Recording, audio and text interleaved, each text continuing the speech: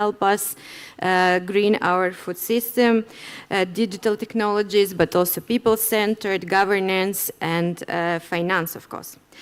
To begin with, I want to give the floor to Fida Hada, Senior Program Officer at the FAO's Regional Office for the Near East, so to give us a short summary of day one. All right, good morning. How are you today? Hopefully I can read my handwriting while I took a lot of key messages from yesterday.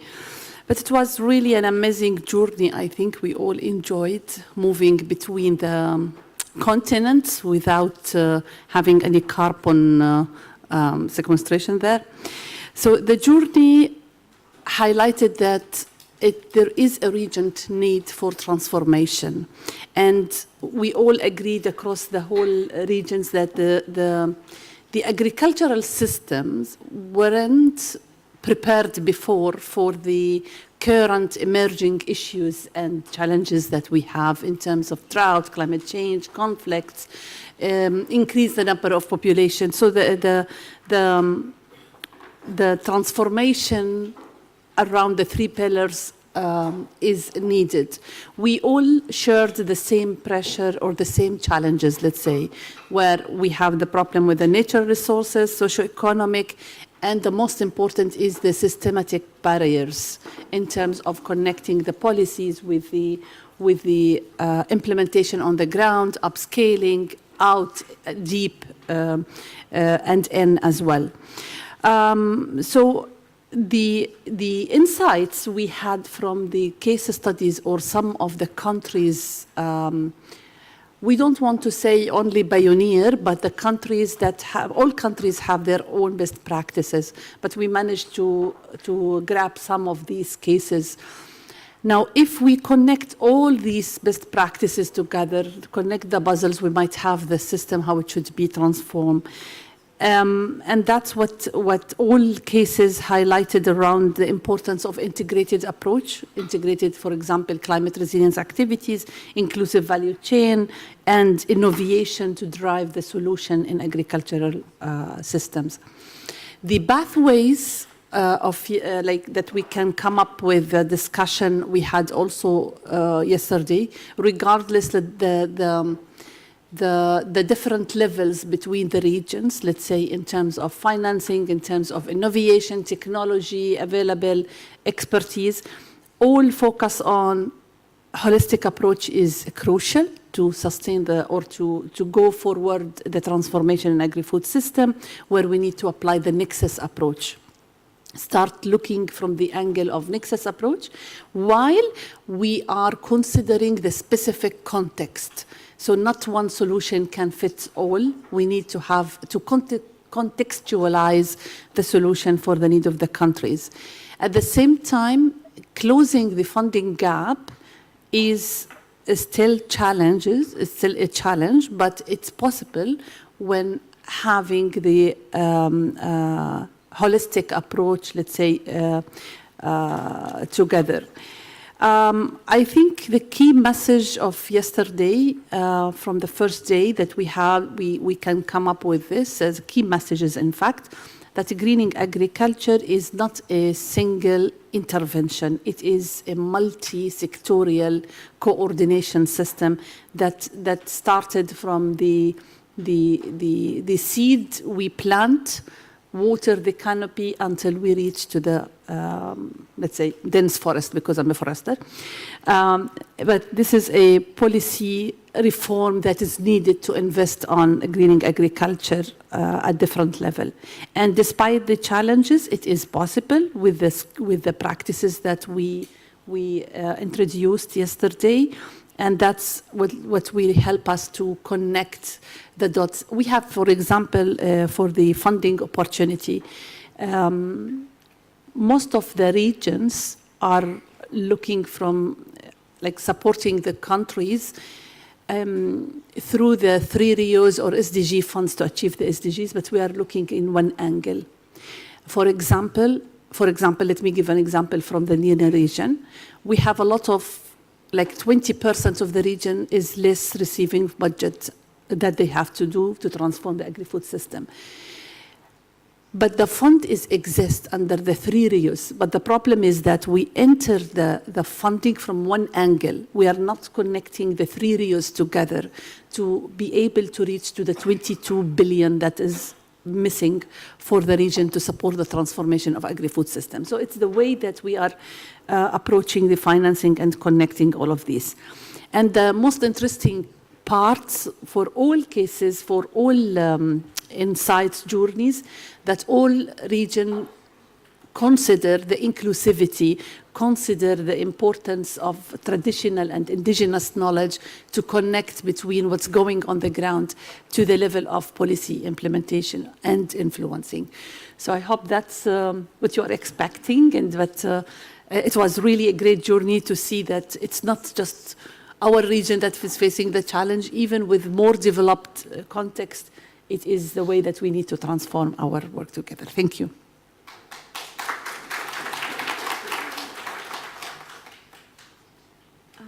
Thank you, Fida, for really capturing the key lessons from yesterday and, having pointed on this connection that we have today. So let us now set the scene for today's workshop. And for this, I would like to welcome our Director of the Office of Innovation of the FAO, Vincent Martin, to deliver and greet us with the welcome speech. Thank you very much. Can you hear me well? Yep. Perfectly. Fantastic. Thank you so much. Thank you so much for inviting me to this, to give you some welcoming remarks to this very important session you are having. And I listened to the presentation just before and the recap of day 1. I think you touched upon very important topics and issues, many of them related to innovation. So I'm glad to see that you've been reflecting already a lot during yesterday's session, and that you will continue to deep dive into this theme, which is so important these days. I've got a few key messages to share with you this morning. Well, the first one is that we tend to forget that during the past decades, we've made extraordinary progress in reducing hunger and poverty. We very often focus on what's not working and the fact that we are still an unacceptable number of people suffering from hunger, which is absolutely true. But it's important also to realize that we've made great progresses in many different aspects of food security and nutrition. And much of these successes have been driven by science and innovation, by producing new crops, better farming practices, stronger policies, and smarter technologies. But it's true also that we are facing evolving and intensifying challenges. Usually I call them exponential challenges. And we very often, towards these exponential challenges, we are using linear solutions, which are not adequate anymore, appropriate anymore to really transform agri-food systems, and also be a little bit less reactive and a little bit more anticipatory in our action. You all know about climate change, biodiversity loss, geopolitical shocks, and economic volatility. These are reshaping agri-food systems faster than we can adapt. So to keep moving forward, it's true that we must do more, we must move faster, and we must think differently. And that's a little bit the definition of being innovative, of being creative, as we were mentioning just before. So this is why science and innovation is so important. It is now central to our conversation. It is very much at the heart of the strategic framework of FAO, but it's also been decided to be the biennial theme of the conference, and all member states are really relying around the concept of how can we be more innovative to support the transformation of agri-food system. So science and innovation are the disruptors that can help us leapfrog constraints and redesign systems to deliver healthy diets, protect ecosystems, and ensure equity. And I must say that here, where you are sitting in the regional office for Europe and Central Asia, your leadership on science and innovation is really remarkable. And the commitment I can feel is extremely strong, particularly in tackling climate change, food loss and waste, and gender equality. So I just wanted to also congratulate you for embracing these themes almost, I would say, much before we had the science and innovation strategy, because you can see that this region is really passionate about it and understand the importance of leveraging the power of science and innovation for addressing these exponential challenges. I also got from the analysis we are making from the strategic framework and the priorities that we can understand from different regions that in your region, digital agriculture is certainly a clear priority with investments in precision farming, smart monitoring, and AI-driven solution. The region also leads in genetic improvement, sustainable breeding, youth entrepreneurship, and biotechnology. But what is interesting is that this region and the office in Europe and Central Asia is also very much looking beyond technologies. You are looking really beyond technology, and that was also highlighted in the recap of day one. You're looking at different forms of innovation, social innovation, financial innovation, and I think it's really important because this is also the message we are delivering when we talk about the science and innovation strategy in FAO. It's we are embracing a broad spectrum of innovation. So this forum, and which is I think the second regional science and innovation week of the region, is I think will generate fresh ideas, will help strengthen partnerships and test solutions that matter not just locally but globally. And your discussion and this discussion will definitely inspire and feed directly into the FAO Science and Innovation Forum that we hold every year in October in Rome, and where the regional insights like yours help us shape global priorities. So it's very important. I mean, these discussions are extremely important also to feed back into the global innovation model we are developing in Rome, and then it can also be disseminated across other regions. So I would like to welcome you to join the Science and Innovation Forum this year in October. And just a few words on the program of the Science and Innovation Forum this year. What we're going to do is we're going to put the focus on new paradigms in research, science, and innovation, exploring what kind of research and innovation are needed to address today and tomorrow's challenges. So it's not anymore just to look at what we have today that we can leverage to contribute to the transformation of agri-food system, but it's really anticipating, looking at the future and seeing what are these new ways of doing research and innovation, of using technologies that can really contribute to this transformation. So when I talk about paradigms in research, new paradigms, some of them are not so new, but I'm thinking, for example, of community-driven innovations, grassroots innovations. How do we leverage better the traditional knowledge, the indigenous people knowledge and understanding of food systems?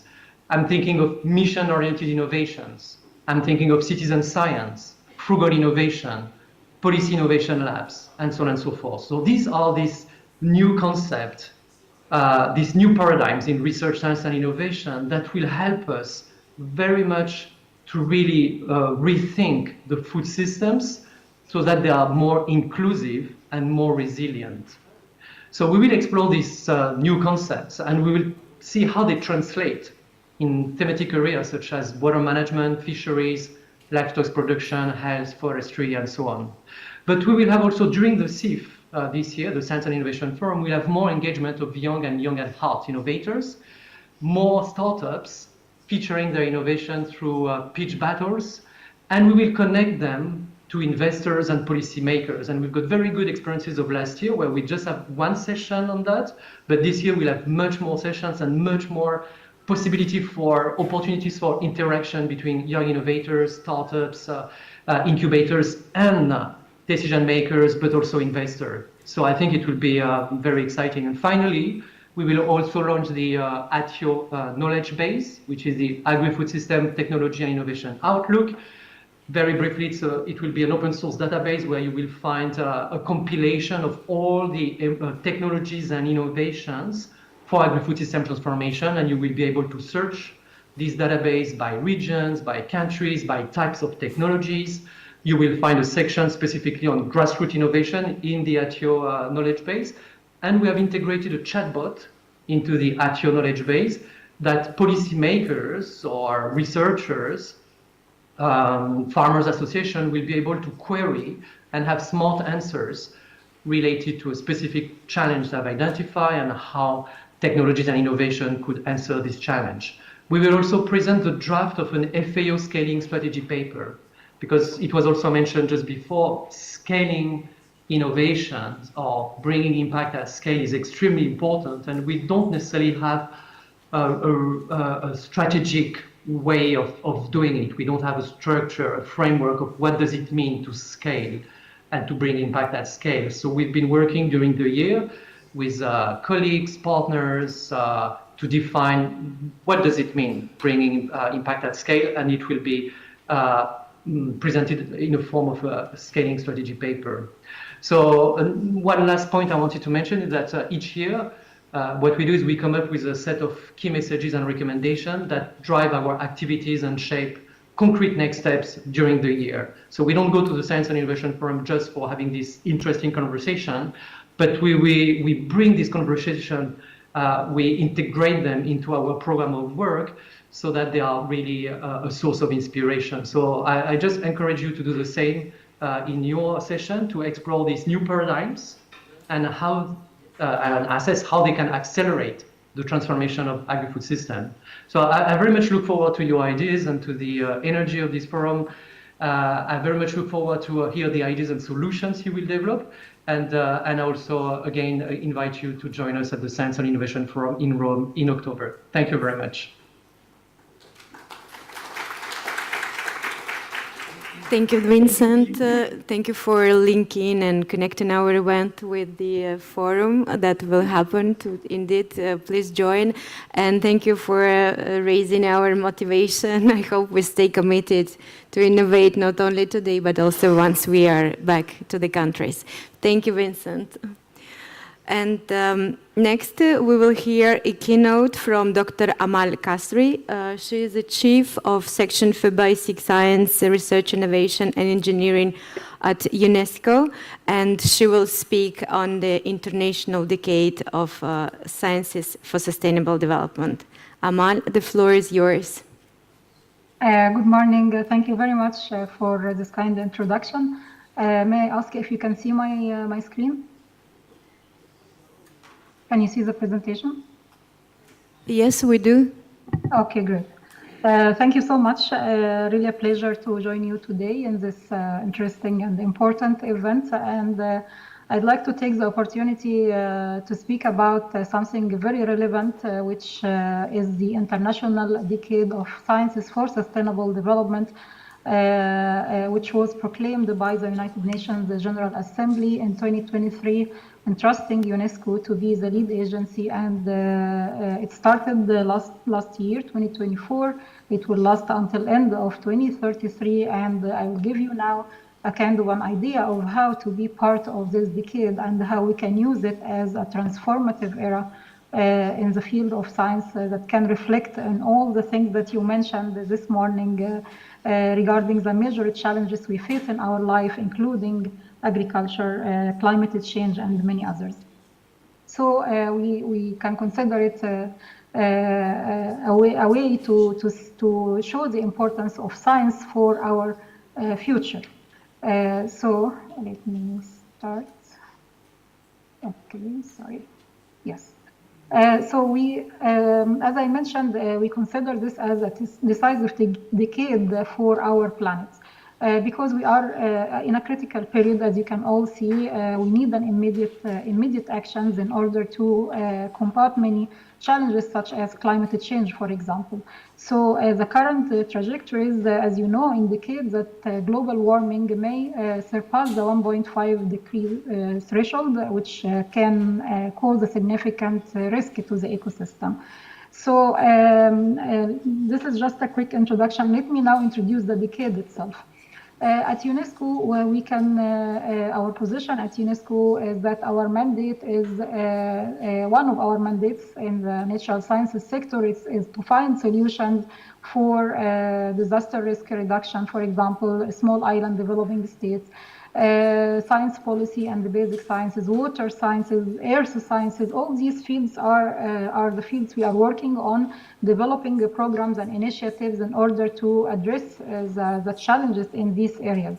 And we have a huge network such as biosphere reserves, which are a huge number of sites. They are UNESCO sites. UNESCO chairs UNESCO Category 2 centers, also global geoparks, for example. These are all important networks, important tools actually for us to help us again find solutions. And also, of course, we have many partners from the civil societies, private sector, other UN agencies, and others.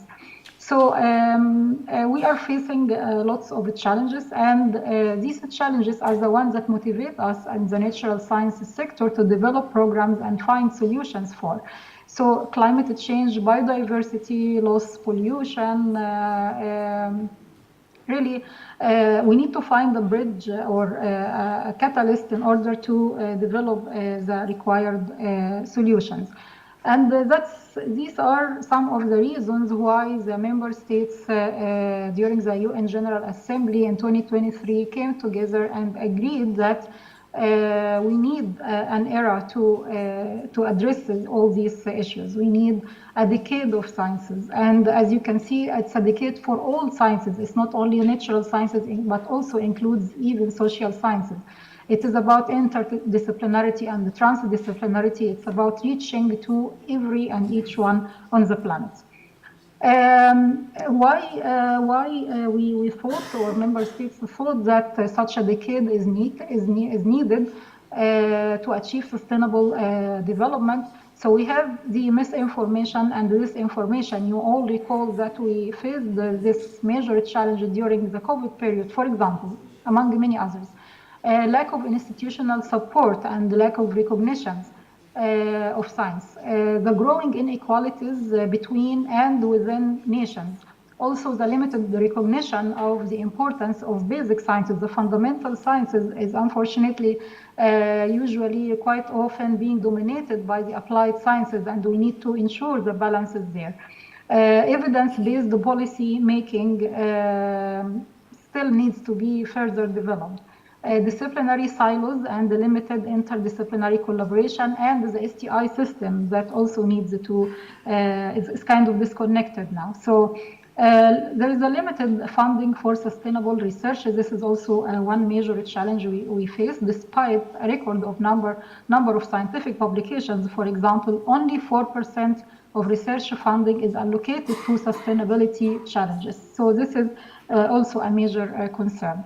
Siloed research fields. I mentioned this in the previous slide, but I wanted just to emphasize some of the difficult challenges we face. Siloed research fields is also a problem. We need to ensure more interdisciplinarity and transdisciplinarity in the field. And that's based on all these challenges, we developed a strategic plan to implement this decade. So we have a very clear vision and mission. The vision is that the sciences and the science culture required for a sustainable world are developed and accessible to all.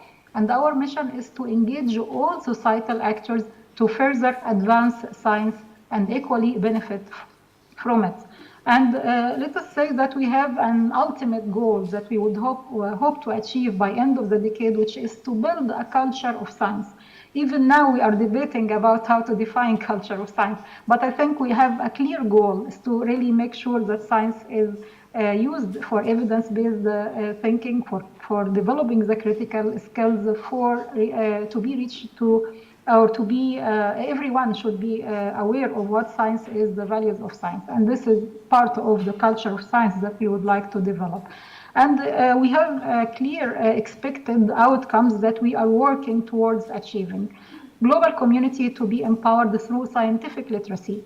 We hope to enhance scientific literacy worldwide. There are some different reports on on the level of scientific literacy, and you can see the gap, the huge gap between the North and the South in this. So enhancing scientific literacy is an ultimate goal also. Actionable scientific knowledge is produced and used to advance the achievement of sustainable development goals. Basic sciences to be advanced. As I mentioned in the beginning, it's important to draw the attention of policymakers to the importance of investing in fundamental sciences, open sciences, the sharing knowledge, sharing infrastructure, and the national innovation systems to be developed. The way the science is being developed and being measured and being evaluated now is causing a lot of problems. We can see that many universities started or research institutes started to pay attention to this and started to change or propose some changes in the way science is being evaluated and measured. So we have the milestones. We launched officially. We had 1 year of preparation since the decade started, and it was officially launched during the CELAC meeting in Colombia in December 2024.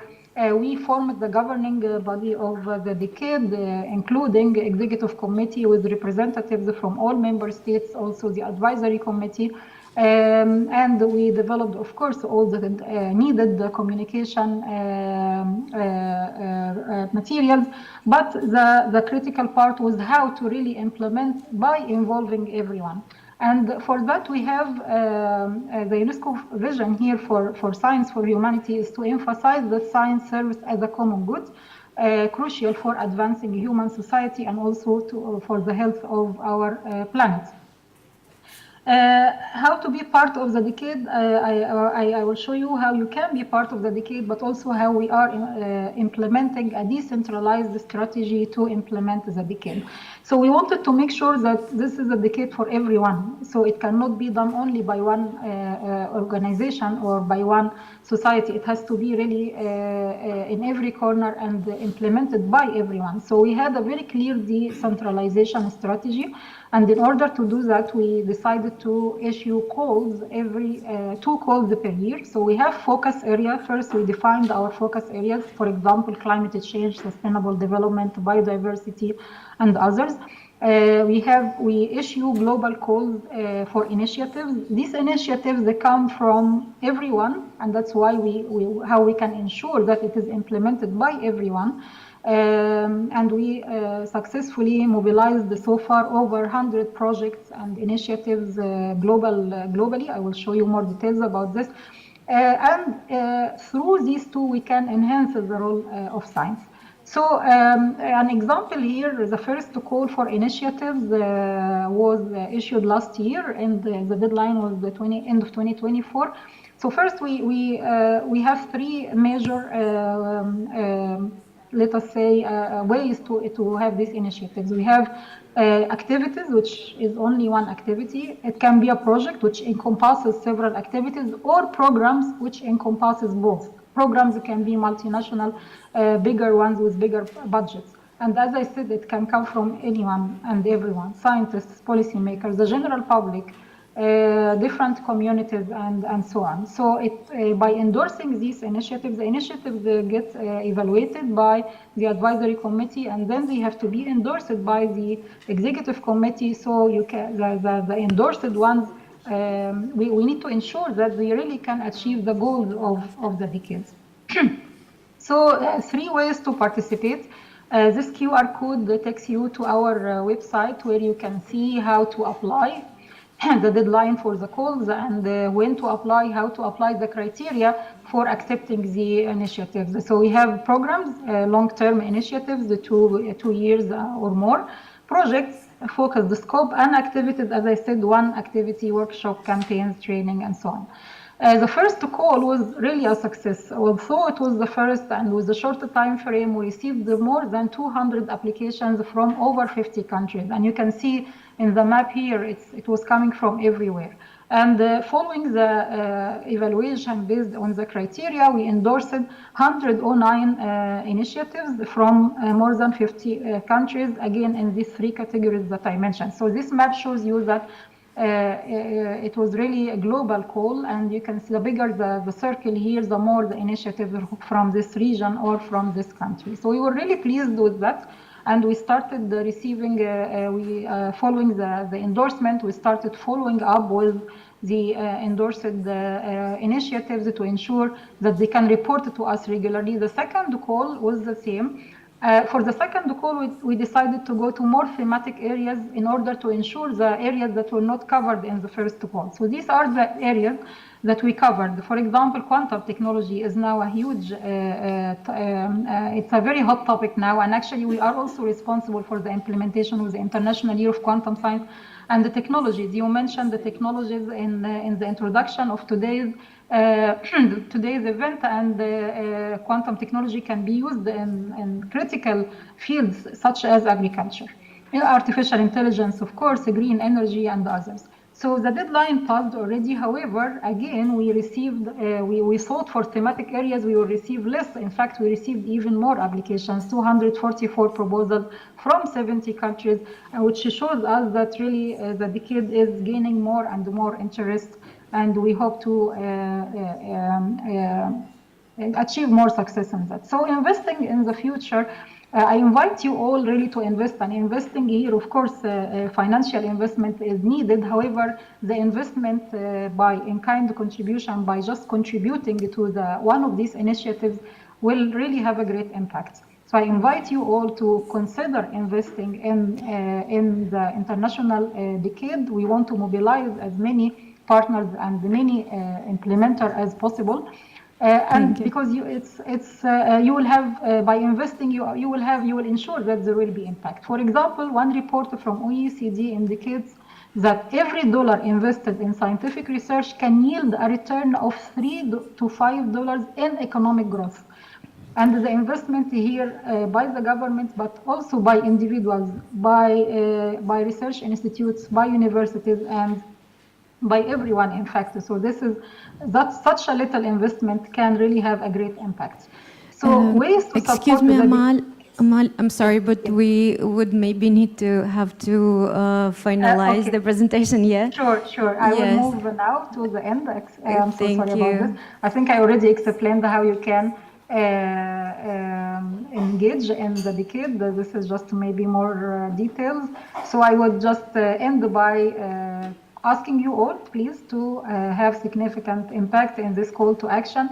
In our website, you can find all the needed information in this QR code. And just one last thing is that this decade aligns with the Pact for the Future, which is also an important movement by all member states. I apologize for not noticing the timing, and thank you so much for listening. No worries, Amal. Thank you very much. Thank you for highlighting the Pact for the Future. This is indeed our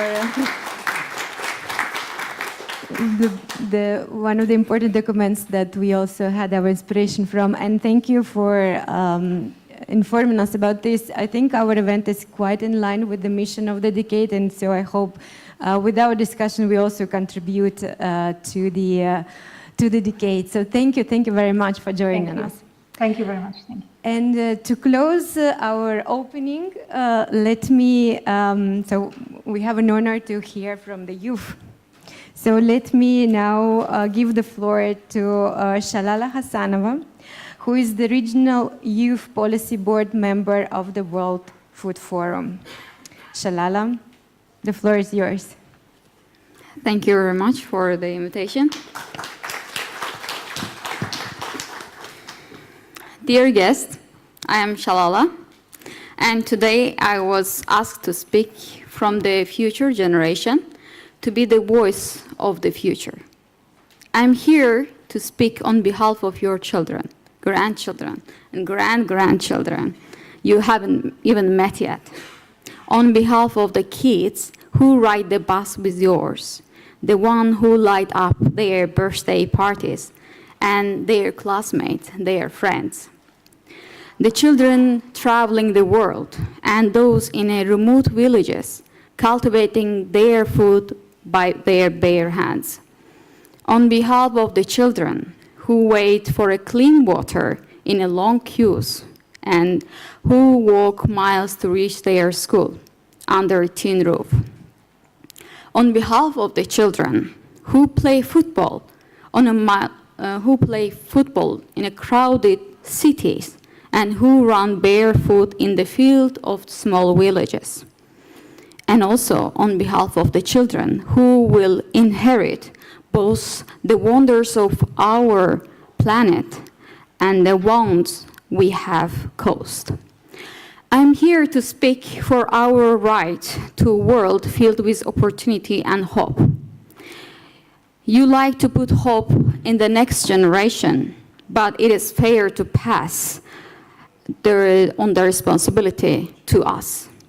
What are we getting as inheritance? Dried water resources to drink when they get thirsty, degraded soil stripped of fertility to cultivate healthy food for us and our children, or polluted air that chokes cities and the villages, and like leaving them grasping for the breath instead of breathing freely and safely. Destroyed forests and vanishing biodiversity, robbing them of shade, oxygen, and natural balance. Or maybe oceans littered with plastic acidified and emptied of fish, offering them hunger instead of nourishment.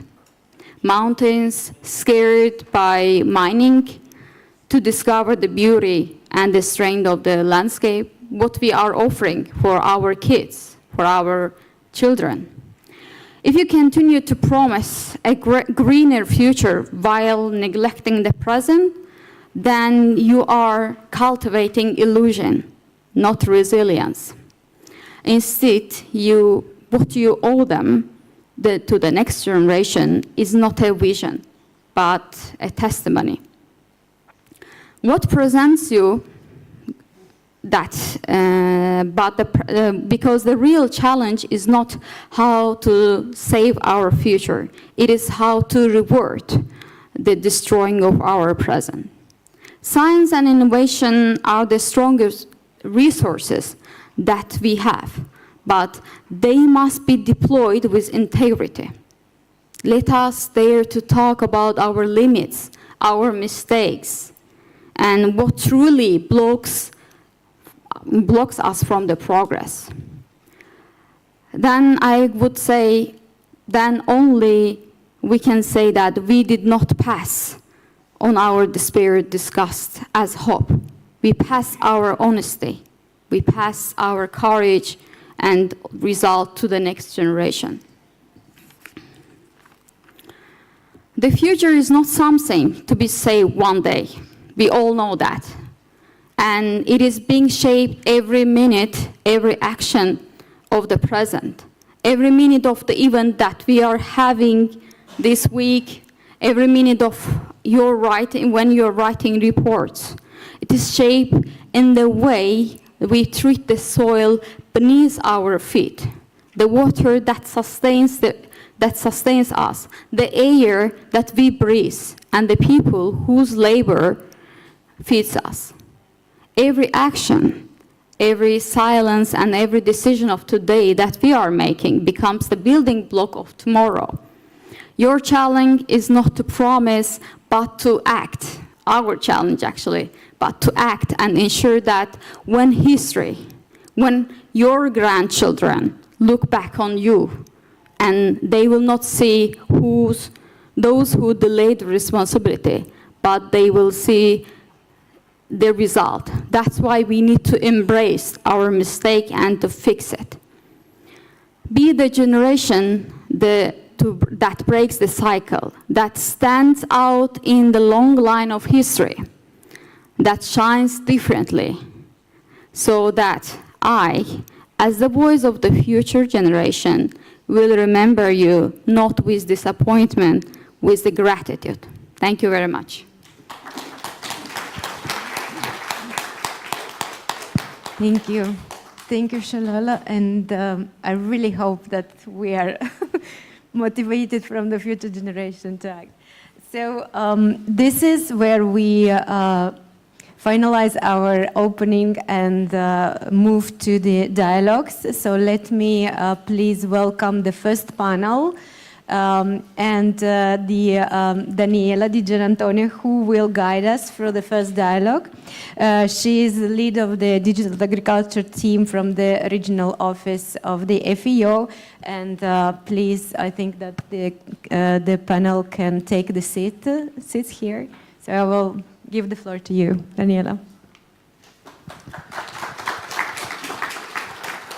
Thank you very much, Anna, for giving me the floor. It's a pleasure to be here today. So in this session, we will delve into emerging technologies, into the challenges, the risk, but of course the opportunities associated with them.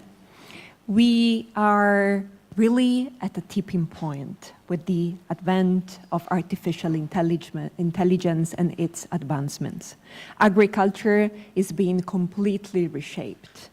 Just in the last 150 years, we went from a generation of farmers that were relying on the handheld ploughs and rudimental machineries to generations of farmers that can use agrobots to complete certain tasks. Farmers that were relying only on traditional farming methods to farmers that can use advanced decision support systems based on complex data analysis, and again, artificial intelligence. And digital technologies, emerging technologies, are transforming agri-food systems beyond productions. Farmers can sell their produce online through e-commerce, agri-marketplaces, or they can find better credits, insurance products online, thanks to digital technologies.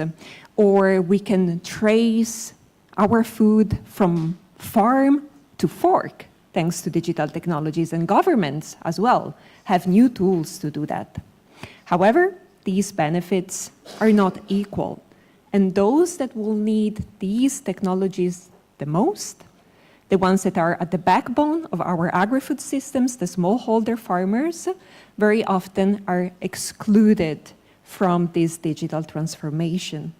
Why? Because they have challenges affording such technologies, or simply they don't have the skills, or they lack the awareness to fully understand and embrace them, or oftentimes they don't even have the needed infrastructure, rural connectivity, or computers or smartphones to make use of such technologies. And so these are the topics we will delve into today's conversation, thanks to our panelists. So I am very pleased to welcome on stage Agustina Grossi, Program Officer on Advocacy and Capacity Building from the FAO Office of the Director General.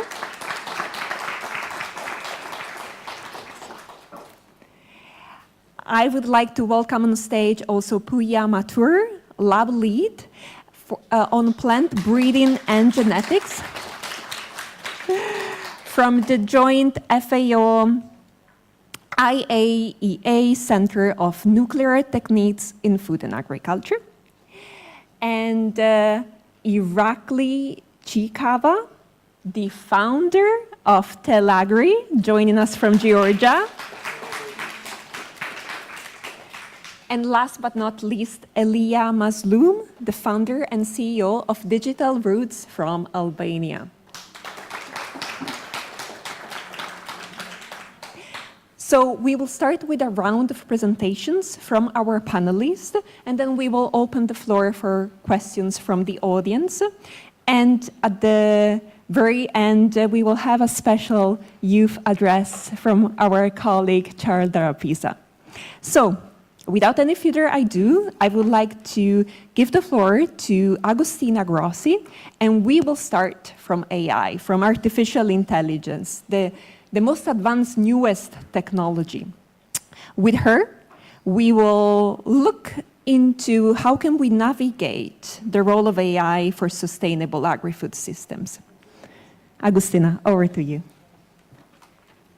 Whatever you prefer. Yeah. I'm small, so oops. Try. If we can have the presentation, please.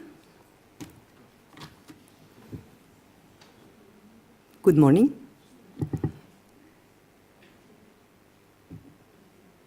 So while we put the presentation, there, here we go. So good morning, esteemed colleagues, partners, innovators. It's a pleasure to be here, and I would like to thank first my colleagues from the regional office for having me here. It's a good sign. It means that they were not completely traumatized by my last presentation, so thanks for the opportunity. But what brings me here today, I would like to share with you and to discuss a technology that is really transforming our lives in every sense, fascinates us all, you name it. A bit of energy, please, in the room. Artificial intelligence is not that complicated, it's in the title of the presentation. Thank you. So today, thanks. We're accelerating towards greener futures, right? Toward the transformation of our agri-food systems. So we cannot ignore anymore that AI brings a whole range of new opportunities or benefits, but it also raises some critical questions that we are here to address. And I hope at the end of the presentation we will all have very clear answer to these critical doubts that we're facing. So question for all of us today. How can we ensure that AI is really intelligent enough to solve the problems that we are facing today and that Daniela announced?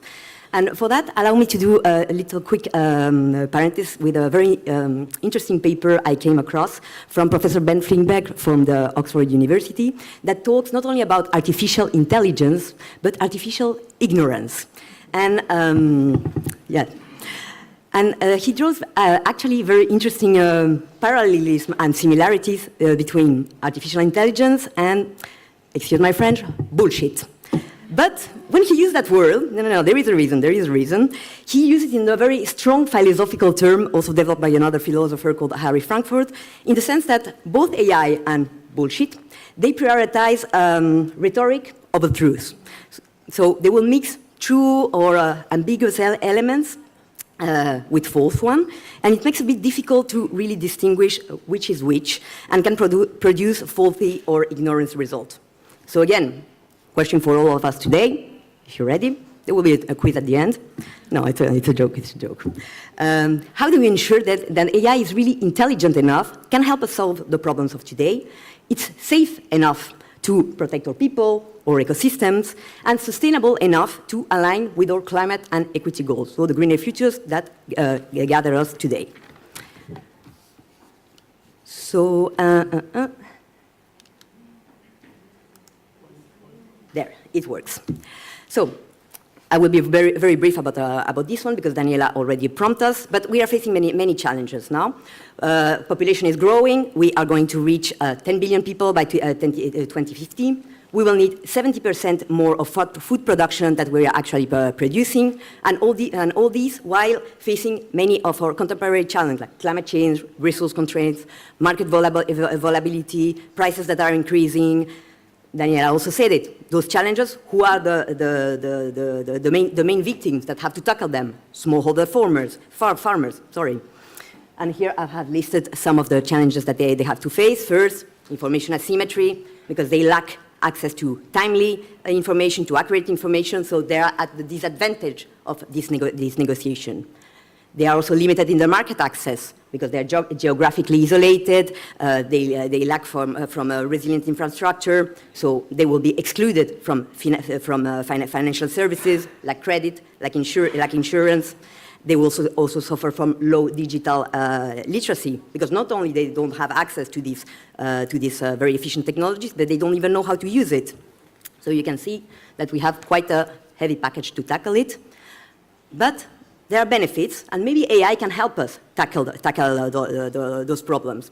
Well, at the same time, we are trying to produce more with less, but there are also these challenges, these new ethical challenges that we have to tackle that range from data privacy concerns from the farms to the danger of opening even more the existing digital divides that already exist.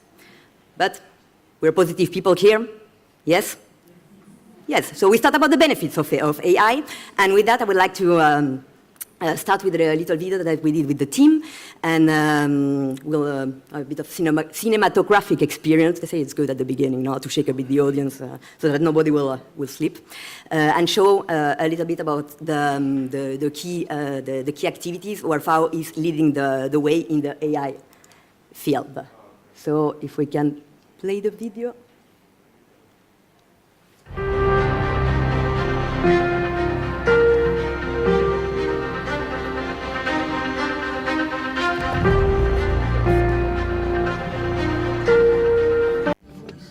In a world of challenges,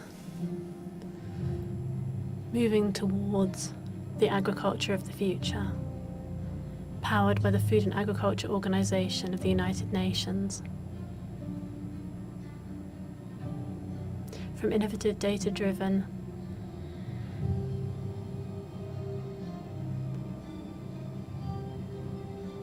paving the way for smarter decision-making and resilient agri-food systems, empowering smallholders with greater impact, predicting weather patterns, monitoring and mapping crop health, optimizing yields and helping communities thrive, leaving no one behind, AI for environment-friendly practices, reducing food loss, conserving biodiversity, for resilient ecosystems and sustainable growth, for the people, for the planet, for the future.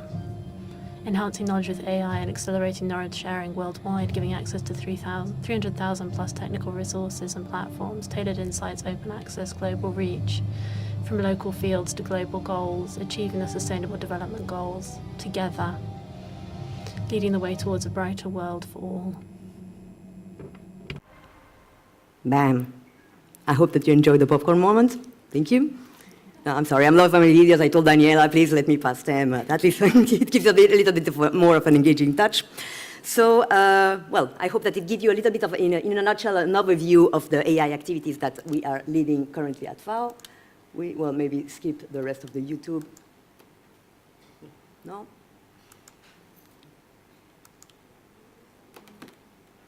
Okay, if we can just put it a little bit. Thank you to the team. So we can go very quickly about some of the benefits that we already touch upon and that the promise of AI is bringing us. We mentioned precision agriculture. How can AI help us produce more with less? How? Well, it analyzes satellite imagery, sensor data, combine it with weather forecast to best help and guide the farmers on when and how much to irrigate, to fertilize, to apply pesticides, etc. And for that, I have a quick example. I don't know if you're familiar with the FAO agroinformatic platform. Yes? No? No answer? No. No, okay. So in a nutshell, it's a digital public good that we developed at FAO and that analyzes and compares data over 2 million of data layers from different domains in the food and agricultural sector and help the key stakeholders to enable targeted interventions in the field. And little spoiler, it will soon be expanded, well, it's currently expanded by the use of AI, of machine learning, and there will soon be a new AI assistant to help you best centralize and use FAO data. Example that many of our colleagues were mentioning in the presentation yesterday, we can use it for soil management, for fertilizer optimization. Again, AI model can help us analyze soil data in terms of nutrient level, in terms of moisture, combine it with this weather forecast to recommend optimal fertilization plans. This leads us to the second point, which is climate adaptation and resilience. So very flashy title there. We can use AI really and consider it as a sentinel and strategist. What do I mean by that? Is that AI can help us process very complex environmental data and turn it into very concrete and actionable advice. So, for example, again, as the colleagues were mentioning, there is the AI-powered crop monitoring, because AI will help you harness data from the drones, from the satellites, to detect plant issues or moisture levels across the field and help farmers to plan better plans, contingency plans, in case of food, drought, or shifting weather patterns. We were talking also a lot yesterday about irrigation, which is a game changer really in many places, many water scarce regions, and it affects many places in Europe and Central Asia, because it has been proved really that precision irrigation can reduce water usage by 30 or 70%, so it's quite a lot, and at the same time boost yield production, but it's still the adoption is still very low, less than 10% in Central Asia, so there is room for improvement there. There was the other one, okay. Livestock monitoring, and I'm looking forward also to hear about our colleagues later about the concrete implementation of AI in the specific cases. AI can help you track animal behavior, detect anomalies, and again, have a little spoiler, in October we will be launching the FAO Sustainable Livestock Transformation Innovation Hub that will also integrate AI in the next iteration. There are a lot of benefits. No, this presentation is not biased. We're going to finish on those two ones, supply chain efficiency. We're talking about one of the biggest problems that we're facing, food loss. One third of the food produced today is lost or wasted. And AI can help tackle this problem by enhancing logistics at every stage of the supply chain.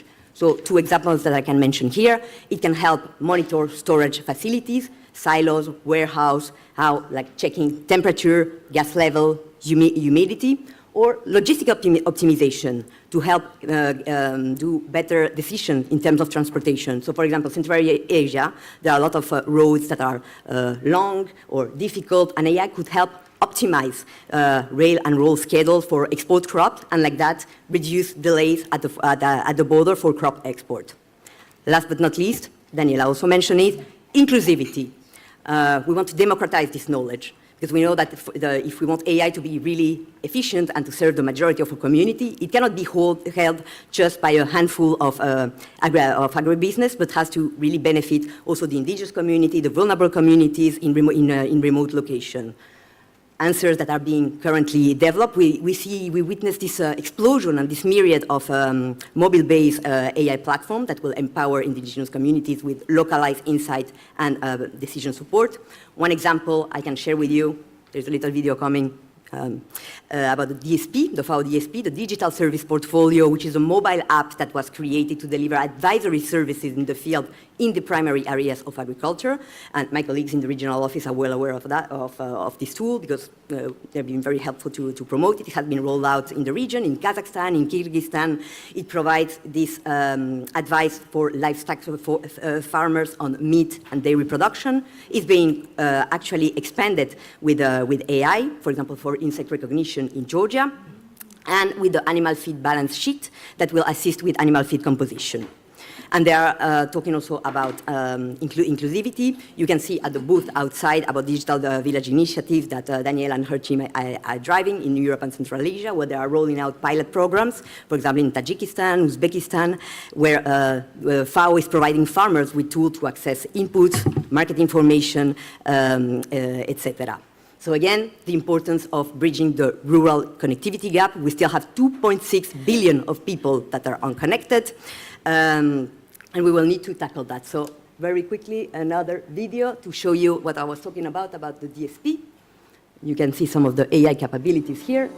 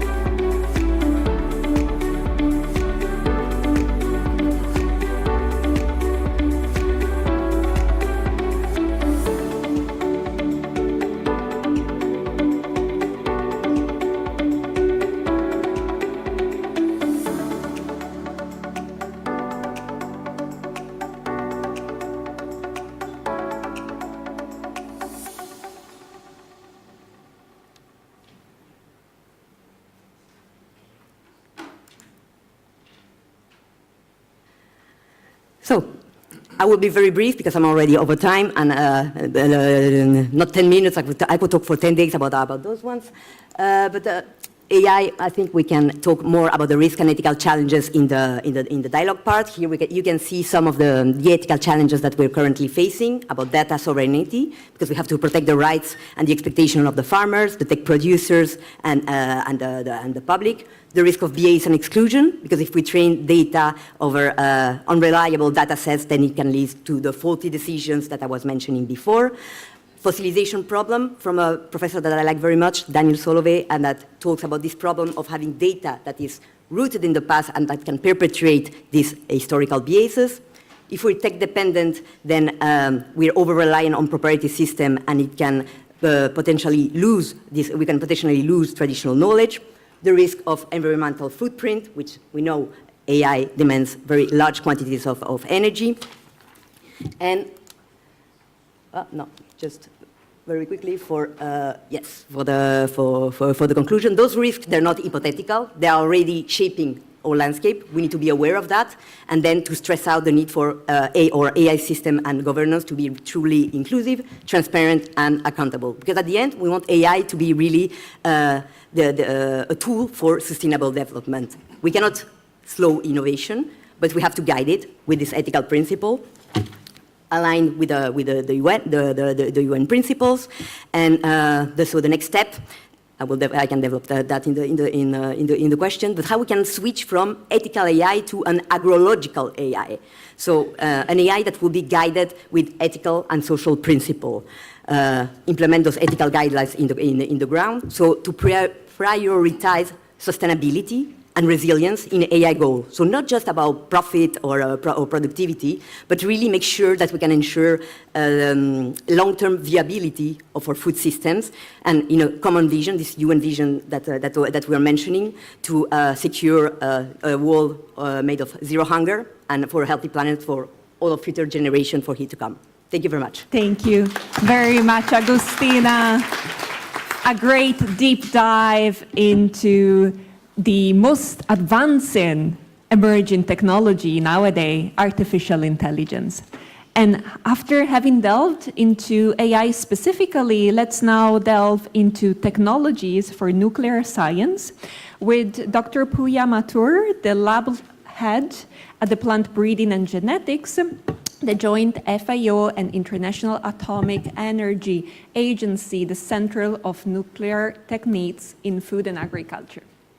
Thank you, Daniela. Good morning, everyone. I'm here on behalf of our director of the joint FAO-IAEA Center, and very briefly talk about the work that we do. But first of all, I would like to thank the previous speaker on laying all the groundwork for me, talking about a technology which is still brewing, a technology that's very new, and I'll be talking about a technology which is at least 60 years old, and how it has constantly evolved over decades. This is not a slide that I'm going to spend a time, because we have looked at these challenges several times over the last 2 days. But what I want to talk here today is what role nuclear science plays in green agriculture, specifically the topic of today. Its unique role in addressing the food security and food safety with precision and reliability, and bridging the science and practical solutions from the lab to the field, the innovations with measurable global impact. And how we do that is through the joint FAO-IAEA partnerships. For those who don't know who we are the Joint FAO-IAEA Center for Nuclear Techniques in Agriculture. It's a very unique interagency cooperation between FAO and IAEA, unique in sense of the only one with its own set of labs. So we are the only set of labs that exist in the UN system that works on deploying nuclear and isotopic technologies for food and agriculture needs.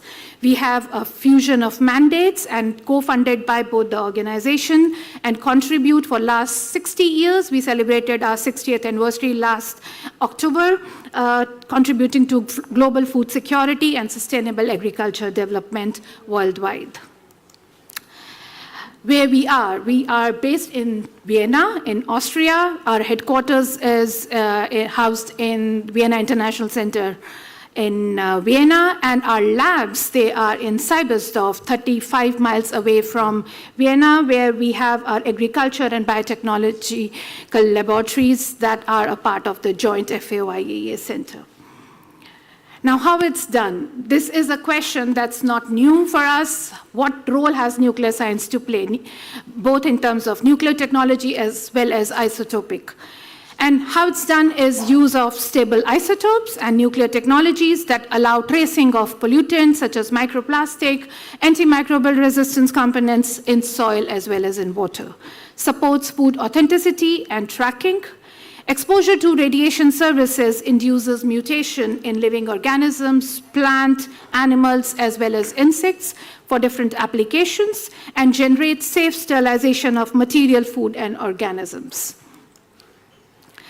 Some of the examples, and these are particularly from the region, from Europe and Central Asia, since because of the paucity of the time, so some success stories coming from our work in, for instance, from plant breeding and genetic standpoint, the work that's done to improve vegetable crops using mutation breeding in Bulgaria, which struggled for quite a bit of time because of poor adaptation to local diseases that severely limit their growth and yield.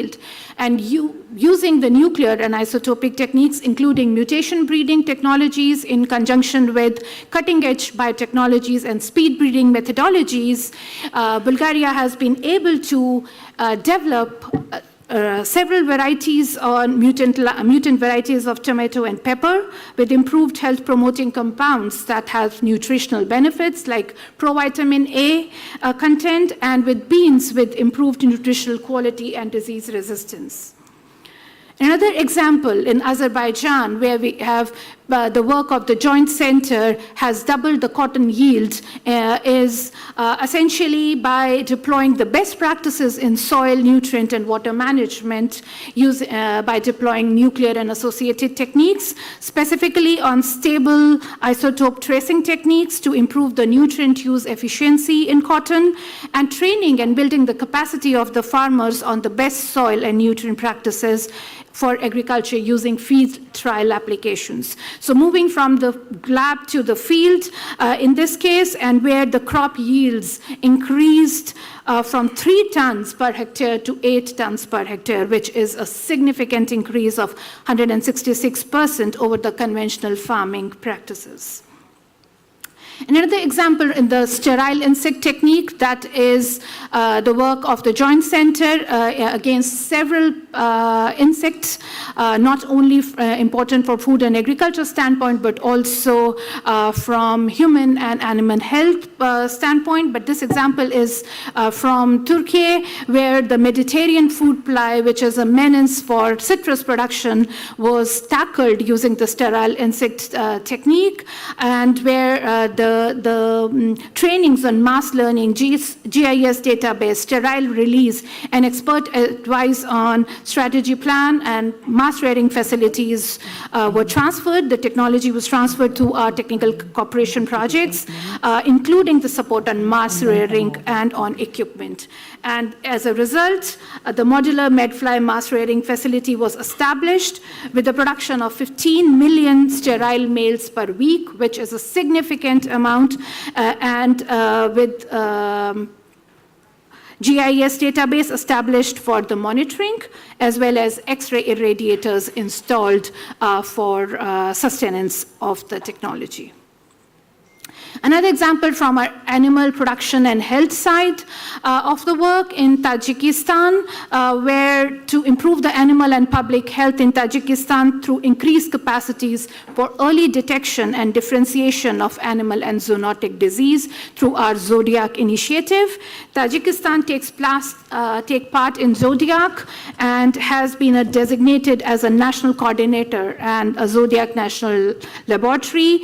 It was upgraded with new equipment, reagents, including biosafety cabinets to undertake these experimentations under strict containment conditions. And as a result, the upgrades have improved the Institute's capabilities for disease diagnostics and biosecurity for handling the dangerous zoonotic pathogens. Last but not the least is our food safety component of work that we do. And in this particular case, the example is from Kyrgyzstan, where the Joint Center has supported testing residues and food contaminants for transboundary animal diseases, and by improving the food safety programs as part of ensuring the food security. Here again, a lot of focus has been on capacity building of lab staff on various chemical hazards in the food, procurement and establishment of analytical instrumentations.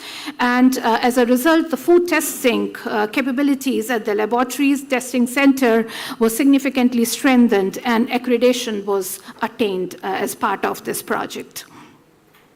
Now, coming to the advantages, we did see some of the examples of the advantages of nuclear and isotopic techniques in food and agriculture, but as with any other technology, it comes with a set of barriers. In this case, perception. The perception of deploying nuclear techniques as part of our food is something that we constantly address and constantly work towards through our outreach activities, but nonetheless, the data complexity that comes from the labs to support our member countries in strengthening their pipelines and strengthening their laboratory infrastructure, as well as scaling up activities, is something that we constantly strive to support and strengthen. Of course, a lot of times integration of the lab data in the scaling up operation also poses barriers depending on the context and where it is being scaled up. And so that's also one of the barriers to uptake of the technology, infrastructure and cost barriers, regulatory challenges at times for especially using isotopic techniques is one of the challenges that we face. Equity and inclusiveness in terms of who gets to access to these technologies, and how can we perpetuate the knowledge and the capacity across different labs and different institutes in the countries is something we constantly deal with. And that's why we work very closely with the regional offices of FAO and the decentralized offices to ensure that there is a penetration of the technologies that come out of the lab through the technical cooperation projects of both the organization, and how can scaling up efforts be strengthened. And of course, all that is possible with utmost focus on the capacity building. I'm just about on my last slide. You looked at those examples. Those are the priority actions of our Atoms for Food initiative, which was jointly launched by the two DGs at end of 2024. Initiative that is to take the Atoms for Food deployment to the next stage by looking at country-specific needs and having assessment missions to map the food security needs and to develop the tailor-made plans for addressing some of the food challenges. This also includes public health nutrition service in addition to the core components of the Joint Center, and that's because we just can't talk about food and agriculture leaving nutrition out of the conversation. And this Atoms for Food initiative has been so far adhered by 33 countries. We have received expression of interest, 20 from Africa, 4 from Asia Pacific, 7 from Latin America and Caribbean, and 2 so far from the European and the Central Asia.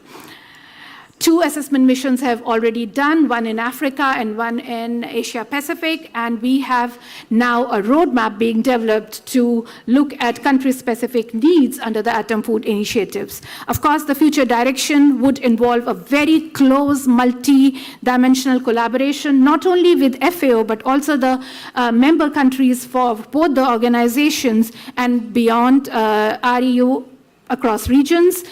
Opportunities for capacity building, innovations and partnerships with national, international, and public sector organizations to accelerate the green transition is also very much a component of Atoms for Food initiative. And what we aim to see in next few years is empowering the enablers of sustainable agri-food transformation by leveraging the Atoms for Food initiative. With this, I end my presentation. I would urge you to please get in touch with the director of the Joint Center, and if there is an interest to partner with us on Atoms for Food initiative, we would be very happy to work together in this direction. Thank you so much. Thanks a lot, Pooya. Impressive results on nuclear science technologies. Thank you very much.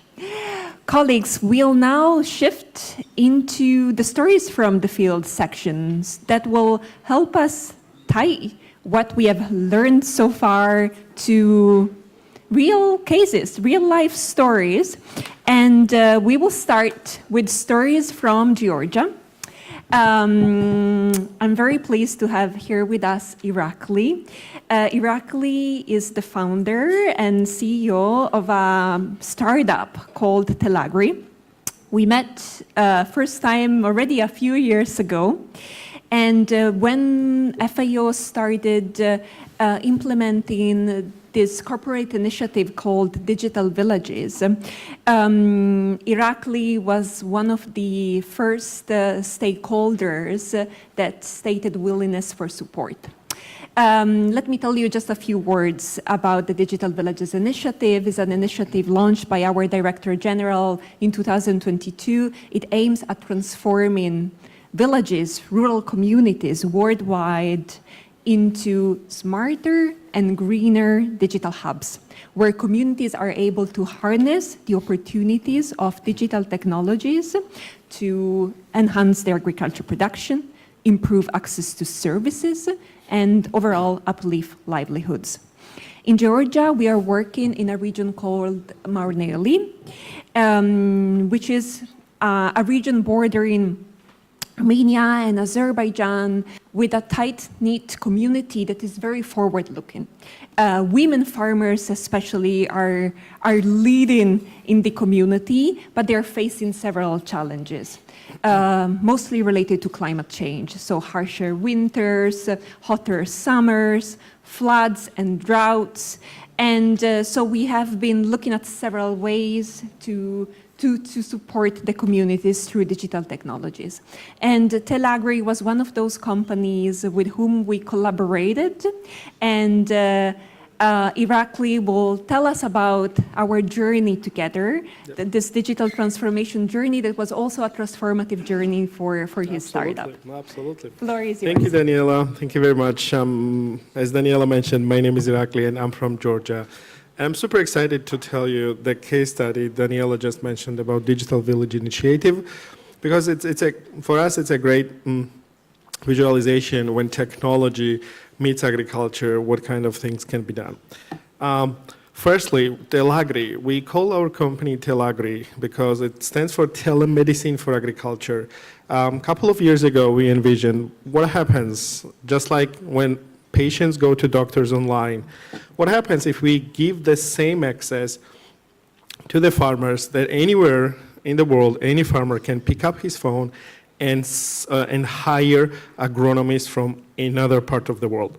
And that's what Telagri does. We connect farmers wherever they need the most to the professional, very strictly selected agronomists worldwide. And results have been remarkable so far. And that was exactly the angle, as Daniela mentioned, where Digital Village Initiative and Telagri came together.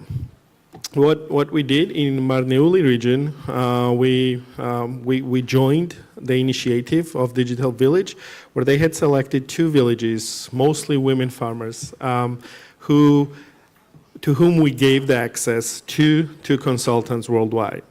Obviously, as it happens, in the beginning, it was big skepticism. One of the quotes that we remember was, "How the Dutch specialists know what we should do here in Marneuli?" But guess what? Dutch specialists knew, and we have cases when farmers was about to cut all his harvest because she was not seeing any results. Then magic happened. That specialist told them what to do, and basically they went profitable. And we had several cases like this, where farmers, when they, in the mid of the project, realized that high-quality agricultural intervention can change the game, they kind of got hooked on the platform and were asking a lot of questions. And we are proud to be part of this and help them go profitable, in fact. What was the main learnings? One of the main ideas for us to join was that we wanted to see how our technology would behave in hands of small-scale farmers. And as I've said, results talk about themselves. But another learning that we saw is, yes, there is a big demand among small-scale farmers to get help like this. But the second learning is it's really difficult financially, mostly, for them to have access to such kind of technology. So big picture here is if we somehow manage to create technology that is accessible to smaller scale farmers, which is, as Daniela mentioned, today they are excluded for several reasons to have access to such kind of technology, a lot of things might change in very positive way.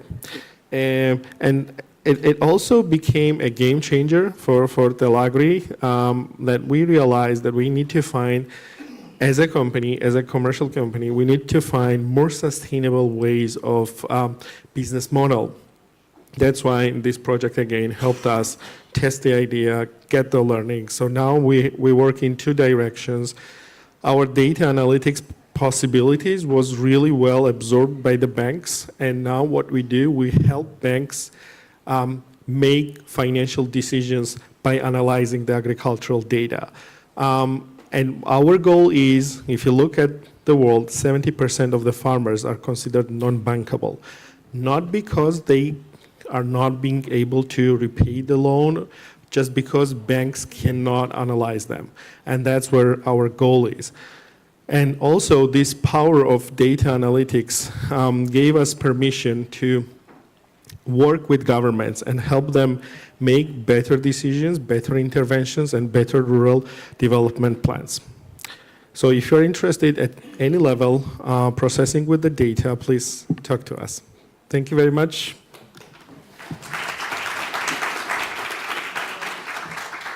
Thanks a lot, Irakli. And from Georgia, we are now going to Albania. And to another region, the region of Tropoia, which is in the northern part of Albania, in the Albanian Alps, a region that is very much remote, hard to reach, and excluded from access to services. And it's the region that we targeted with our Digital Villages initiative in Albania, and that's how we've got to meet Elias Mazloum, the founder and the CEO of Digital Roots, which is an initiative of the Social Development Investment, an NGO that aims to empower rural communities in Albania by providing digital training and remote opportunities. So we'll now delve into the challenges of this very special region that has a lot of beauty, incredible landscapes, but that is very much suffering for limited economic opportunities, employment opportunities, and isolation. Thanks, Elias. Thank you, Daniela. As a kind of energizer, I would like to start with the first video, please.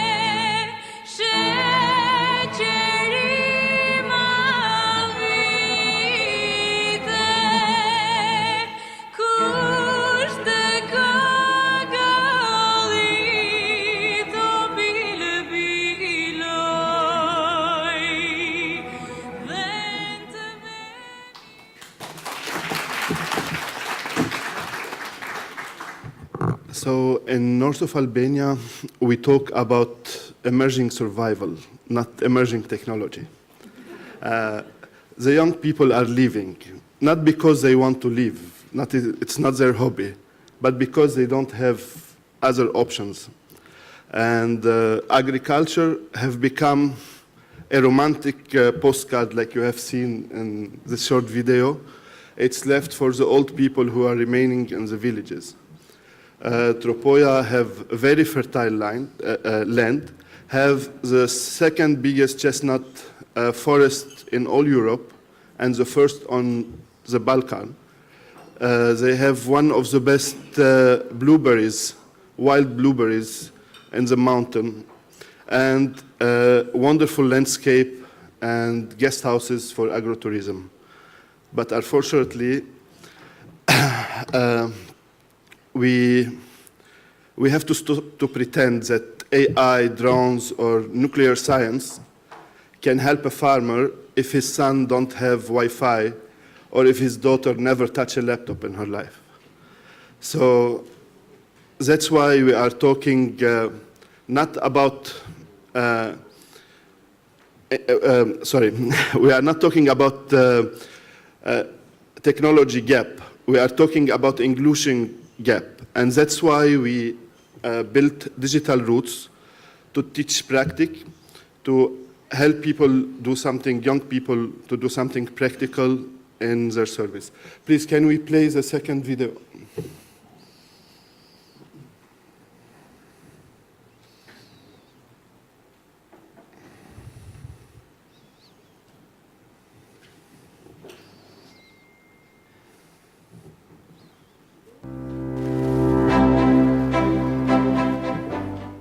Towns and cities in north of Albania, like Kukos, Tropoja, Dibër, Puka, they are towns with high youth immigration. Young people here, they have two options, or to work for public institutions, or to work as waiters with very low salary. Digital Roots come as a project to give hope and give opportunities to these youth, to give education on digital marketing, cybersecurity, virtual assistance, for startups, for social businesses that they cannot afford high salary for digital marketer. So we offer them apprentices that they can work 40 hours per week with some guidance from these companies.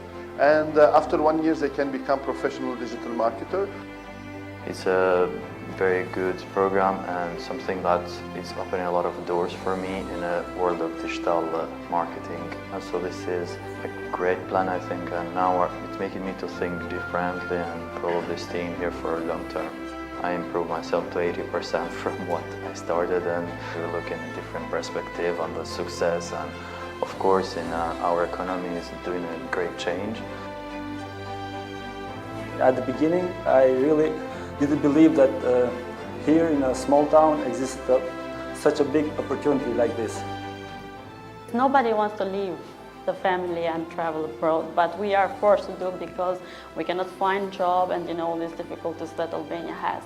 My dream was to go and live there in Germany. I haven't thought about coming to Tropoja and live here, but here I am, living in Tropoja and also having a very good job that helps me a lot.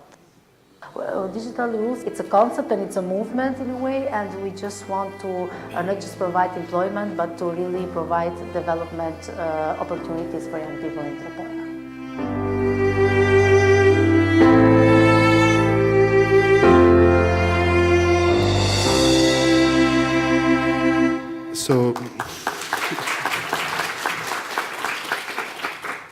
So this is not Silicon Valley or any Berlin tech hub. This is Tropoja. This center is in Tropoja. And in collaboration with FAO, with the digital villages, we were able to support 10 farmers that turned their houses into guest houses. And now they are in booking, where their kids, they have learned how to use digital platforms. They are in social media, they are in booking, they promote, they even get training on how to make photos, videos, and now they are online. 5 of them were existing already, and 5 they were new because of word of mouth between each other, the youth in the city. They are not employed by others remotely, but they are working for themselves. And two farmers, they start to sell their products online, not using the middleman. Like the chestnut in Tropoia, it costs between 1.5 to 2 euros. In Tirana, after it traveled 5 hours, crossing 2 borders, because to go to Tropoia from Tirana, we have to cross from Kosovo, is the fastest way. So it becomes 6 to 7 euros. So now they are selling it online using the post service, paying 50 cents to transport, and they are making the profit for themselves. It is the same with the blueberries. So we believe if we want to change the world, we'll change it one step in a way. We are very proud of our project. Now it has become a social enterprise. And please feel free to come to the booth after to ask if you have any question. Thank you very much. Thanks a lot, Elias, for taking us to beautiful Tropoia in Albania. And as you said, all audiences invited to visit our booth dedicated to the Digital Villages Initiative implementation in Europe and Central Asia. Irakli and Elias will be standing there during the coffee break and later today for any additional question you might have, but also come and explore how we have implemented such initiatives in many other countries in the region. But now for live questions, I believe we still have some time, not that much, 5 minutes, okay, fantastic. So we have 5 minutes for questions from the audience. AI, nuclear technologies, agri-fintech, digital skills. We learned a lot this morning. Is there a question? Was that a question?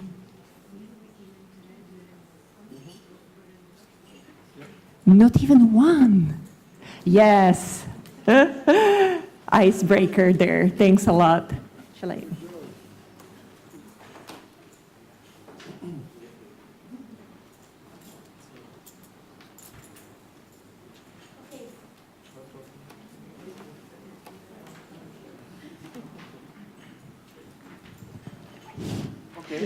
Thank you, the panelists, for your presentations. My question is for Irakli. Irakli, according to your presentation, there are Telagri banks.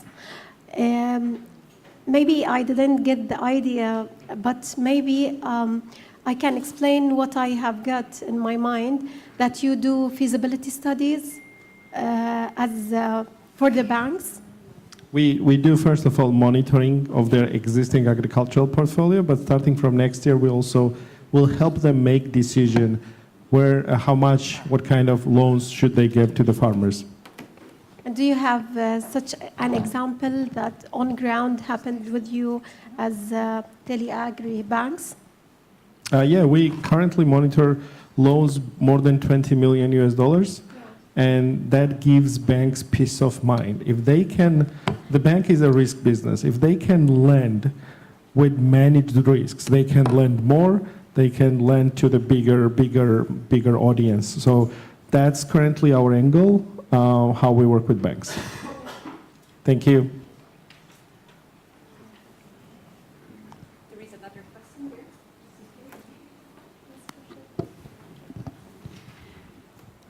So I have a question regarding what you said. You said that banks were not able to analyze the data of the small farmers. So I was wondering, is it because the amount of, the cost of analyzing this data will be higher than the loan? Or is it because they don't have the capacity to analyze this data? And then what is the connection that you are making with artificial intelligence in this case? Because you said, yeah, we get people are coming back, and then I would like to know if they're coming back, if they pay something, and how much they pay. So many questions, but I'm sure Thank you so much. Thank you so much. I'll start with banks one. Banks are not supposed to know how agriculture works. And because it takes too much resources from them to get to know how agriculture works. So we do that instead of them. So what we do is basically we work as their data analysts, and while we analyze this agronomic data, turn that into financial, now banks have more data to rely on. They have now evidence-based or data-backed decision-making process rather than just looking at the business plans. So that's the first part. The second part, our legacy product, which is marketplace, which is farmers connecting to agronomists, still is between human to human.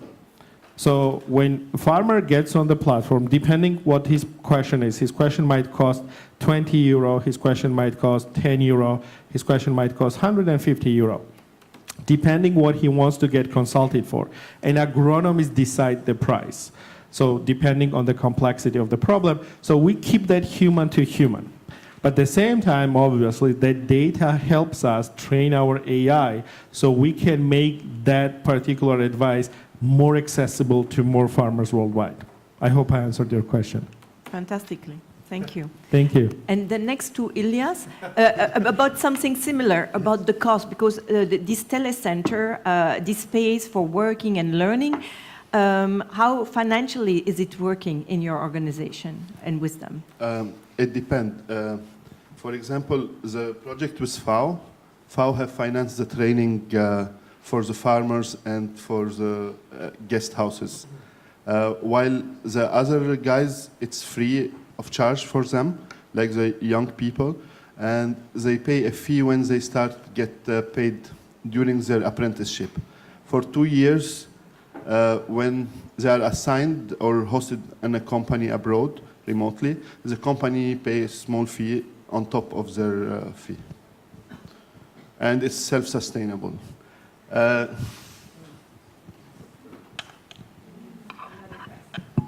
Thank you. For Elias, if you can tell us a little more about the blueberries, the wild blueberries, and the supply chain, how you were able to help on that. Thank you. I'm not an agronome. What I know is that as per the studies and the expert, in the Alps of Albania, there is very good blueberries.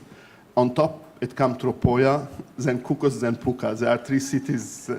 This is the ranking of them on blueberries.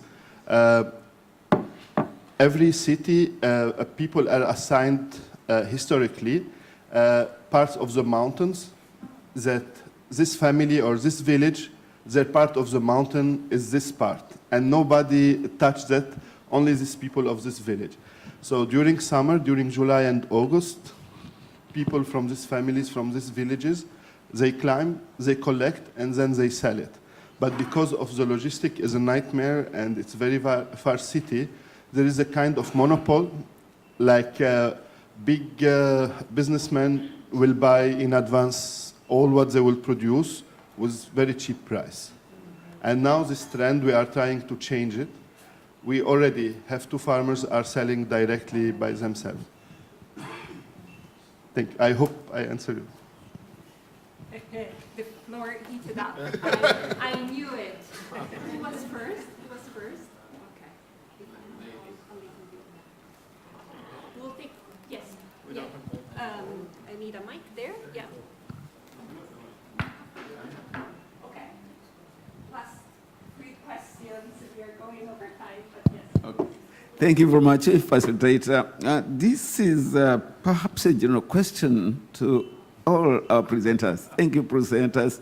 But the target is Madame Grossi.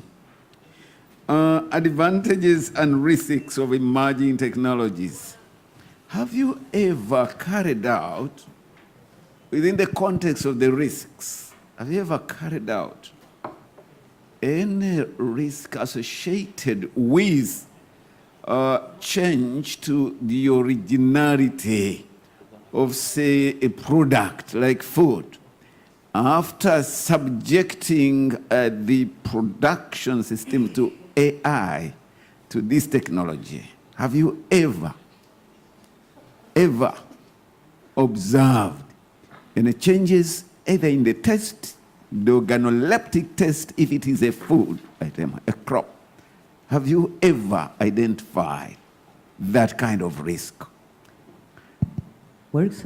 I'm not very sure I understand the question. You mean what is the risk of having false food assessment derivative Yes. of AI Have results? you carried out a food assessment and you found any variation to the originality, to the original food test, for example? I mean, at the moment, well, that's a bit every international organization or every business collects data for different purposes now and through different techniques. And at FAO, we were lucky because we are a knowledge-sharing organization. We have not been dealing with so far, and we didn't have these problems of dealing with sensitive data that could really endanger farmers or vulnerable communities with situations that we could face, for example, in WFP or UNHCR. But this relates more to the accuracy of the data that I was also touching upon very, very briefly, and the importance of having data sets that will be inclusive, comprehensive, and well-trained to have the most accurate result and that will guide the policymakers into making the best decisions. How about your colleague? What does he have to say with respect to that question? It's a very good question, and you are right. That's one of the potential risks of any technology: data misinterpretation or, not enough skills to interpret the data correctly. And nuclear science is no exception to it, like any other technology.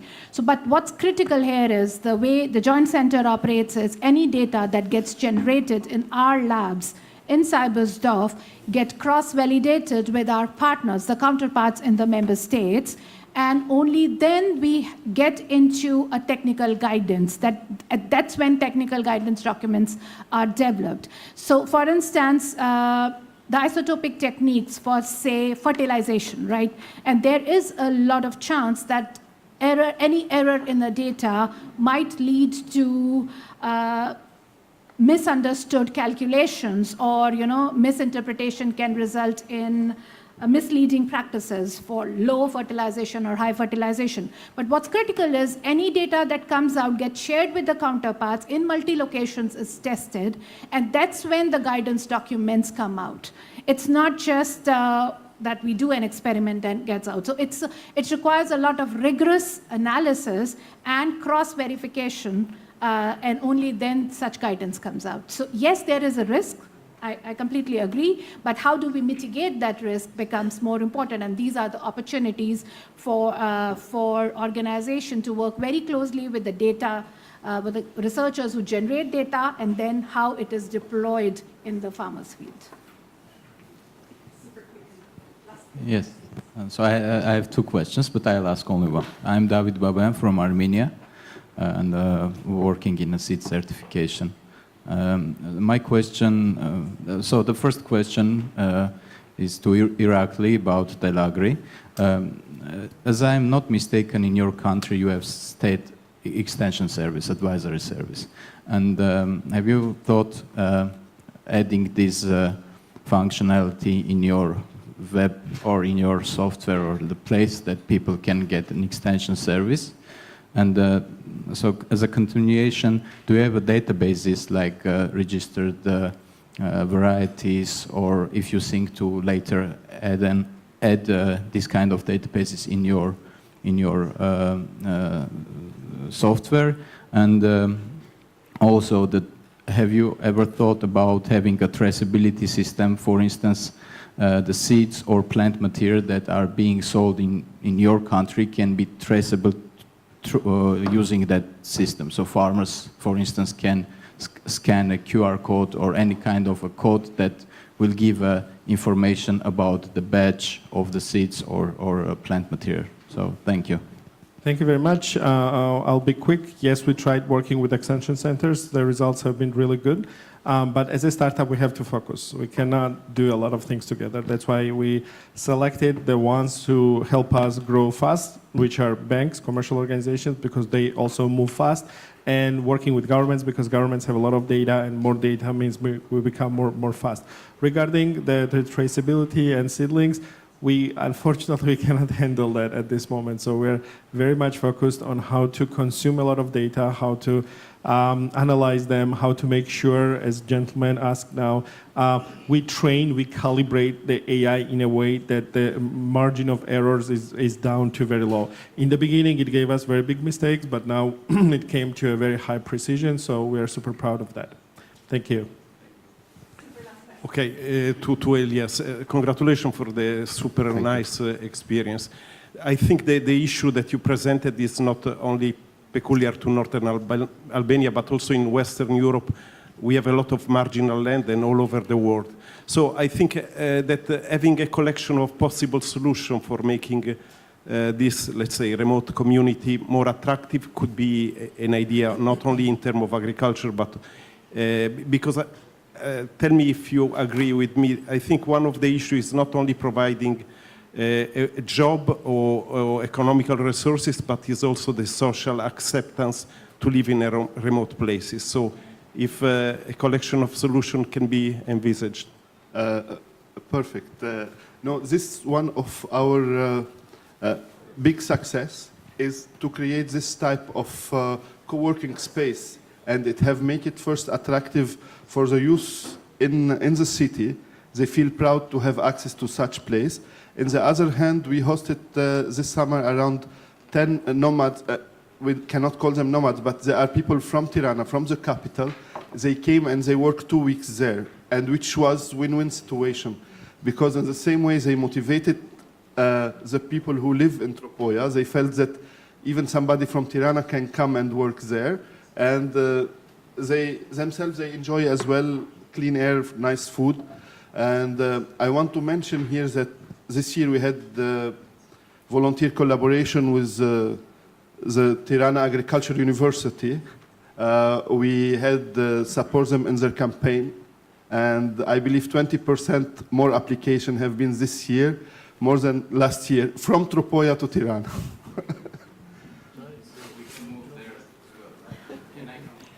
Beautiful, right? Yes, yes.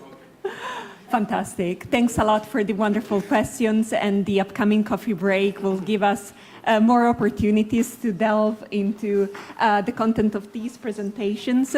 But before breaking into coffee break, I'd like to invite our special youth representative, Charles Dara Pisa. He is a digital agriculture analyst with the FAO regional office with us, but he's also representing the University of Cordoba and Ghent as a recent master double degree graduate in rural development. You might have seen him already. He's hosting a very interesting booth, and he will share some final remarks on the youth perspective.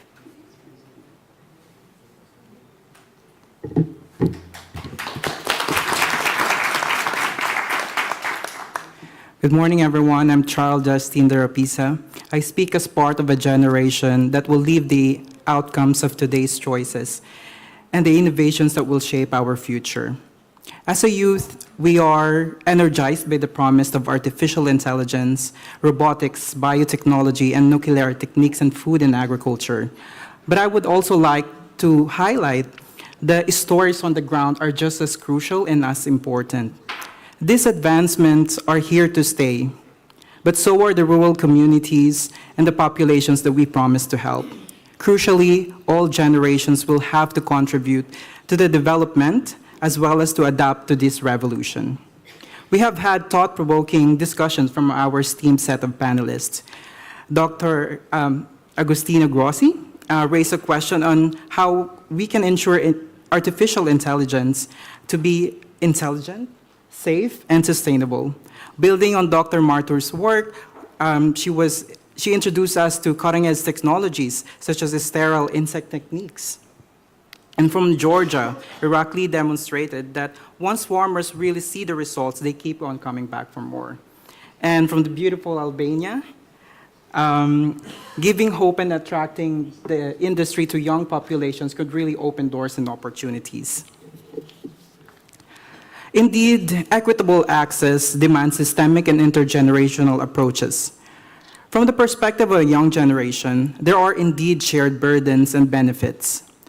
However, I personally believe that the capacity to address these burdens and harness the benefits to their full potentials may not exactly be parallel. Solutions such as transparent governance, a clear focus on inclusion, and generation-specific and tailored solutions, we can achieve equity in the sector. But let me expound more. For my generation, technologies are ubiquitous. When we examine further within the food and agriculture sector, we serve as developers, implementers, and users. Youth-led activities such as hackathons, where increased interest in AI can be integrated into data-driven processes.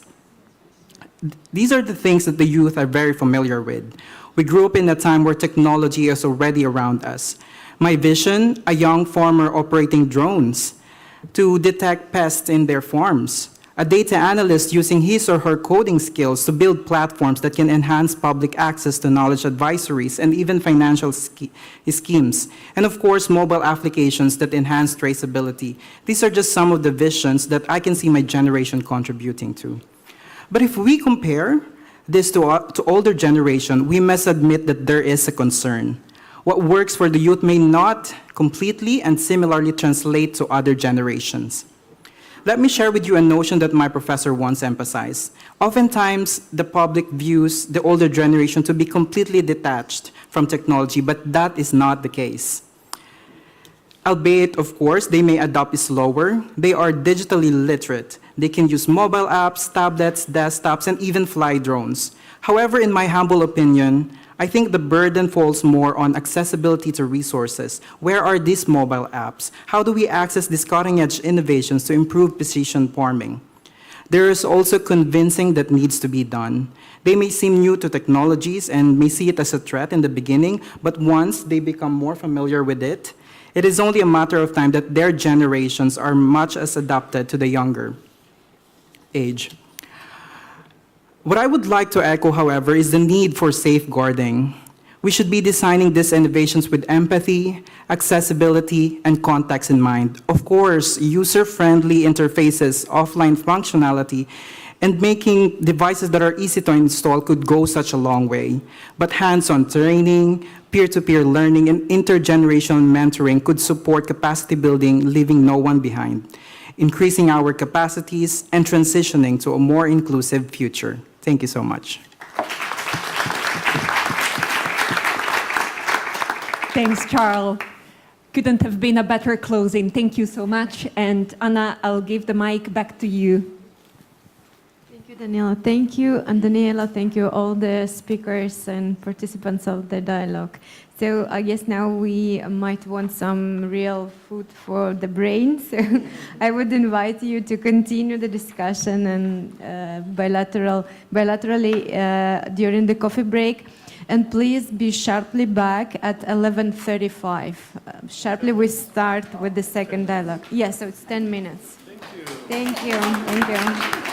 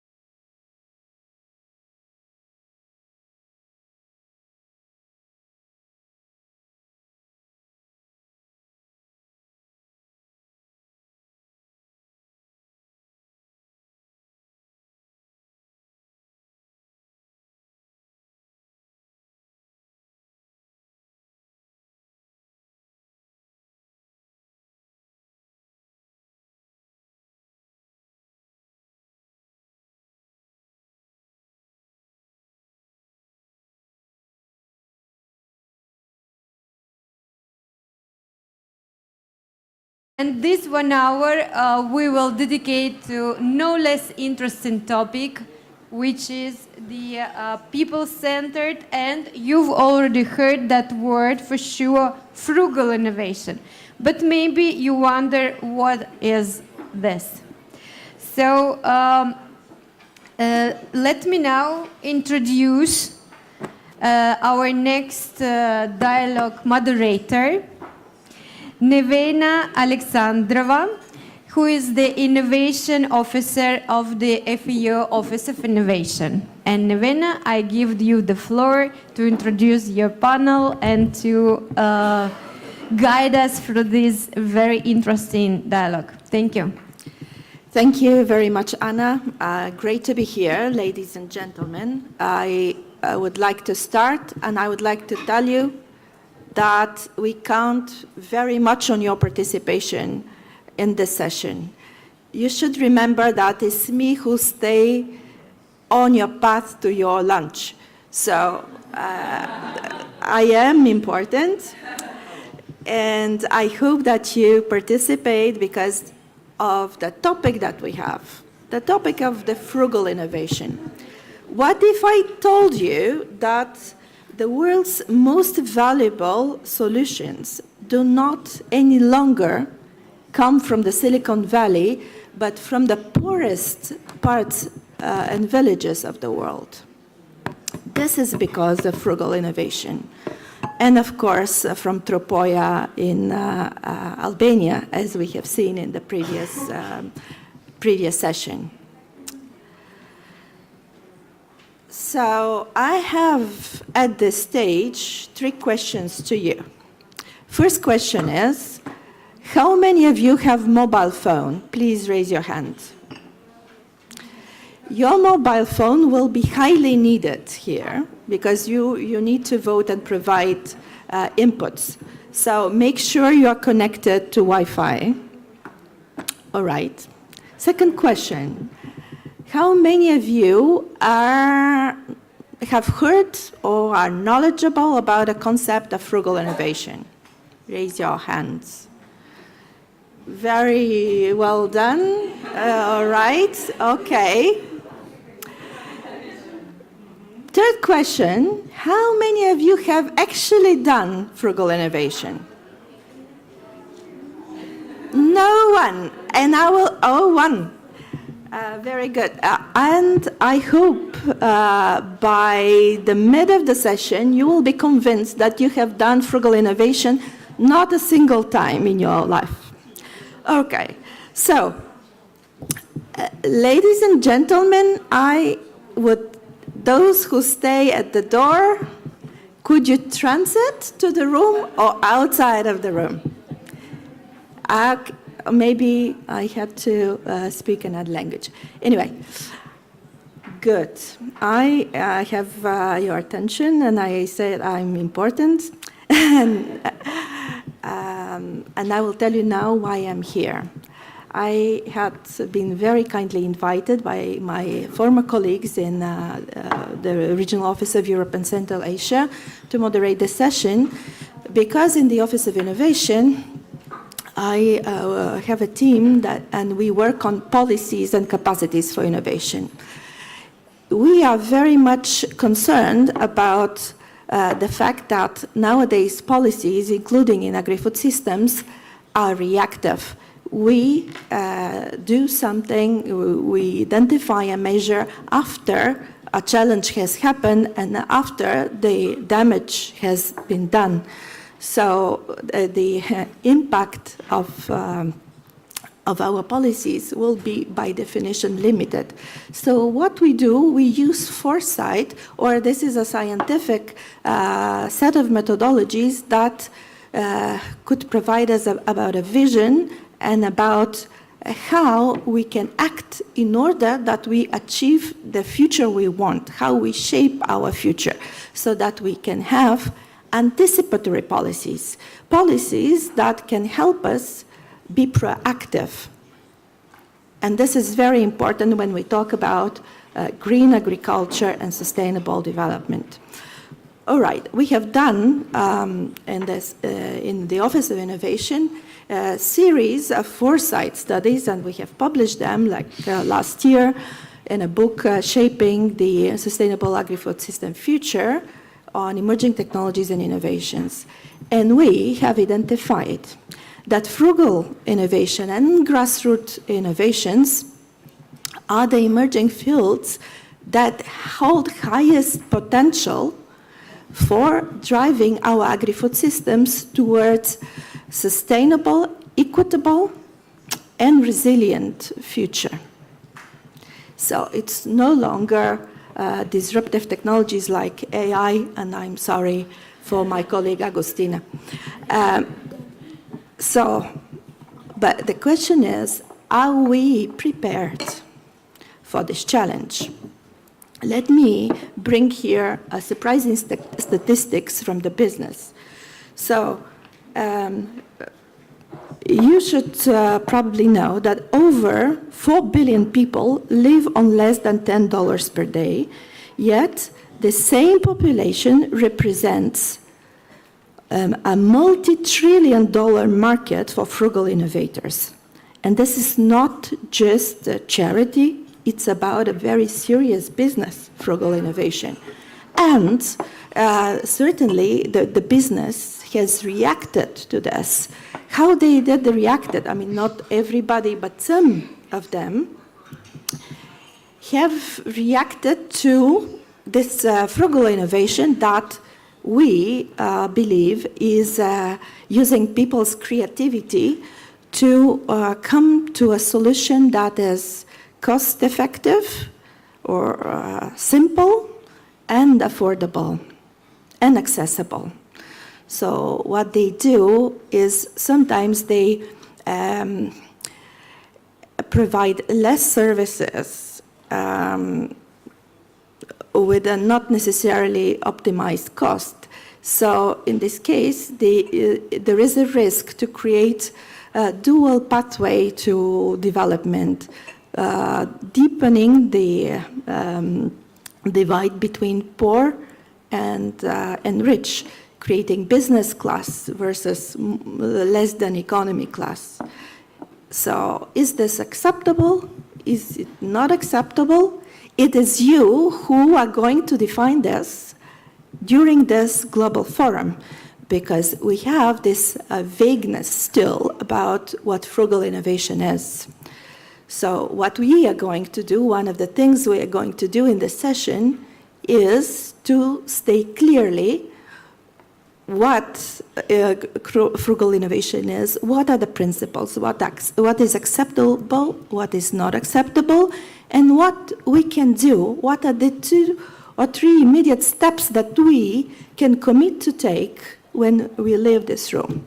Okay, so this will be done through, as I said, your active participation through mobile phones. I want you also to speak, so there will be a moment of this.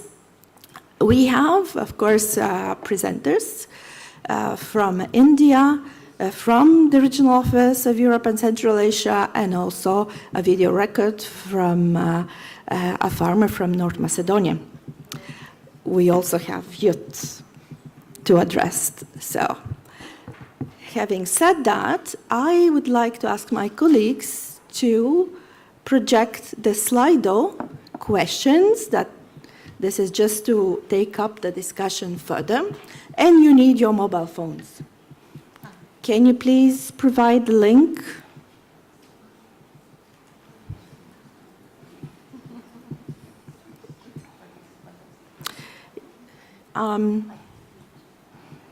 Is there something? Is there a movement there on the project? All right. Okay. Yes. Very good. So you can respond with whatever language you feel comfortable with. What comes to mind when you hear frugal innovation? Cheap, simple, resourceful, or all of the above? Please vote. I see 5 people, and in the room we are like 80, hundreds. So we will know if you haven't voted And lunch, remember? Okay.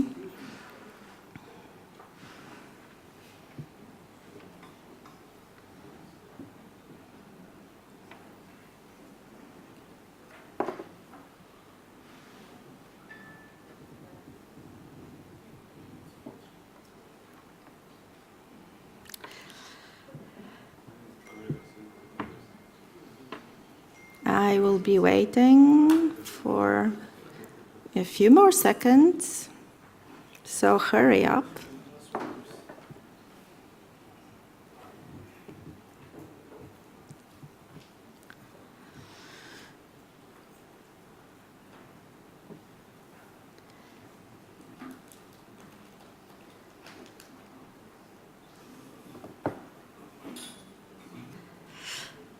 Okay, I believe we have at least half of the people in the room voted, so can we see the results, or we can also move to the next question, whatever is best for you?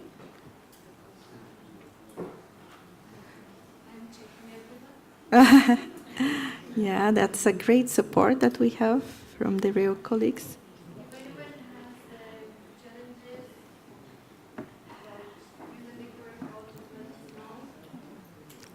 Okay, but I believe we can go further.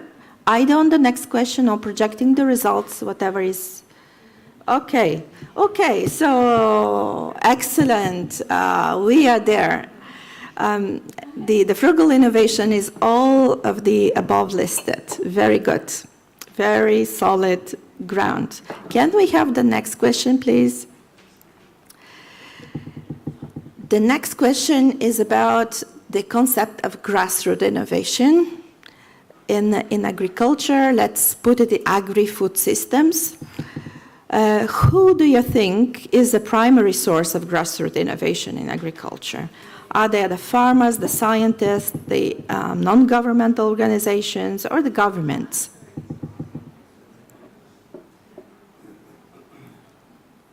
It's a tricky question.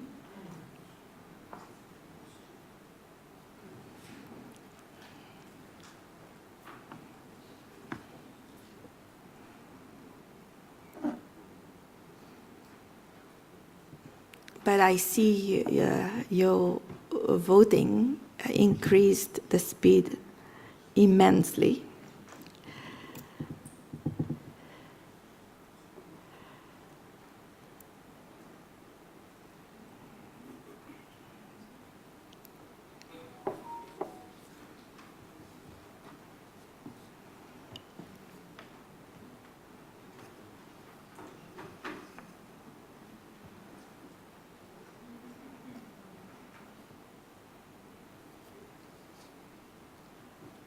Okay, maybe we can show the results at this stage. Not surprisingly, we have most of you voted for farmers. And that is true if we take only the production side of the agri-food systems. But actually, in a grassroots innovation, we nowadays more and more innovate together. We co-innovate. So this includes researchers, extension services, non-governmental organizations, also mayors of the village, so the public administration as well, and also the innovation ecosystem, if I may say so, or maybe some private businesses that are available at location. So this is we have this transition of the concept through farmers and towards co-innovation with other actors. And that's very important because it tells us how we can support grassroots, how can we drive the creativity of the people in rural areas. Thank you very much for your contributions. And now I would like to give the floor to the first speaker that we have, that is online, and I know that my colleague Arthur will feel lonely, but I would be very pleased if Arthur, you can come here at the podium. Arthur will be the second speaker. Okay, the first speaker is Anamika Dey from India. That's the motherhood of frugal innovation. She is from Gujarat Grassroots Innovation Augmentation Network, and she will talk about addressing agri-food challenges with frugal creativity. She will be also enlighten us how we innovate with and not just for rural communities. You have the floor. Thank you. I hope you are with us. Yes. Very good. I will try to restrict myself within the time limit so that I don't stop you from going to the lunch. But let us quickly understand what we mean by grassroots innovations or frugal innovations. What are the different parameters? I will share a couple of examples, and then we will also take your questions. Now, as our presenter had already, our moderator had already discussed some of the questions, we agreed that most of the innovations, grassroots innovations, come from farmers. And when the professionals try to find something or find a solution for the farmers or for the artisans or for the mechanics or for the other people, then we call them innovations for grassroots. So I will just briefly take you through my slides, and I don't know why it is not changing. Just hold on. Yes. So now, we know the problems. Most of you are maybe more aware of the problems in the agri-food systems than me. So, of course, climate change and productivity issues, resource constraints. What it is like when it comes to the problem of the farmers or the farming systems, it is prevalent all across the globe. There is no global north or global south. We are in the same position.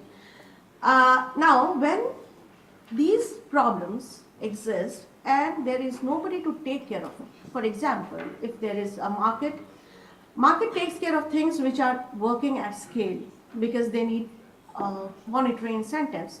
So there are gaps which are left by the government, by the market. Second, wherever the market fails or the market is not attending to, we feel or we believe that the state or the government will take care and the public policy will take care. But there are many issues from structure of governance to the accessibility of the region. There are different parameters of exclusion, from spatial, from seasonal, from sectoral, structure of governance. So there are various ways in which people are excluded, and so their technological needs are not met. Third is civil society actors, where the government or the market is not able to reach. We feel that the civil society actors or NGOs or CSOs, they will come and try to mitigate the problem or give solutions, sometimes optimally, sometimes suboptimal. But what we have learned, because we work with the government, we work with many of the public R&D systems, what we realize that many times the problem is lack of immersive learning. And here is what gives advantage to the farmers or the grassroots innovators, because they are living part of the problem. They understand the problem because that is a part of their everyday life. Now, so these are the factors which lead to emergence of grassroots innovations, because people realize that we have to do something. Now, all of us have been living for like decades with problems which we face maybe daily, but there are people whom we call these innovators. They are the ones who transcend this inertia and take upon themselves to do something. They cannot live with the problem anymore, and they devise solutions which sometimes scale up, sometimes remain very into very limited to the niche market. Sometimes it maybe disseminates or diffuses only till the state level or a county level. But still, the problems now, one of the question as developmental or professionals you might ask is, should we care for problems which affect maybe a few thousand people or 100 people, and with trading off our focus from problems that are faced by millions of people. Now this is where there is a trade-off as professionals, where you think that a problem is small or big depending upon the scale of the problem. To that question, we may always think that maybe then we will not have research in the rare diseases. So here is the problem. Here, when the problem is very localized, we dwell more on the informal system or the grassroots innovation system. So grassroots innovations are innovations done by people who are not much educated or a little educated formally, but they have done something new, and we try to bring them to the market, taking care of the from patent to design.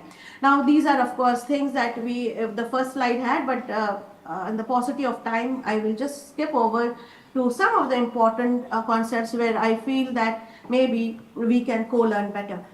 Now, there are two diagrams here. One is the circle encompassing frugality, inclusivity, and sustainability. Now, whenever we think of frugal solutions, we think of more of in terms of monetary things. That is, if I can get it for $1 instead of $10 or $100, or if can be made locally. These are the parameters that we'll discuss in the second diagram. But first, we will deal with three very important core principles of diffusion of a solution, or making a solution which is more acceptable and adaptable to the people. Now, sometimes frugal solutions, when we say in terms of monetary returns or simplicity, they tend to compromise on sustainability. I'll give you an example. Many of you must have had tea in your tea break. And here, I don't know if you can see because it's the color. Let me see if I can get another color. Yes.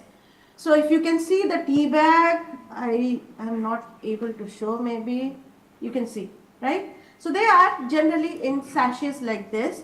Now, for me, for my country, where I mean, many of you must have read the book on fortune at the bottom of pyramid, and where 1 rupee sachets are available for people who cannot afford maybe a bottle of shampoo or conditioner or toothpaste. But now people can use it because it is available in a small sachet. But if you see or calculate the cost of collecting these sachets, are mostly plastic. Collecting these sachets from 650,000 villages of our country, of my country, the cost is humongous. Now, the problem is when we think of frugal solution, we always think of frugality in terms which is important for humankind. But maybe we need to think that frugality has to be also frugal for the environment. Next is the inclusivity part. Sometimes solutions are very frugal because they are very cost effective. They may be sustainable as well, but they may not be inclusive, where the people in the bottom of the economic pyramid, where people who do not have much money, are not served. For example, all of you must have known that the frugal innovation of ISRO, Indian Space Research Organization, where India did a Mars mission. We reached Mars at fraction of the cost that many of the countries actually did. It was I think around $75 million, which is the meme that came up was that India could reach Mars in a budget less than that of a Hollywood movie. So that was the meme that came up. So now maybe, yes, scientifically that is very important for my country, but whether right now my farmers are being, they are getting this facility, that is something that we don't know. So sometimes solutions can be frugal, they're very updated on the scientific level, and they're very sustainable, but if it is not reaching to the last one in the line, in the queue, we call in India, Gandhiji gave us a very good word called Antodaya, that is the last person in the queue. So whether the benefits are reaching to the last person in the queue, we have to think about it. Now when it comes to thinking about frugality, let us see what are the parameters of frugality. Now, we can vaguely bundle them into 4 different aspects: economic, social, technical, and environmental. Most of us we have a notion that it is mostly economic only. So how economic? It has to be affordable. Sometimes it is affordable but not available. For example, if there is a pesticide that you have made, it is very affordable and it is maybe a biopesticide, but if it is not available in the region, then whether this dialogue is right or wrong, we have to think. Sometimes it is affordable and available but not scalable. Maybe the plant from which the pesticide is being made is either endangered or it is specific to a particular region. Now, how do we make it more adaptable? Do we give a family of plants which can be then used to make the pesticide? So we have to think beyond economics. Second part is the social part, where equity, acceptability, and accessibility becomes very important. Now, I think equity is a word that everybody knows. Accessibility is, of course, if the solutions are accessible. Now, one can question about the acceptability. Now, if there is a solution which is culturally not acceptable in a community, will the solution be adopted? We doubt. It is, for example, if you take your medicines as they are with the active components, without the buffers, without the sweeteners, I think many of us will not be able to take our medicines. So, with the people add certain color, certain taste to make it more acceptable to the consumers. Similarly, in terms of innovations also, there are things which are done to make the solution acceptable to the community. Third part is technical. So, there is a common belief that a frugal solution should be multifunctional, because a farmer or an artisan or a mechanic cannot have different kinds of tools for different kinds of actions that they do. So they always try to get solutions which can be adaptable, which can be multifunctional, and they can use it in different actions or different work. Yes, the solution should be reliable, otherwise it is the cost of procuring it time and again will increase. So it has to be hardy, it has to be reliable.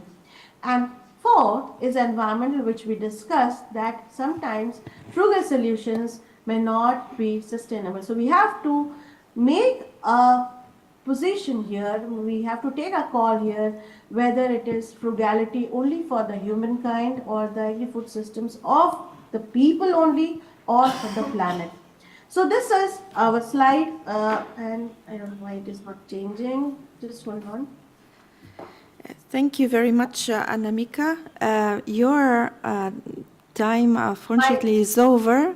However, if you would like to sum up, because we know that you have a very good presentation, unfortunately longer. Yes, so you can share the presentation with people. I will just take one slide for the kind of work that we do is the databases that we have. People can see the QR code. So these are databases which are completely open source, but they have been obtained with the permission of the people. We call it prior informed consent, and these databases are for use for anybody because people have very generously shared them with us, and we want to democratize knowledge on Frugal innovations, on these innovations which are available to people to emulate, to adapt, to adopt. And so I will just close it with this slide, and yes, I'll be looking forward to your questions. Thank you. Thank you very much indeed.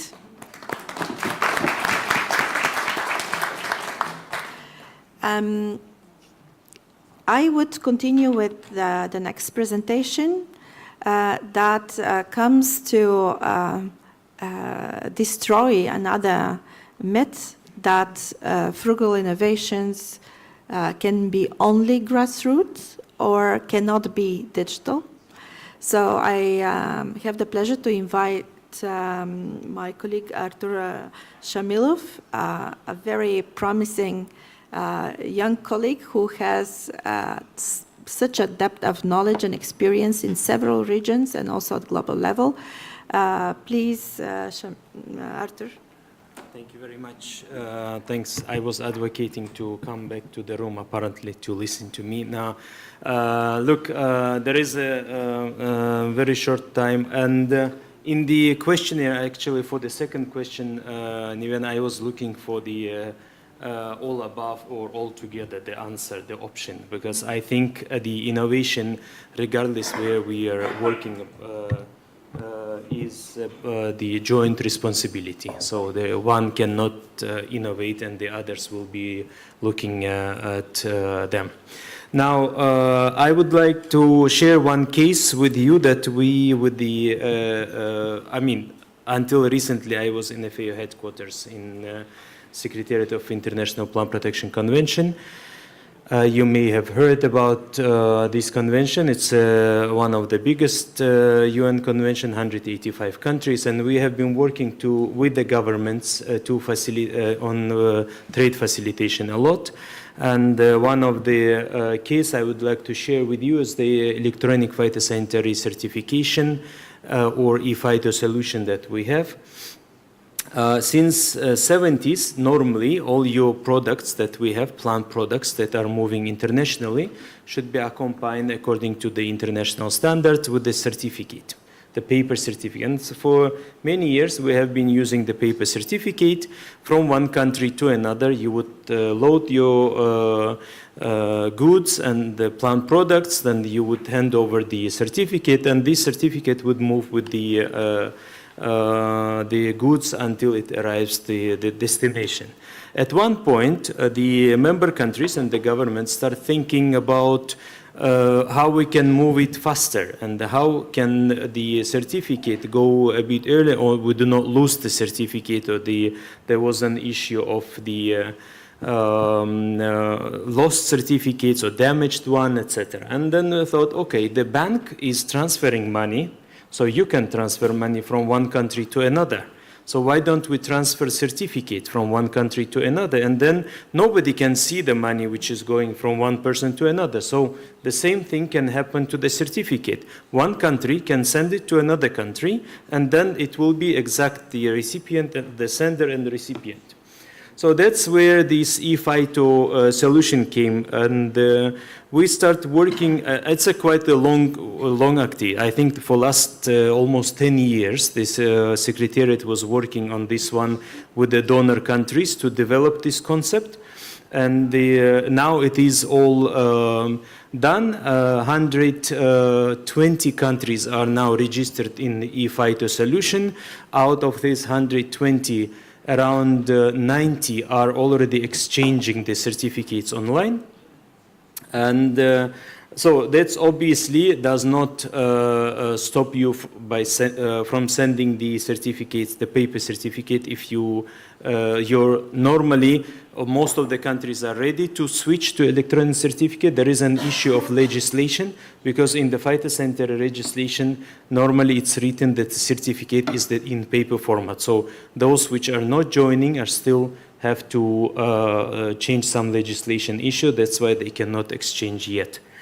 And so just to explain in these three lines, basically the ePhyto solution is the cloud-based system which has the hub where all the certificates are exchanging.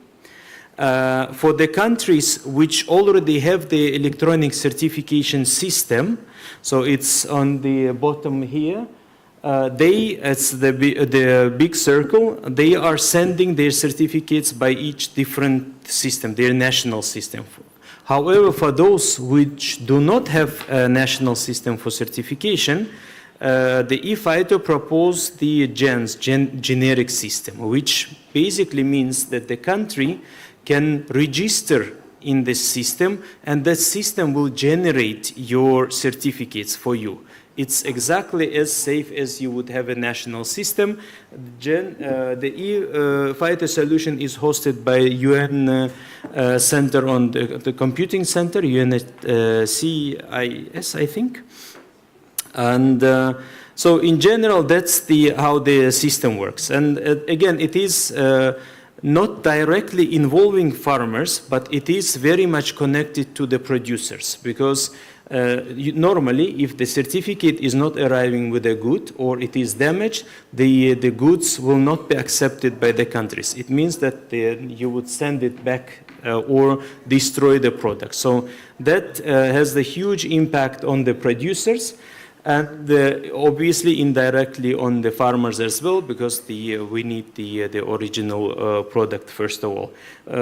Not to talk about the speed of exchanging the certificate, it comes very fast, and obviously by the time that the good arrives, the recipient country would open up the system and will see the certificate, where it comes from, and so on. As I said, our colleagues from our economists, together with the European Bank of Reconstruction, they made some calculations, and then they basically calculated some countries as the case studies on the benefits of having that with joining the ePhyto solution. Obviously, in terms of innovation, that's, again, as I said, it's not about the one part doing innovation, the others are watching it. That, I think the government has the responsibility. They have to put the resources, dedicate time and the people to introduce innovation at the country level. Otherwise, to expect that the industry will do it for you, because industry normally pioneering all the innovation, or the farmers will do it themselves, it's also not fair, in my opinion. So I think with that, I will show you a very short video how the ePhyto works at one of our original video that we made several years ago. So it will give you an idea how the certificates are moving, how the plant products are moving. And Roland, may I ask you to put this one?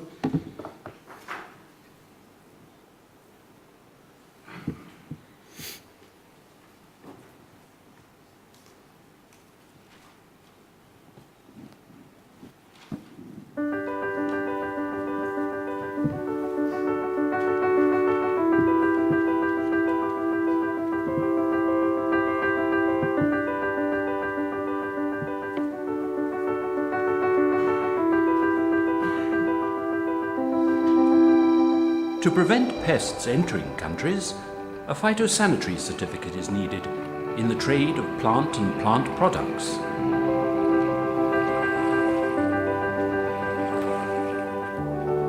Today, many countries still produce this certificate in paper form, paper that needs to travel great distances, to be handled by numerous parties, and risks being damaged, lost, or faked.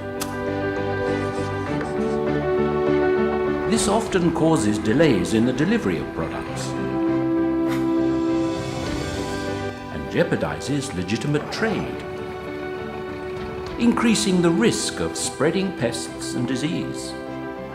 That is why paper certificates have a significant impact on pest spread, trade flow, and trade costs. With the ePhyto solution, all of this will change. The ePhyto solution allows the electronic exchange of phytosanitary certificates.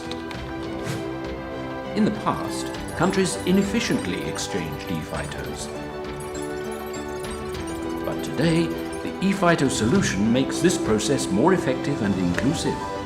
The system has two components: the hub, which is the centralized system where all ePhytos are exchanged, and the GENS, which is a centralized web-based system that supports developing countries without their own national system to produce and exchange ePhytos through the hub. Each country can choose to connect to the hub with its own national system, or if it doesn't have one, it can use the GENS. Once connected, countries will be able to exchange ePhytos in a harmonized and efficient way. That is why the ePhyto solution makes trade safer, faster, and cheaper. Safer by reducing possibilities of fraud and preventing pest spread.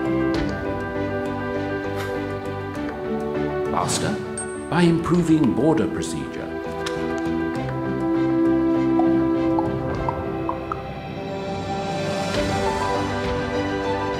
And cheaper by reducing costs associated with certificate delays. The ePhyto solution, the system helping governments and companies trade plant and plant products in a faster, safer, and more sustainable way. So that's basically the, in short, what I was trying to explain. As I said, I'm very big fan of the frugal innovations indeed, and we do work a lot at the smallholder farmers level with this. But again, to repeat, it's not the responsibility of one or another. It is the joint responsibility that we all have to take into consideration. Thank you very much. Thank you very much indeed. Now we are going to proceed by hearing a voice from the field. We have a video, but before my colleagues project the video, I have a question for you. No mobile phones are required, but it's a very important question. Who considers himself or herself as a brave person? I got one, and we have also men and women. That's great, because now, from those that are brave, I want one volunteer, one man and one woman. We have one, women. Ladies, that's your moment. Sophie, I knew it will be you. The volunteers, please come and take your seats here on the podium. Okay, now maybe we can hear the voice of the field. Dear colleagues.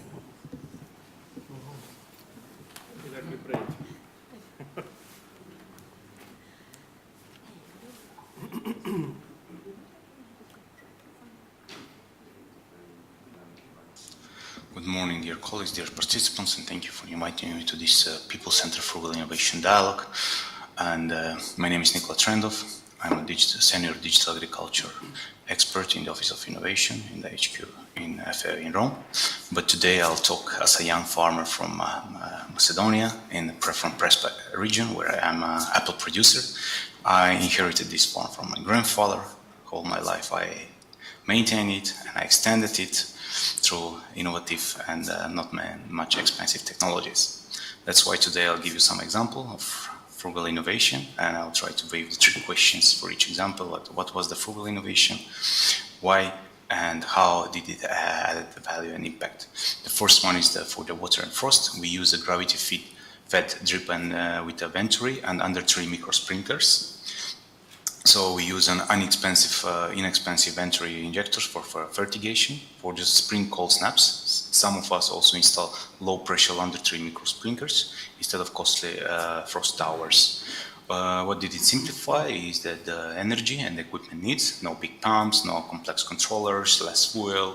We also use solar energy for the pumps and also simplify the timing, so when to fertilize and also to irrigate, meanwhile irrigating, and also for the frost protection and the right temperature.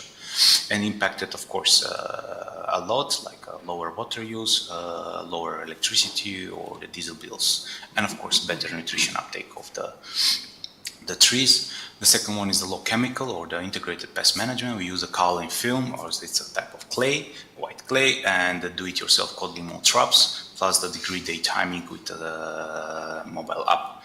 So the kaolin clay practice film is applied in the early season to deter the pest and to reduce the sunburn. The bottle trap, usually we use molasses, or mostly we use the vinegar and the yeast bites to monitor the mouse trap and the codling mold. And the degree-day timing, we connect it with the free weather app. I mean, and even everybody on the smartphone nowadays, they have access to weather app. Or sometimes we use a spreadsheet, Excel file spreadsheet to hit the right intervention window. It simplified the pest decision. Instead of calendar spraying, now we spray when we have to do.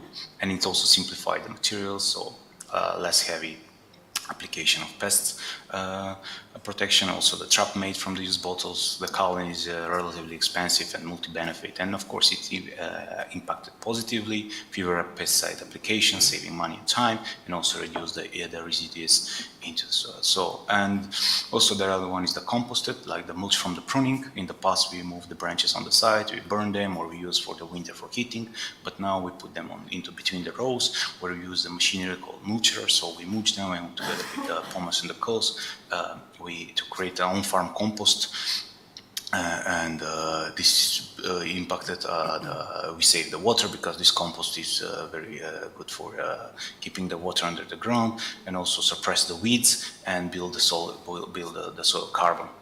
So of course the frugal innovation are we use for use and repurpose for small ozone, like the venture injectors, or the nature-based inputs like the kaolin, the compost. Why what they simplify? They simplify the cost structures, less paying the bills and energies, the decision, and also the operation. And of course, it's more reliable and easy to maintain, because we combine the traditional and modern, the technology knowledge. And there are many challenges, like the behavioral change and trust, how we always done it. Now we don't want to change, especially like I have a lot of fight with my grandfather on applying new technologies, the fragmented plots. Even though I have 3 to 4 hectares, they're scattered in different small plots, and the cash flow, even is cheap, sometimes require investment. The opportunity is there, but however, the frugal innovation is not the second best. It's a fit for purpose and for excellence, born from the constraints we have as a farmer, but sharpened also by farmers and my own imagination as a farmer, and align with the awareness about the health of the less paprika and our rural communities, our health, our kids' health. And that's why we're asking what can we repurpose, what we can simplify, and how this add value to the people and the nature. And this is what the apple growers in Macedonia are building, a resilient and competitive future on a practical step at a time. So thank you very much. I hope this was fruitful food for thought, and looking forward for fruitful discussion, of course, to keep it continuing. And I would say keep the conversation grounded, collaborative, and Thank you. Thank you very much. So now we have no doubts that farmers are innovators, but they should be supported in order to scale up frugal innovations and grassroots innovations. This is what I learned from this discussion so far. I would like to take Nicolas Trendov's words, the guy from North Macedonia with the apple farm in Prespa region, who said, for us, frugal innovation is not the second best. So I have here a question to my fellow panelists that is the following. Is a frugality a choice or its necessity? So, are there any deliberate strategies that we need to build, or we react to the necessity?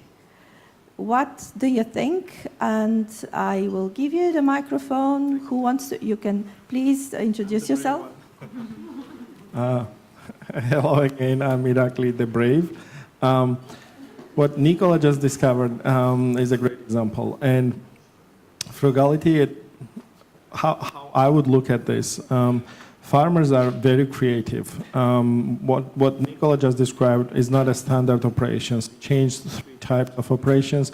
He changed how he deals with frost. He changed how he deals with pest management, and he changed how he deals with mulching and everything else. So that can be a great example how farmers can back engineer based on their needs and adapt to their reality. So I'll come back to what we do. If you provide farmer with sufficient information, if you provide farmer as the destination, they can become very creative and they can back engineer and then change practices on their field. So frugality for me is based on necessity. And if you look at innovations like drip irrigation was not created because it would be better for the plant. It was created because wherever it was created, there was not sufficient amount of water. So that can bring to a lot of creativity on the field.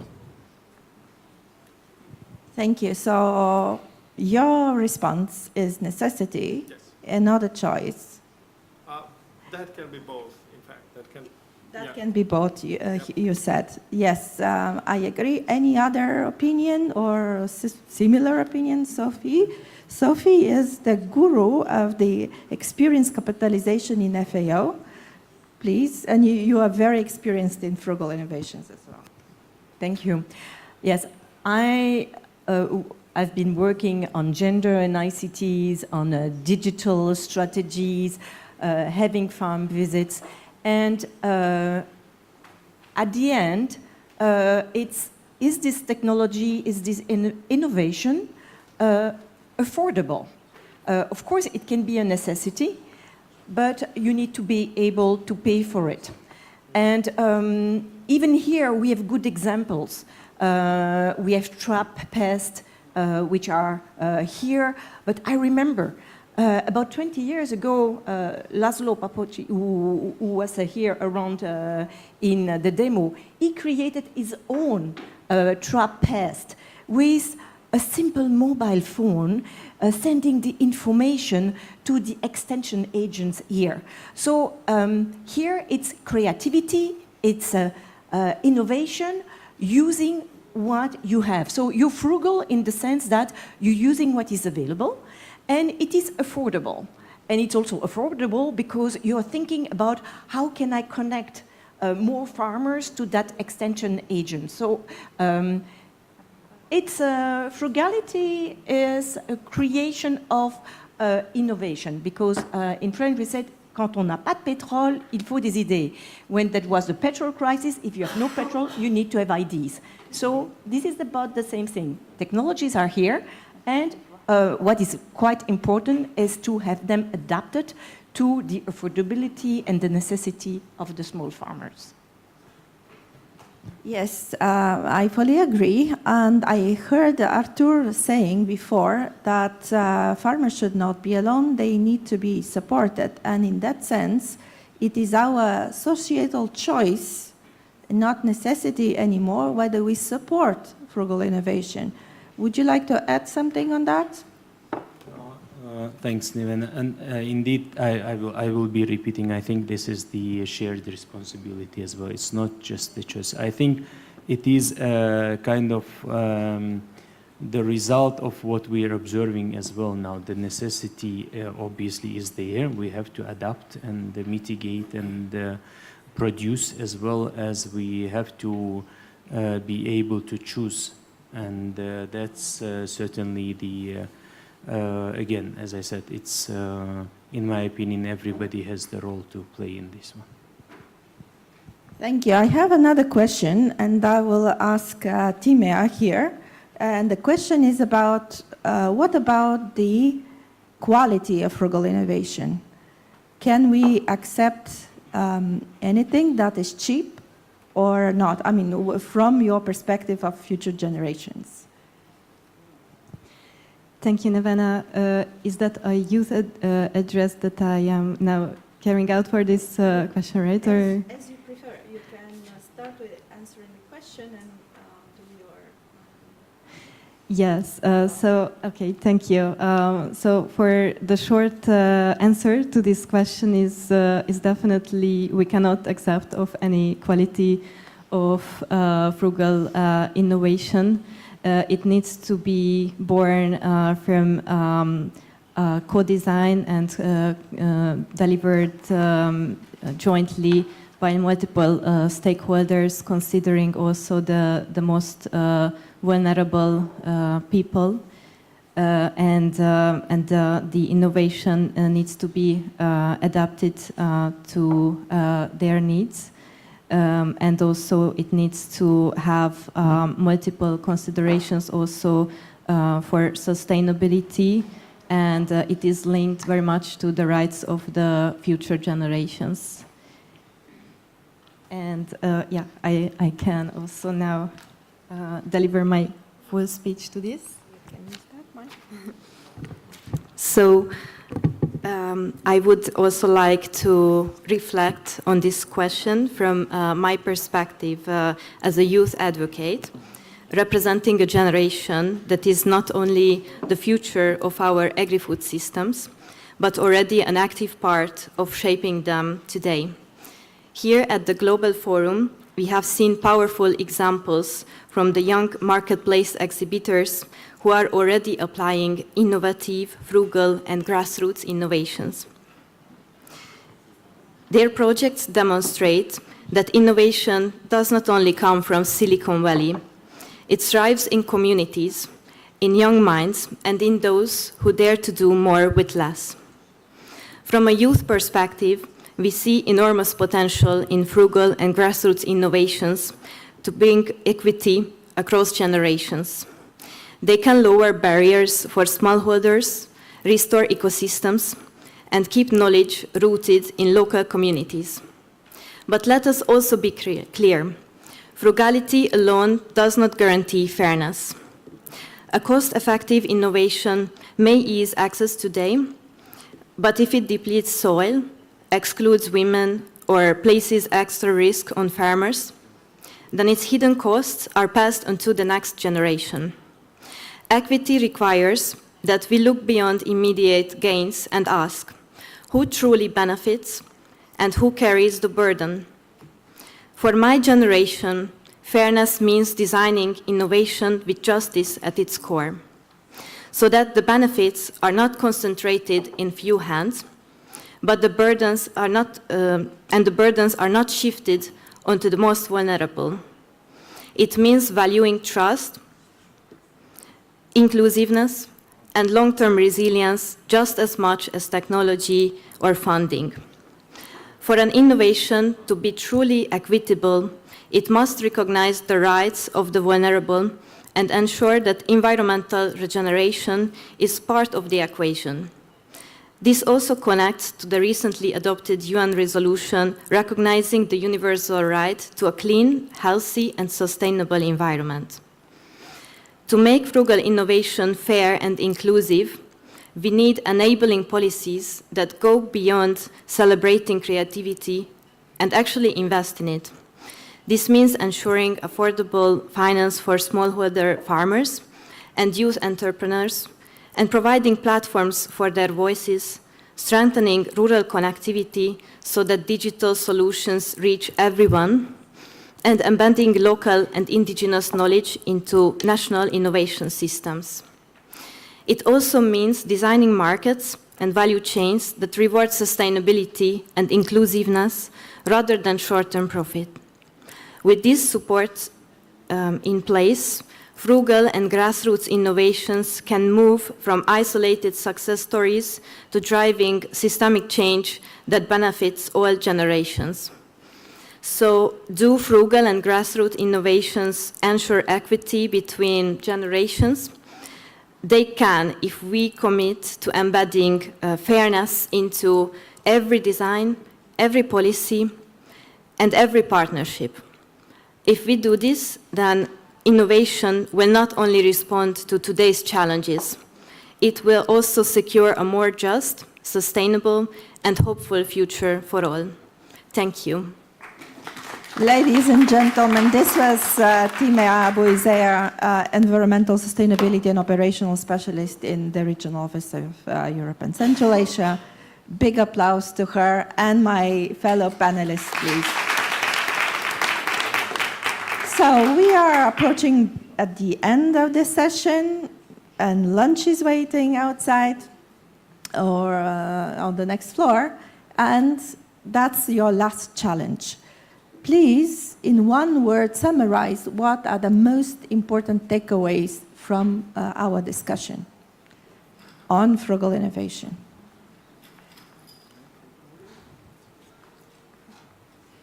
Thank you. I see we have another brave person who would like to add something. Thank you very much. I should even stand.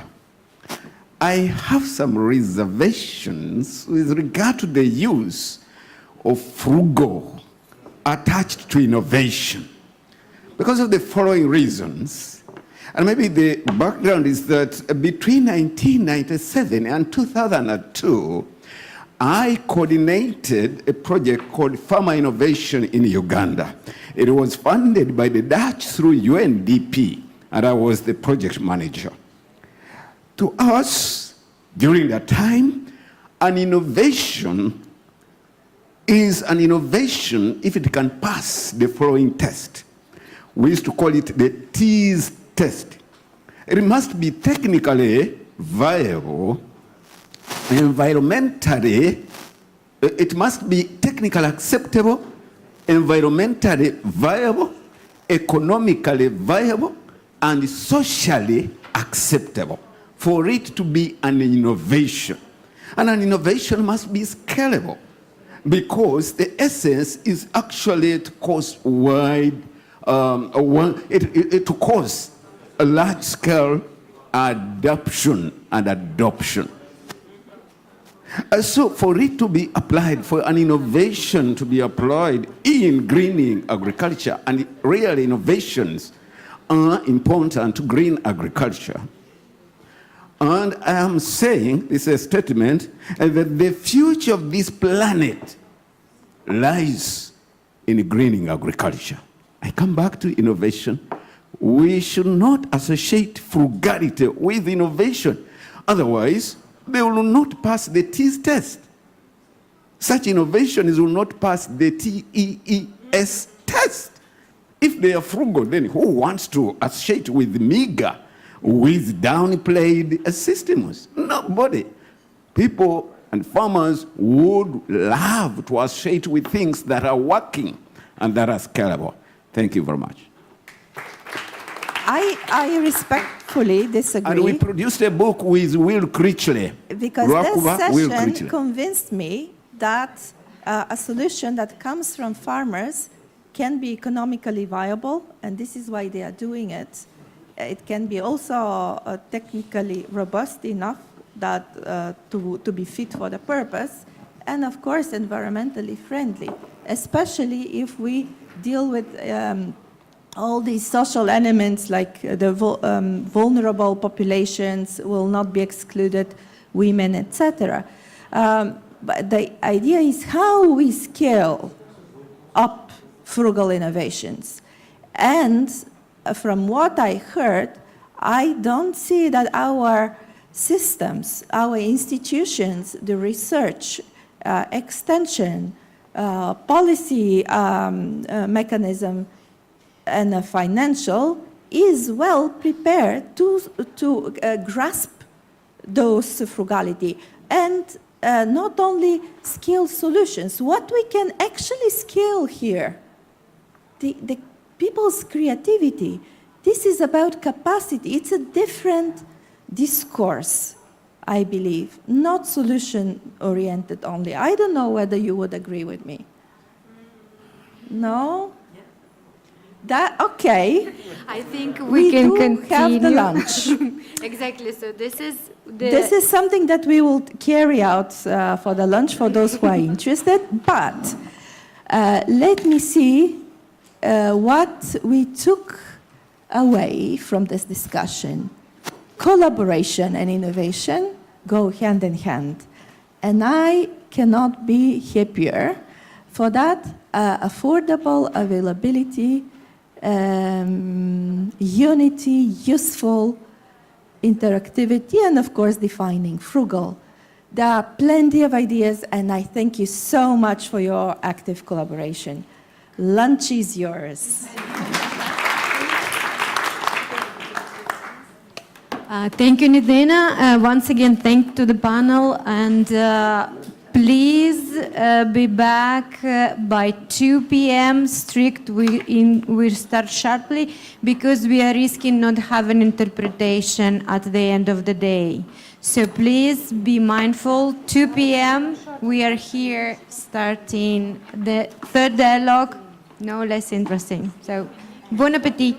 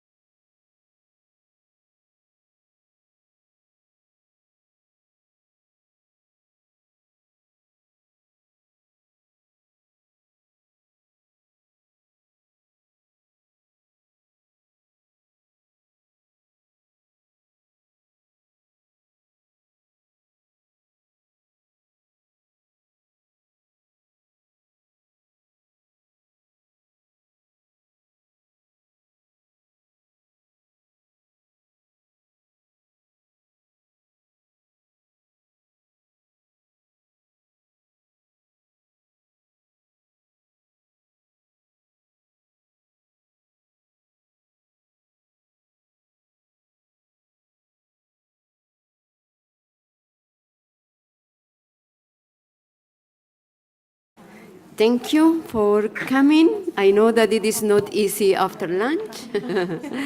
However, we need to continue.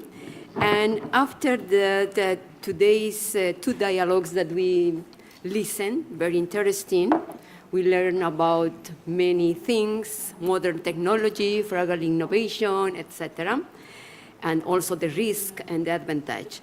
But either modern technology or frugal innovation without a good governance and without investment, without financial, it will be not possible. For this reason now, our dialogue is related to governance and financial mechanisms. And then we will have also the second, a panel discussion related to green solutions. This is, will be focused on the marketplace. Okay, now I will pass the floor to Anna, because now Anna will be our moderator of this dialogue. Anna. Thank you, Tanya. So let me, before we start, let me bring your attention to this QR code. We do have an opportunity to have a Q&A session online, because today we will have 2 online speakers and 2 speakers in present. So I really encourage you to go there and to pose your question during the speakers' presentation, so they also have an opportunity to address the question maybe after their presentation. Feel free to use to share also with anyone nearby. So then let's start. We talked today and yesterday about our agri-food system, and what we've heard that it's broken. But is it really broken, or is it still an obsolete design, meaning that it produces calories, so it really maximizes efficiency, and it basically fuels our economy, but maybe not in a way that we want it now. So our desire for the different agri-food system is a challenge, and we have evolved, our goals are evolved, but our agri-food system is not yet at this on the picture. So we want agri-food system that really does more than just produce, right? So we want the one that nourishes people, we want the one that restores the planet, and it also creates sustainable livelihood, and it does it all together in one. So quite a challenge, and it also raises, so this desire for a different one, it raises quite many questions, and we already started seeing them and touching on them. So really, how do we adjust a system built for one purpose and that meets the new complex goals, and we need to do it under these uncertain conditions? So also we discussed, like, how can we move beyond the fragmented and single issue solutions to create inclusive, we discussed that, and systemic and impactful change.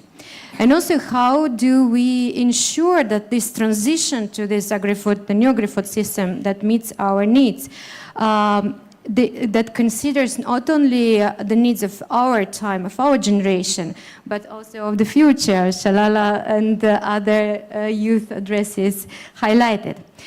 And crucially, how do we unlock the necessary finance to align with the holistic and full system approach? And basically, these are the questions that we will try together with my amazing panel to address today and explore, and by focusing on the role of governance and finance innovation.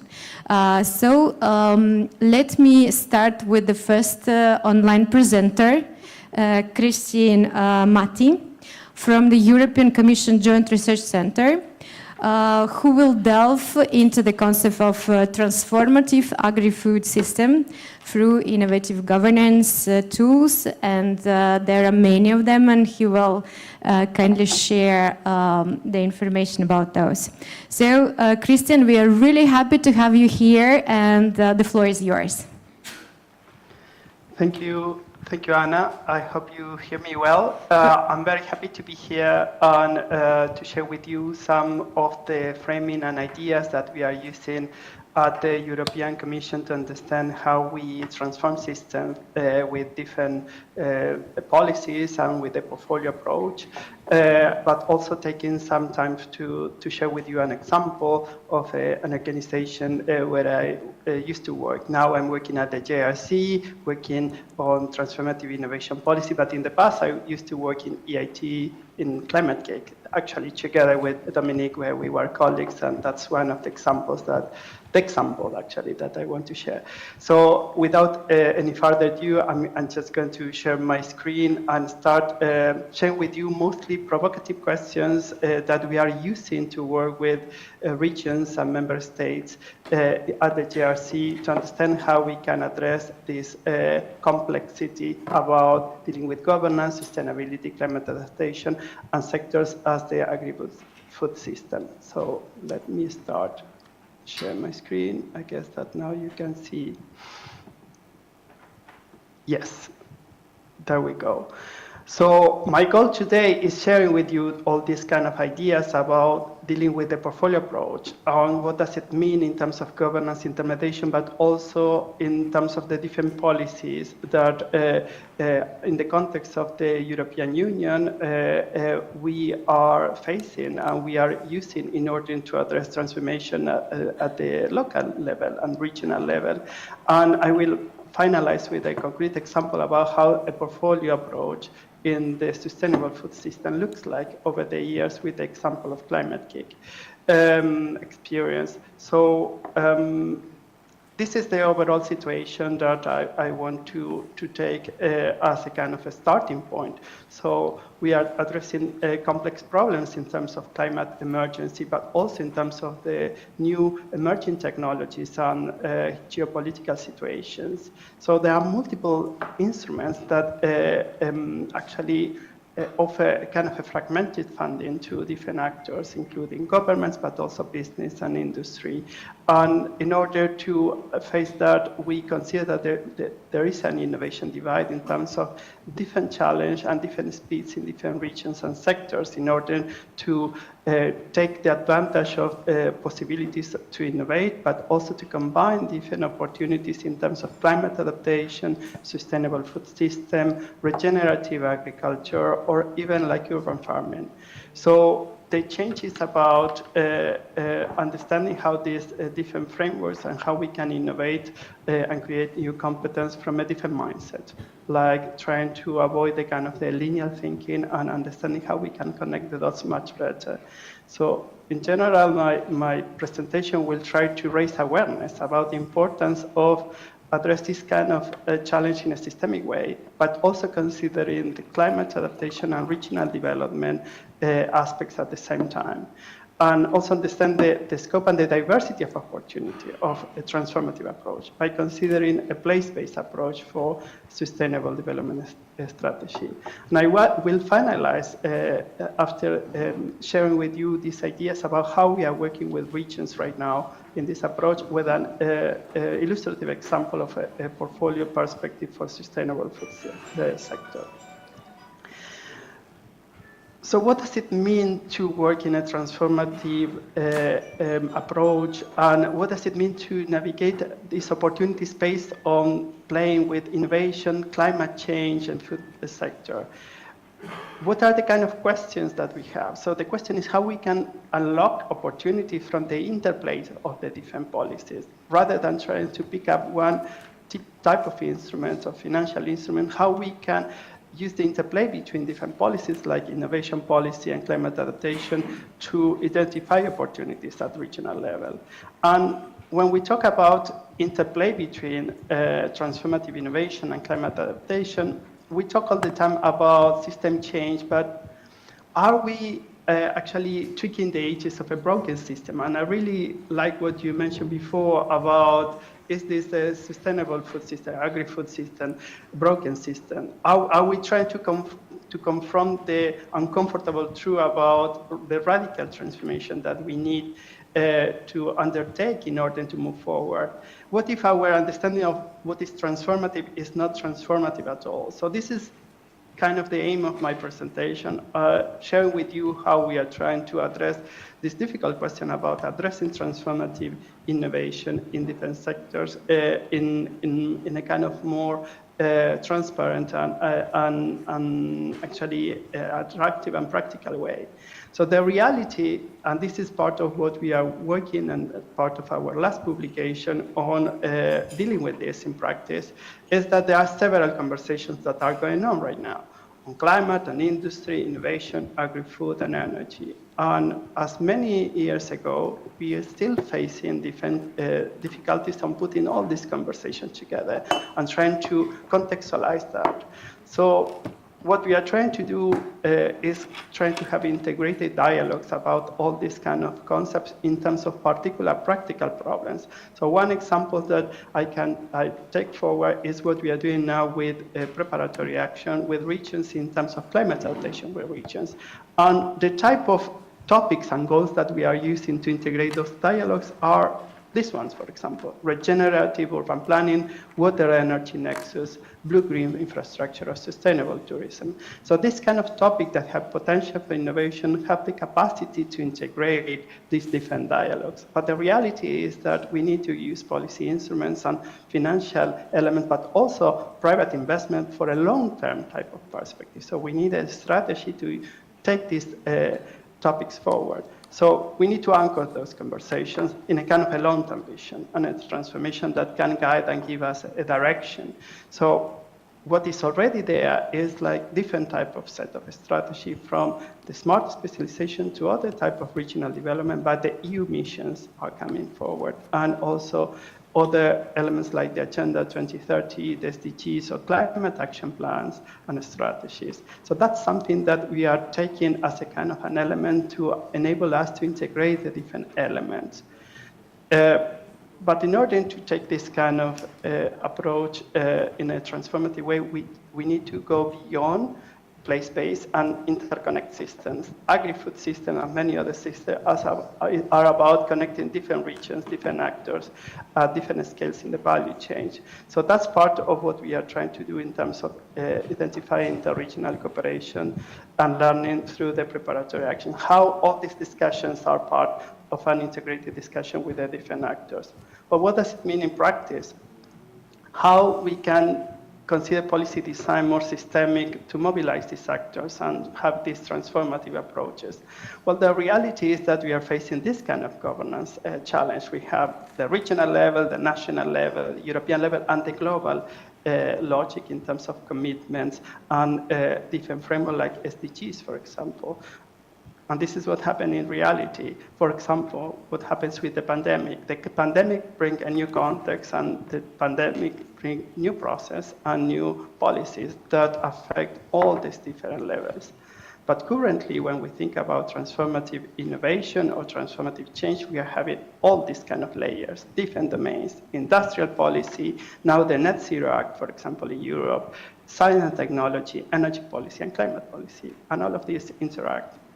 But in practice, the actors, the private sector, the regional actors are working place-based with particular actions. So the implementation is the arena where we can have a portfolio of projects, programs, and plans that allow us to connect the dots, not only vertically, but also horizontally. We have the possibility of using a portfolio approach to integrate these different isolated frameworks by connecting the dots in terms of what are the opportunities based in terms of the common ground, like the topics that I mentioned before. So what I will try to explain now is how does it look like in practice, and finalize with an example about how this can support the different aspects that are covering in a sustainable food system approach.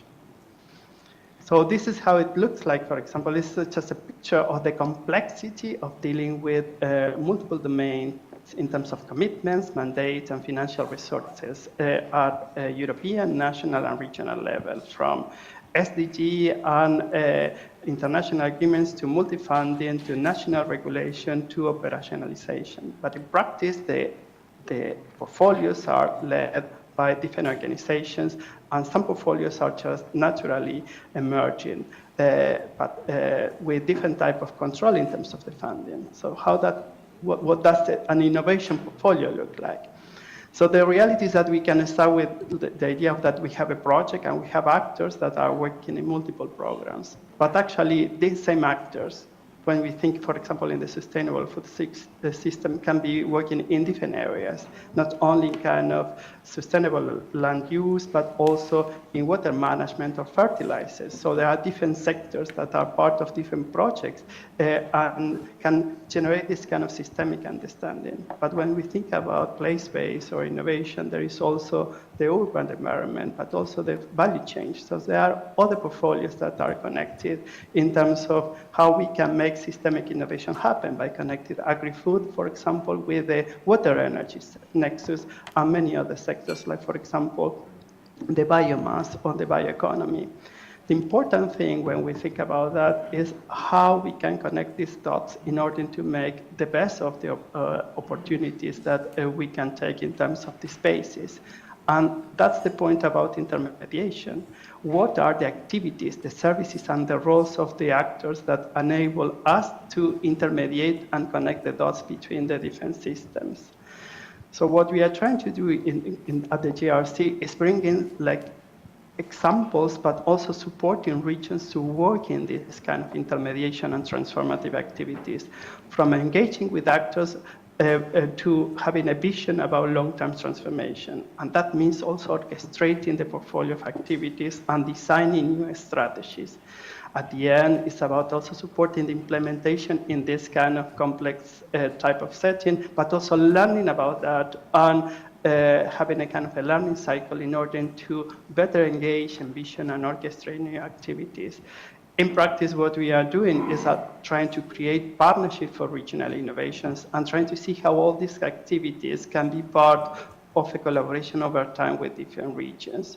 So I'm going to finalize now with an example about how this looks like. What does it mean to have different programs and different projects and activities that help us to connect the dots? And for doing that, I'm going to use the example of a study that we published actually this year on a multi-program approach on innovation portfolio through the climate kick and the investment that they have done over the years between 2016 and 2020 in different programs supporting the sustainable food sector. So in order to do that, we need to understand why it's important to look at this kind of information, what is important to analyze the portfolios and take decisions of that. Portfolio approach is not only an instrument to understand investment, but also to take decisions and also understand how we can improve the governance and exploit the opportunities across the communities and navigate also connections with other systems. So we could have, if we think in a company, in an industry, or a regional strategy. But in order to do that, composition of an innovation portfolio can integrate different types of programs, from entrepreneurship, education, innovation, or even experimentation. As part of that, we are facing cooperation agreements, regulatory frameworks, circular economy plans, anything that is connected to the systemic approach, but also we try to learn from that. That is the overall thing that we face every time that we try to face a transformative innovation. But in practice, there are multiple funding schemes for that. It's not a single funding that enables us to innovate, but also to educate or to work with startups. And I guess that Dominic is going to talk a lot about that in terms of systemic investment. There's no single instrument. It's more about the collection of the different instruments into a systemic approach. In practice, when we invest, we have different activities and different projects, and that's the point. The portfolio is a collection of different projects and activities, from technology development and prototyping new technologies to stakeholder management, capacity building, or risk assessment. These are the activities that we run all over our programs and our activities. But in order to connect those activities in a systemic way, the point is that we need to think about the services and the intermediation that enable us to connect the dots. From co-creation, co-design to brokering, networking, system mapping or foresight, and especially knowledge management in terms of understanding what is the kind of the data and information that we use to take decisions. So activities and services as intermediation mechanisms are fundamental to connect the dots between portfolio with different funding, different objectives, and different type of activities. In practice, and this is kind of the examples that I want to use to illustrate my provocation in terms of the different questions, it could look like this. So this is the final slide in 2020 about all the different programs that were related to different aspects of innovation managed by Climate Kick, from sustainable land use in green to decision metrics and finance in red, or urban transition in brown, but also other programs that were more transversal, like climate innovation ecosystem or regional innovation in terms of collaboration between different actors. So as you can see, all these programs and all these activities were working in sustainable food. But how we can unpack that? Does it look like this always, all the time? No, there was an evolution. Look at how we start in 2016 and 17. Some programs start and the actors start to connect the dots. The actors, through the activities and the services, were able to connect the dots between programs and activities. So sustainable land use was the triggering, but look at, there are also red dots on decision metrics and finance there, and some on climate innovation ecosystem. The actors are the intermediaries that through activities and services connect the dots and connect different programs. And programs are investment infrastructure that allow us to combine private and public services to project investment through activities and services. Then in 17 and 18, we incorporate new activities from climate innovation ecosystem. And then over the years, 18 and 19 and 18 and 20, where the mix of the different programs and actors are even more rich than at the very beginning. So the lesson learned here is that an innovation portfolio is a mechanism that is naturally evolving an ecosystem where the actors use activities and services to combine finding and use the program as investment infrastructure to strategically connect the dots between the different areas to move forward into transformative innovation. So what I'm trying to do here is demystify that there is a single program or a single investment or financial instrument, but mostly the systemic approach help us to combine those resources in a way that over time allow us to connect the dots in a more transformative way. So just to finalize, last insight from a continuous learning process. So the future of policy making and using all this policy mix is not about predicting the future, but it's mostly about co-creating with diverse actors. So that is important in terms of the big challenge that we have ahead in terms of the investment, like following, for example, some message from the Draghi report about navigating the complexities and the need to adapt fast. Transformative innovation is not just a framework. It's a mindset and required policymakers and society to think different and act differently. And that's why this portfolio approach and intermediation is important. It's not the portfolio that we control. It's the multiple portfolios that are there and navigate, that being aware that it's there, and intermediate and navigate and orchestrate as part of the different funding and different governance mechanisms that are put in place in order to navigate that complexity. And last but not least, the bigger barrier for achieving a sustainable future, or for example, addressing an agri-food sector, sustainable agri-food sector, is not just the knowledge or the technology that I guess that you have been discussing a lot over the last year or the last day. It's more the lack of courage of challenging the existing power structure and assumptions and interests to think in a pathway that are different from the kind of the trajectory that we have been implementing over the years, and trying to connect the dots in a different way as part of the multiple options that are already there in the ecosystem. So that's kind of my reflection. I hope it helps you to trigger some questions about what transformative innovation means in terms of governance, but also the potential of multiple funding elements to trigger transformation in the food sector. Thank you. Thank you, Christian. Thank you. Great applause. Really, thank you for highlighting the importance of this shift in the paradigms that we've heard in the morning that Vincent addressed, and also that maybe I might think that for some of you these notions might be, new and not really familiar. So, but really, in order for our mindset to change, we need to really think or even look at the system in a different way. And these kind of interesting designs, I hope they were not frightened.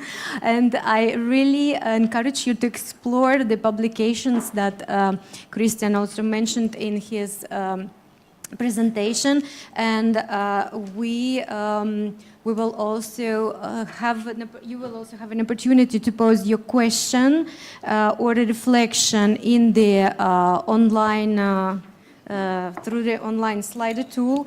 And meanwhile, maybe Christian, I can ask you also to check if there are any questions that you can answer there on Slido. That would be really great. So thank you once again. That was a really interesting and really food for thought. And also thank you for bridging your topic with the topic of the next speaker, who will try to address equally challenging question, but critical question: how do we finance this transformation? So all this portfolio and this dots and multi-stakeholders. So please welcome Dominic Hofstetter from the TransCap initiative, who will speak on system financing for unlocking impact. Dominic, the floor is yours. Wonderful. Thank you so much for the introduction. Thanks for having me. I'm going to also share my screen to show you some visualizations to go with my talk. So I'm Dominic Hofstetter. I'm based in Switzerland. I'm the Executive Director of the Transformation Capital Initiative, which exists to build the field of systemic investing. What this is, what it means, and how it's relevant for the work that you do should become apparent over the next 15 minutes. Christian did a great job in setting the stage, and I want to pick on two things that have come through. One is the fact that, or this notion that systems transformation is about the interplay of things. And the other point is that systems transformation is also about context, and context matters. And that's important because finance is bad at both of these things. It's bad at interplays, because it tends to funnel capital to single point solutions, individual companies, individual projects. And it's bad at context, because oftentimes capital wants to find the highest value opportunities wherever they are, not necessarily where capital is based. So what I'm going to talk about addresses these issues and starts painting a picture of a framework that allows capital to flow in ways that are both enabling interplays, but also is responsive to context. So let's just start with the high-level picture, and I'm preaching to the choir here. As we all know, transformation of our food systems in a just and equitable way is one of the defining challenges of our time. Christian has talked about a method of how to go about it. But many systems innovation initiatives tend to get stuck after the visioning and strategizing phases, right before implementation. And that's often because they lack the financial resources to move forward. So systems transformation is actually increasingly a question of money. Who pays, who bears the risks? And importantly, it's not just about the quantities of money, which is where the global dialogue on sustainable finance is currently stuck. It's also about how we deploy capital better, the capital that we do have. And it's on this quality side of innovation, of the equation, where we've got a problem, because conventional approaches to purpose-driven finance have not been designed to work with a systems logic. And as a result, they're limited in their ability to catalyze system transformation. And so the aspiration of systemic investing is to solve this problem, to close this gap. So let's dive in. We're going to start high level, conceptual, and then I promise I'll make this more tangible for you by landing in a concrete example in the field. So here's kind of a simplified version of the European food system today, or actually any Western food system. It's characterized by industrial meat production, intensive agriculture, ultra-processed foods, and it contributes to climate change and soil degradation and biodiversity loss. And here's an AI's vision of a sustainable, just, and healthy food system.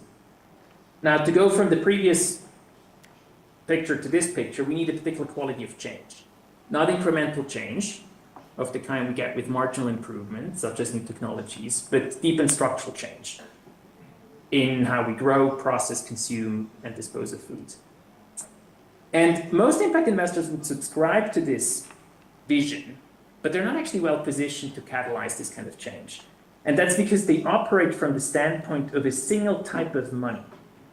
And so that could be market rate investment capital, concessional capital, non-repayable grants, which is typically provided either by private sector investors, philanthropy, or development banks.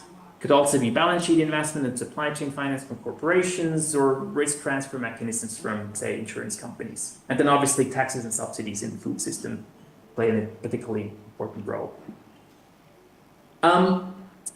If we work with a single type of money, we tend to scan the landscape of investable opportunities through that very specific lens, the lens shaped by that money type. And so venture capital investors will see startups in, say, alternative proteins and precision agriculture, but only those. Infrastructure investors will see food processing facilities and agri-PV plants, but again, only those. Real estate investors will see the farmland and green buildings. Carbon market specialists will see biochar projects. And foundations then will see community centers and capacity building programs for farmers, etc.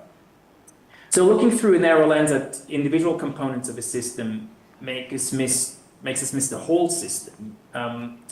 We can identify individual nodes, but only those that fit the specific lens that we're looking through. We'll miss all the other nodes, the connection in between those nodes, and the leverage points within a system. And again, here's where the interplay that Christian mentioned is relevant. To see the whole of the system, we need a system lens. And the components of this lens comes from systems thinking, systems innovation, complex system science. And with this lens, we can bring the full complexity of a system into view and also uncover its secret. Now, systemic investing aspires to be that lens for capital. In its essence, it's a capital deployment approach, and one specifically designed for transforming real economy systems like food and agriculture. And you can think of it as the next stage in the evolution of multilateral development finance, impact investing, philanthropy, and strategic public finance. So put all of these approaches into a meat grinder and sort of season it a little bit with systems thinking and systems innovation and also mission-oriented policy, and basically what you get is systemic investing. If you take all of those ingredients as the conceptual foundations, they will tell you that what the imperatives are for capital deployment. First, that capital needs to be deployed strategically in pursuit of a transformational intent guided by a systemic theory of change and based on systemic intelligence. The second imperative is that capital be deployed in integrated ways across the capital spectrum into those multi-lever portfolios that Christian was talking about, and then also, as he talked about, in an orchestrated fashion through multi-stakeholder coalitions. And the third imperative is that capital deployment be contextualized in specific places in supply chains so that you can consider the local idiosyncrasies and work with locally determined goals for justice and equity. And this is not how purpose-driven finance operates today. So hence the need for a new approach. Last year, we published a document that describes conceptually what we believe to be the hallmarks of a systemic approach to capital deployment. And here's just a small selection of it. At the heart sit the strategic investment portfolios, which are a portfolio of assets that are strategic with respect to particular theory of transformation and transformational intent. Ideally, they act on, they place capital into leverage points within a system.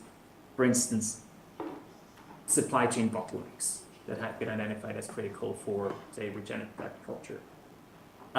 And you can identify those leverage points by leveraging the tools of systems thinking and complex system science and running some rigorous systems analysis. The point about all of this is the synergies from those interplays that Christian mentioned, what we call combinatorial effects. So when the whole supply chain in a food system is designed to be interconnecting, right? When you have farmers producing regenerative products, processing infrastructure that can accept, store, process that product, and then outlets, retail chains, etc., that can bring it to market. You can increase those combinatorial effects by being very deliberate about how you nest an investment portfolio within a broader systems intervention approach that also engages other levers of change that are typically non-investable, say policy or projects around social norms and values, new narratives, etc. And then you can make sense of the progress in these projects by reimagining impact measurement and not looking at static outputs, but actually, is the system changing structurally? Are we rewriting the feedback loops? Or is the system health overall preset? So let's look at how this plays out in practice. And again, this is an example, you know, well, food and agriculture. And all of the things that are listed here as necessities for transforming a food system also shouldn't be new. So we need a range of interventions to transform a food system. And these interventions tend to have different financing needs. And they need to be strategically coordinated. So here's an example from our work around regen ag in the American Midwest. What you see here is what we call a transitions map. You don't need to read the details. I can actually share with you the link to this later. But this is a cross between a causal loop diagram and a theory of change. And it has a problem layer, a solution layer, and an actor layer. And this map helps us see nodes and relationships and lets us understand where exactly the system's financing needs are. And that will then allow us to develop a theory of change and a capital allocation strategy. And in fact, it has led to some surprising findings. For instance, what we've uncovered is that there's some capacity building needed for farmers. There is a change in the underwriting practices of insurance companies needed. There is a need for more food processing infrastructure because the current infrastructure cannot handle regenerative product. There's also a need to do supply side interventions, for instance, advanced market commitments from retailers and other companies in the food supply chain to ensure that there's demand for the product. And so what we've learned is that, you know, systems change in this instance, but also more generally, is not the result of a single technology, a single piece of physical infrastructure, or a single social enterprise. It will be the result of the combined effects of many shifts happening within a system, concurrently and with strategic alignment. So if we want to change a system, we need to intervene in different places of that system at once. And each of these interventions will have their unique financing requirements. Some are perfectly investable with market rate or catalytic capital. Others require grants. Still others require risk transfer mechanisms like insurance. And many need a change in tax rules and subsidy schemes. So the fundamental challenge of financing systems transformation boils down to creating a funding architecture that spans multiple types of capital and then matching the right kind of capital with the right kind of intervention at the right moment in time. So what we need to do is build this investment architecture, and here is one for the Swiss food system. Through our systems analysis work in the Swiss food system, we have identified that this particular system needs a variety of financial interventions.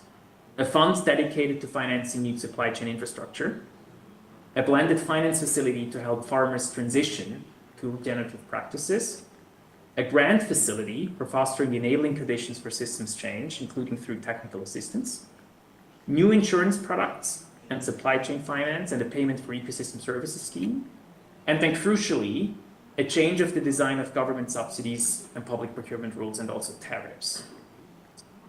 And this schematic should make two things clear. First, these interventions need to be designed in ways that are synergistic with each other.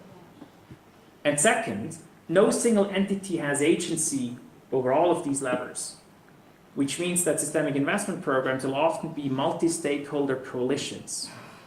And that raises the question of who coordinates these coalitions. And this is where financial backbones come into play. So we have long understood, and Christian made that clear, that systems work benefits from orchestration. And these entities, they act as the glue, kind of the connective tissue. And they're commonly known as backbone organizations.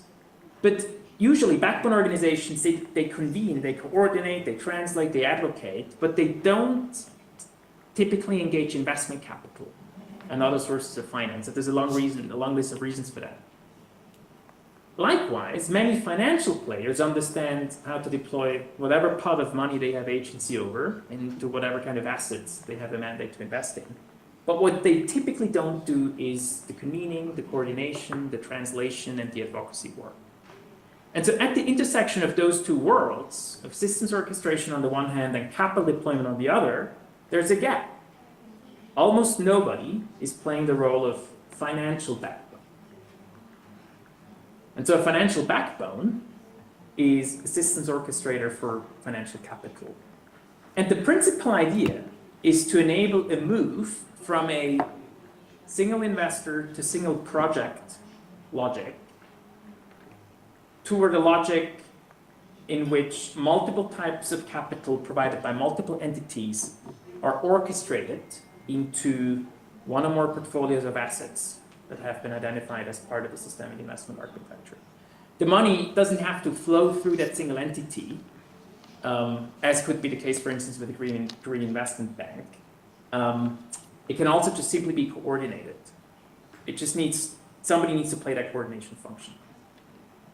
And so here's an example, going back to the American Midwest, of a financial backbone in gestation. And in this particular project, we work with a design coalition of 20 partners that consist of impact investment managers, foundations, farmer representatives, and universities on designing and structuring a financial backbone. We're doing this through a participatory design and development process. And through that, we have identified 4 initial functions that this backbone will play. The first is the generation and provision of what we call systemic intelligence. So think back to that causal loop diagram that I showed, which is where a lot of the insights for capital allocation will come from. The second is a matchmaking function that connects capital with the shovel-ready projects. The third is the design and structuring of novel financial instruments that close the critical gaps in the financing landscape, and there are some. And then the fourth is to play the role of field builder, to build investor confidence and knowledge through education, storytelling, and convening. And those are the 4 functions that this coalition has identified as critical in this next stage of the challenge around regenerative agriculture in the Midwest. Yesterday, we launched a white paper on financial backbones and capital orchestration. And I'll post a link to this in the chat. And if you want to learn more about this work, we'll be running a webinar on the 30th of September, where we'll do a little bit of a deep dive and also showcase a different example of a financial backbone already operating, not in food and agriculture, but equally interesting. And with that, I'll close it and hand it back. Thank you. Thank you, Dominic. A round of applause. Really, thank you for guiding us on how to see, how to look at finance through the systemic lens.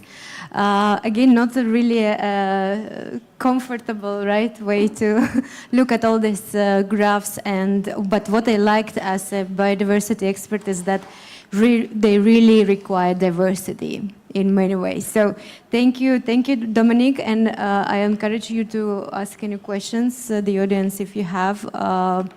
Meanwhile, we are moving to see how these complexity approaches can be put into action.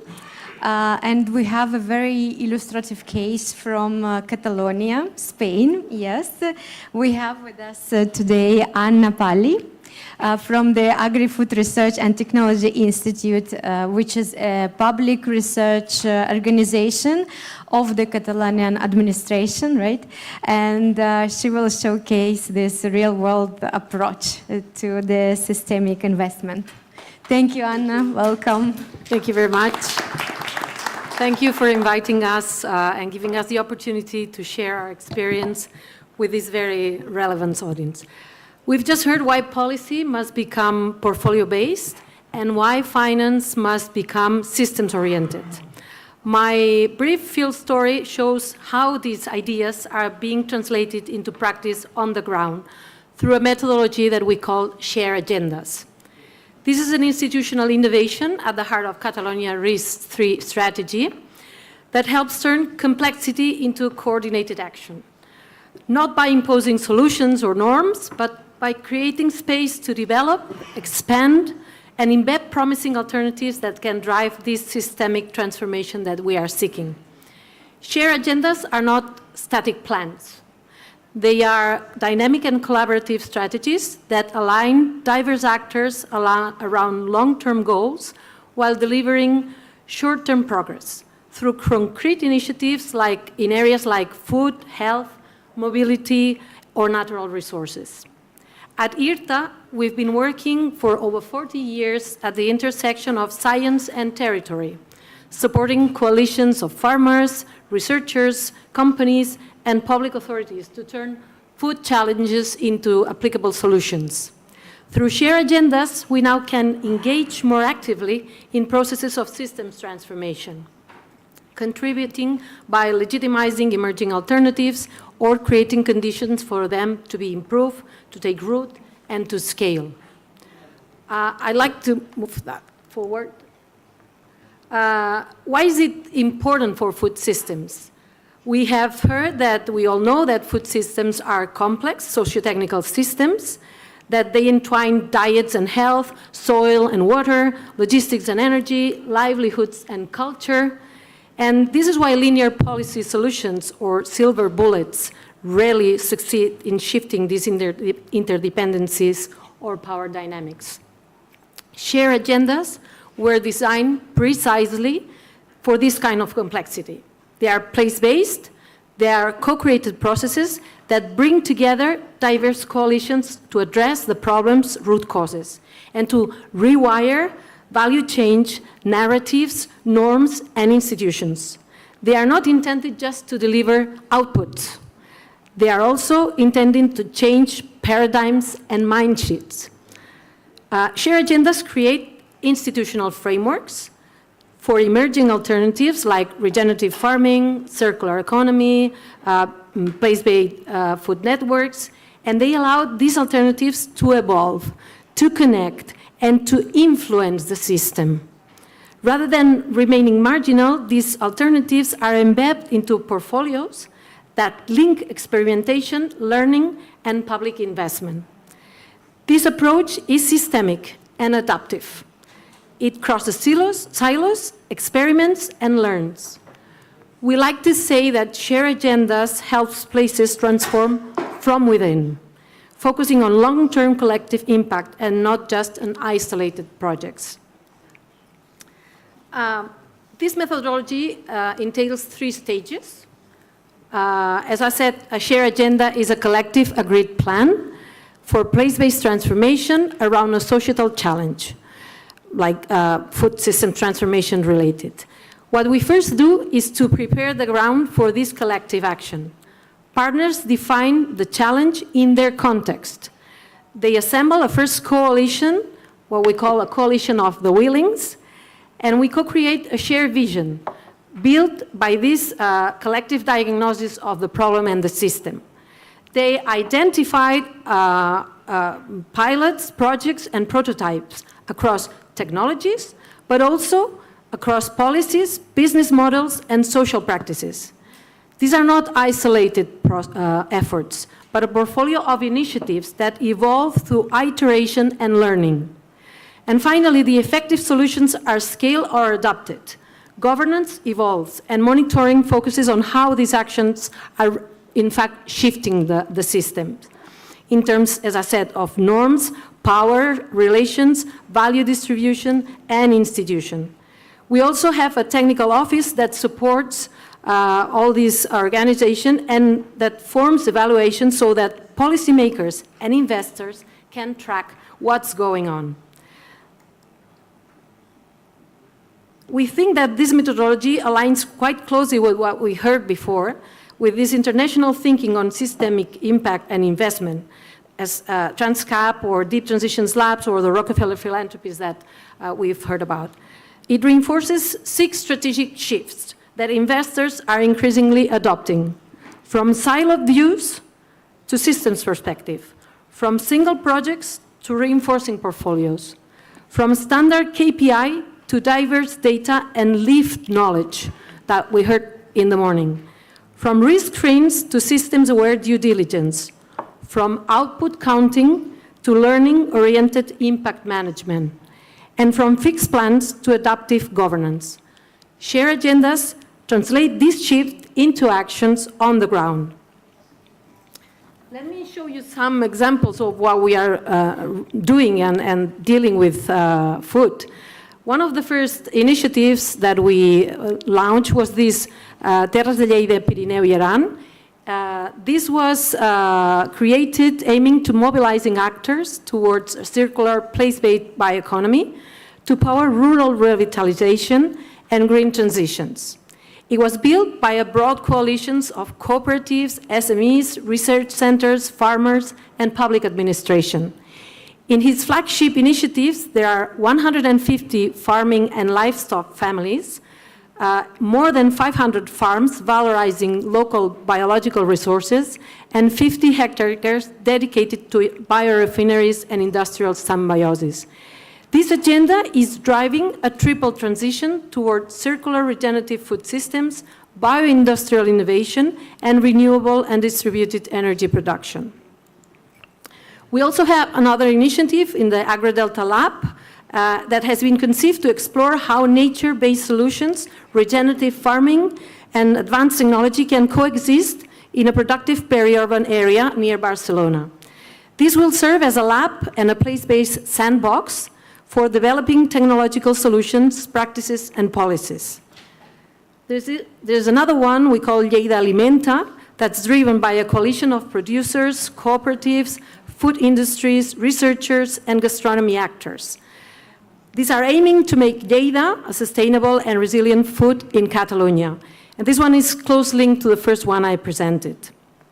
They focus on building regenerative capacity by investing in ready projects, bridging agriculture, gastronomy, energy, and culture. And the last one, this is about water governance in Girona. It's a region that's going to be severely affected by climate change. And though it's still in its first stages, it has been launched again and co-designed with institutional, scientific, economic, and social stakeholders. The goal is to transform water governance by integrating knowledge, innovation, investment, and shared responsibility across the territory.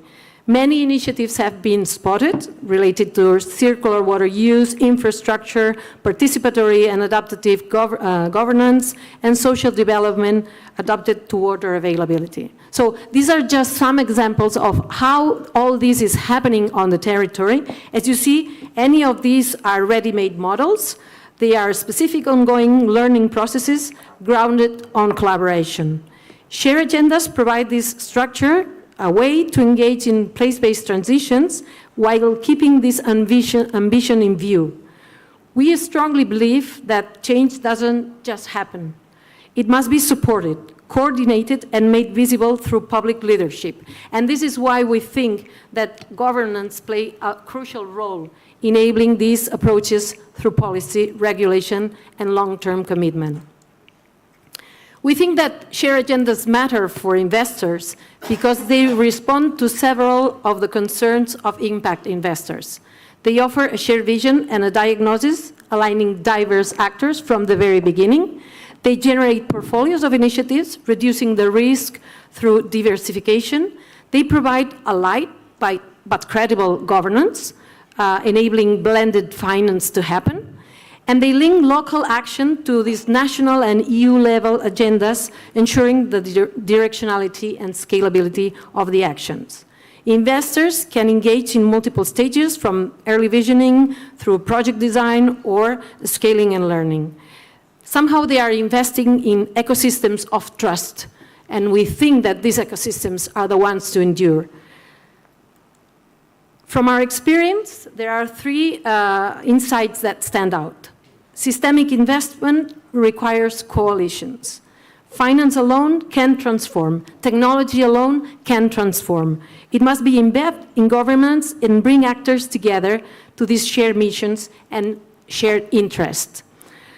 Supporting bundles of interrelated initiatives reduce the investor risk and increase transformative potential. Investments must clearly support green and just transitions. Directionality matters. And for instance, we have to focus on restoring ecosystems, diversifying diets, etc. If we invest in coalition portfolios, not just in projects, we unlock transformative where people live, work, and eat. Let me insist, shared agendas are not just another plan. They are a method to govern, finance, and learn our way into healthier, fair, and more regenerative food systems. Catalonia's experience shows that regenerative agriculture and food systems transitions are not just aspirations. They can become investable and actionable through systemic approaches. Shared agendas connect local challenges with long-term investment pathways, combining governance innovation and finance innovation. We are still developing these models, but we are encouraged because of the momentum and because we are seeing that this is generating an interest. So we are eager to keep learning, adapting, and collaborating with others who are working with the same ideas and making system transformation real. So thank you very much again for the invitation. Thank you. Thank you, Anna. Really great. And I really want to highlight that this is the joint effort, right, of the Research Institute and the government. And here we're having among the participants also many representatives of the Research Institutes and also representatives of the government. So really, I hope next time on our next Science Innovation Week, we will have some cases from the region. So thank you, Anna. And please exploit the opportunity to talk to Anna during the coffee break. And before we conclude, I really like to give the floor to our youth address. You already know Hugo Burgess is nutrition, climate change, and biodiversity consultant from the FAO. Hugo. Thank you very much. So I was trying to jot down a few points. I think we've heard about innovative approach to governments and finance that can help transform food systems. As someone, so I'll be speaking as a youth, but I'll also be speaking as someone that works in FAO and trying to integrate nutrition and climate finance. So clearly this speaks very much to my work. I want to reflect on some of the innovations that were raised. So I'll flag 3 of them. First, I want to acknowledge the promise of what we've heard. So integrated and anchor dialogues to stop isolated conversation, like was underlined by Christian, better aligning the various financial instruments that exist to transform food systems, and systemic financing, as presented by Dominic, are all steps in the right direction for food system transformation. As a youth, I think we also measure them against the speed of the crisis that we're facing. So whether it's climate change, biodiversity loss, and malnutrition, the question that we are asking is, can those innovations deliver real impact, and how, when? The second transformation is just not technical. It's also deeply social, context-specific, and it requires coalition, as Anna was just mentioning before. For my generation, I think an inclusive food system is really central. And so we talk about smallholder farmers, but I also want to mention maybe indigenous peoples, women, youth, as part of decision-making. They're not just the beneficiaries, they're also part of the solution. And yesterday, the colleagues that were presenting for the Africa region also said something really relevant that I'm really going to keep. The biggest resource in Africa is just not soil, it's not oil, it's its youth. So governments and finance must really leverage this resource and be designed to close inequalities rather than reinforce them. And my last point, we care a lot about the outcomes that goes beyond production and efficiency, as well as all the speakers were underlining. So we want a food system that nourish people and the planet, and we shouldn't forget the last and core central objective of food system, which is enabling access to healthy diets for all. It's really something that is central and that we keep sometimes forgetting when we think about food system transformation. We think about reducing the environmental impact, but let's not forget the core goal of food systems. I'll finish, because I'm French, I'll finish on a French quote by Antoine de Saint-Exupéry, which is the Little Prince author. Nous n'héritons pas de la terre de nos ancêtres, nous l'empruntons à nos enfants, which translates into, we do not inherit earth from our ancestors, we borrow it from our children. And I think this really speaks today. Over. Thank you, Hugo. This is a really heartfelt citation. I would really like to ask my colleagues to show the slide with the QR code, because this is the last takeaway that I want us all to have from this session. We have just one question for you, so if you can... is it coming?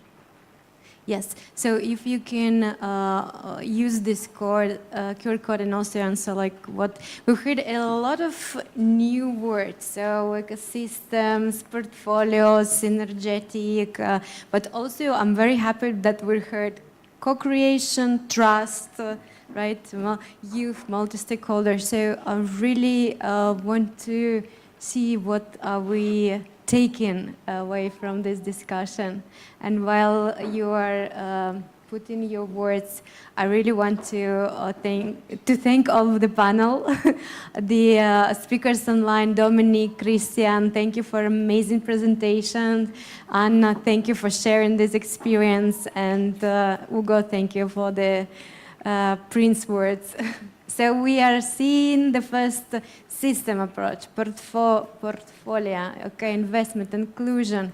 Yes, so this is, many of you perceived it, inclusion again. So it's really kind of altogether the synergetic impact of all three dialogues, I guess, that we were having today. Future, great. Future, synergy, great. So it's invest system and approach. So this is, I guess this, we can use it for the next event, like inclusive systemic approach to investment. Okay. So I really hope you enjoyed, and yes, as it appears, I will give the floor back to Tanya.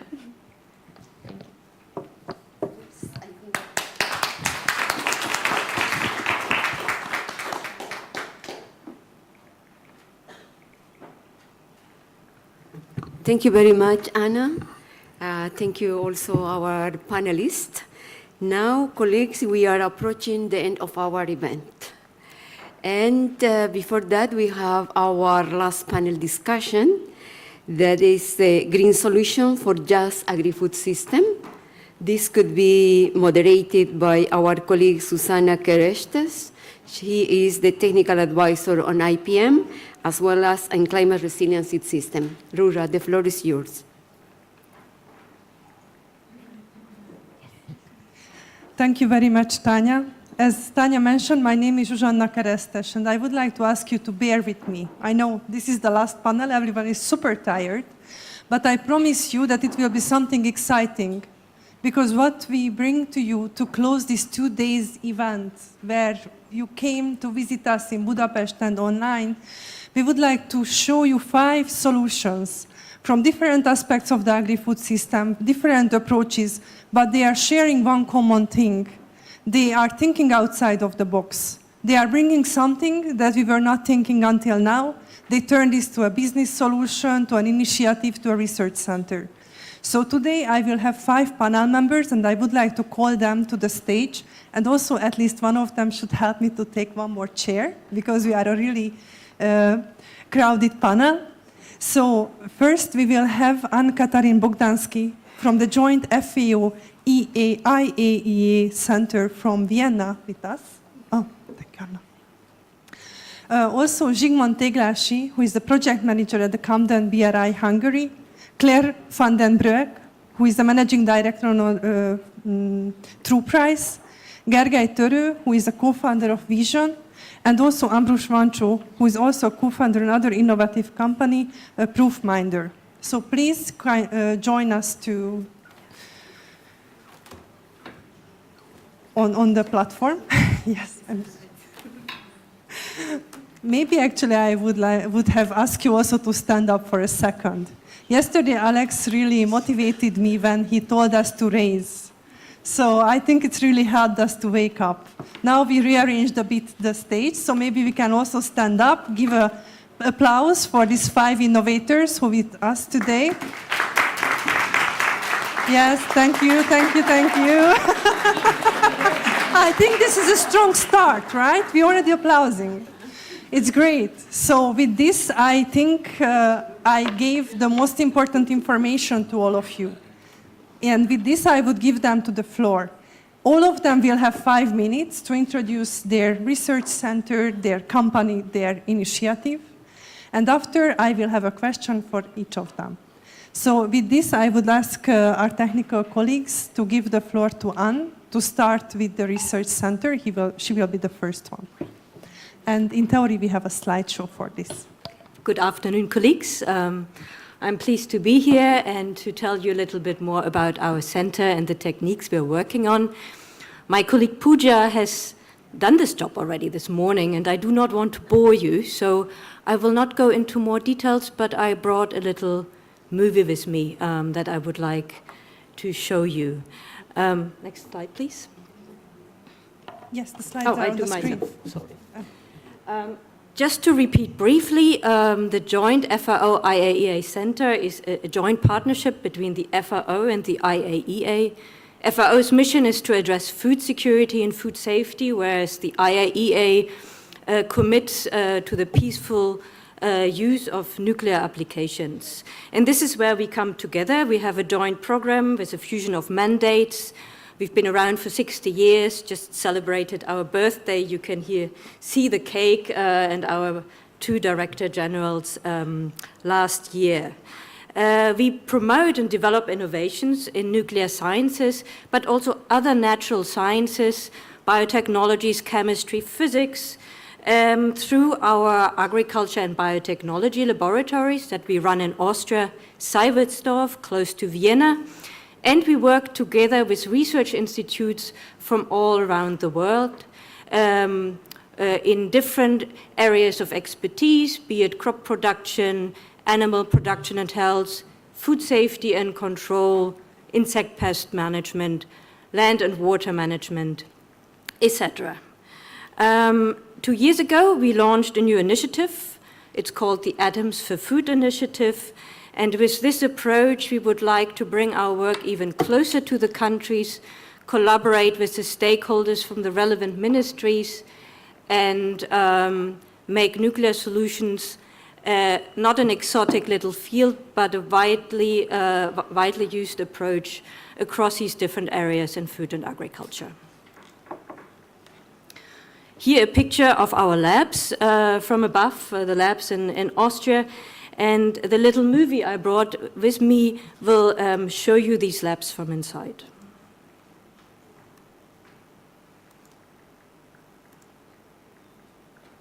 Are ever more susceptible to mounting global challenges. Further aggravated by climate change, conflicts, and pandemics, pose a significant threat to global food security and nutrition. In response, nuclear techniques and biotechnologies provide innovative solutions to help us adapt and counter the effects of climate change on agri-food systems. At the forefront of developing, applying, and disseminating these technologies and practices is the joint FAO IAEA Center of Nuclear Techniques in Food and Agriculture. Through its agriculture and biotechnology laboratories, research is conducted to create solutions that reduce the effects of climate change on food and agriculture, while promoting the adoption of sustainable production methods among member countries. Starting from the groundwork of agriculture, the interaction between soil, water, and nutrients in cropping systems is carefully analyzed through the application of isotope and nuclear techniques. This allows to analyze soil erosion and the effects of soil and water conservation practices, allowing for the implementation of tailored solutions to boost the productivity of crop production systems. These solutions are designed to reduce greenhouse gas emissions, enhance crop water efficiency, optimize fertilizer use, improve water management, and combat land degradation. To increase crop resilience to the adverse effects of climate change, new crop varieties are developed to adapt to challenging climatic conditions faced by member countries. By applying irradiation technologies, mutations are induced at a higher frequency than natural spontaneous mutations. The resulting crops varieties are carefully bred through selections for traits such as tolerance or resistance to harsh temperatures, drought, pest, and diseases. With changing climatic conditions and global trade facilitating the spread of insect pests across borders into new regions, the sterile insect technique SIT allows to induce insect sterility through radiation, offering a solid solution to curb target insect populations. When used in an area-wide integrated pest management approach, this technique offers a sustainable means of managing target insect populations while reducing insecticide application. Livestock production and health can be enhanced throughout their entire life cycle, thanks to the application of nuclear and derived techniques. Research into optimizing feed can reduce pasture degradation and mitigate the greenhouse gas emissions associated with animal agriculture. To ensure livestock can withstand changing climatic conditions, animal reproduction and genetics are enhanced through biodiversity characterization. The management of animal and zoonotic diseases is advanced via the application of nuclear and related techniques, helping to develop and transfer animal vaccines, rapid diagnosis solutions for disease prevention, control, and eradication. Changing climatic patterns are increasing the uptake of heavy metals, pathogens, and mycotoxins in food. To ensure that the food that reaches our tables is safe and authentic, food analytical techniques to detect harmful residues and contaminants in food to ensure quality are developed and transferred to member countries. These techniques include food irradiation technologies and standards, as well as food testing practices. This comprehensive approach not only reduces the risk of foodborne illnesses, but also addresses invasive pests and food fraud, safeguarding public health and securing market access. Through the peaceful use of nuclear techniques and biotechnologies, the joint FAO IAEA Center of Nuclear Techniques in Food and Agriculture develops and implements green solutions to lessen the impact of climate change and increase food security worldwide. Thank you very much. And I'll hand over to the next person. Thank you very much, and it was really close to the 5 minutes, so special thanks for this. To maintain the gender balance, I would ask Zsigmond to continue, and we will play also the presentation that you shared with us to introduce your initiative. Welcome, everyone. My name is Zsigmond Téglási, and I'm working for the Camden BRI Hungary nonprofit institution, which is a research, food and agriculture-based research center, working here in Hungary. You can see there what are those areas where we are working.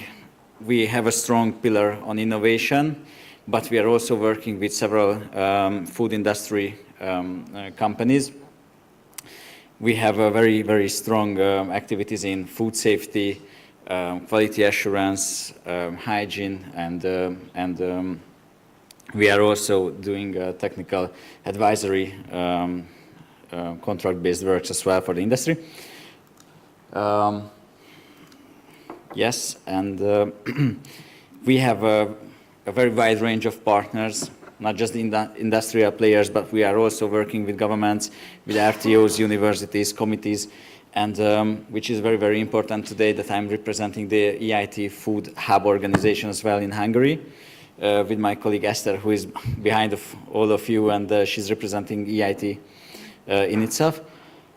And we have several activities like you can see, but today I am here to introduce some innovation projects in the field of agriculture that we have implemented in the past 2 years, and they are also funded by the EIT Food.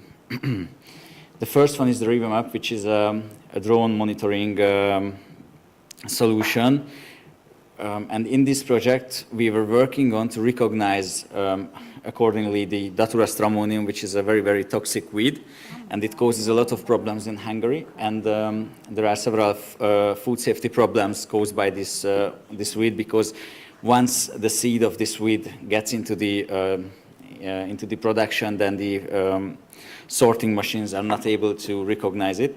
So that's why we have to previously find these weeds on the fields. For this solution, we are using an AI-based image analysis system and remote sensing, which is carried out by the drones. We are having 4 partners in this consortium, and we are closing this project this month. So now everyone who's interested in this solution can use now the platform. And it is very important that we are open to extend the scope of these projects for not just recognizing Datura stramonium, but any other weeds, because now the AI model is working. So the next step is just to take a few thousand pictures and then do the labeling manually, and then it will work for everyone or every other weeds as well. This is how it works. So you can find globally all the fields, all the agricultural fields, and all the farmers can do this labeling of their fields, and then just order an analysis from any drone pilot provider or drone pilots, and then this software can analyze the pictures in itself, so it's easy to get the solutions. As you can see, this is a demo field. We had some partners, agricultural partners in Hungary, who have planted Datura stramonium directly with GPS coordinates in their fields, and then it shows that these dots are the ones which is where this software found the weeds. It now looks better because it was just a demo, but it's quite good representing that the solution works right now. The other device is the PhytoWise, which is it's a precision agriculture tool for greenhouse farmers. In this solution, we are using hardware and the software as well, and we are developing hardware and softwares. The hardware is collecting all the parameters from the environment, and through this we can measure all the changes in the environment. And the software has also an AI-based image analysis, which can determine whether the plant is in vegetative or generative status, which is quite important for the farmers, whether they can influence how the yield will be harvested or can be harvested, and it also can estimate the yield of the plants. The value of this is this data-driven decision making, because this solution works with real-time data and can send alerts for the farmers, so we can do early interventions, and the farmer can do early interventions in their greenhouses, and through this we can improve the yield, so they can achieve higher yield, and they can lessen their water utility. This is the IoT tools, which is provided by the AgroSense, and this system integrates all the existing solutions and the novel AI image analysis. Yes.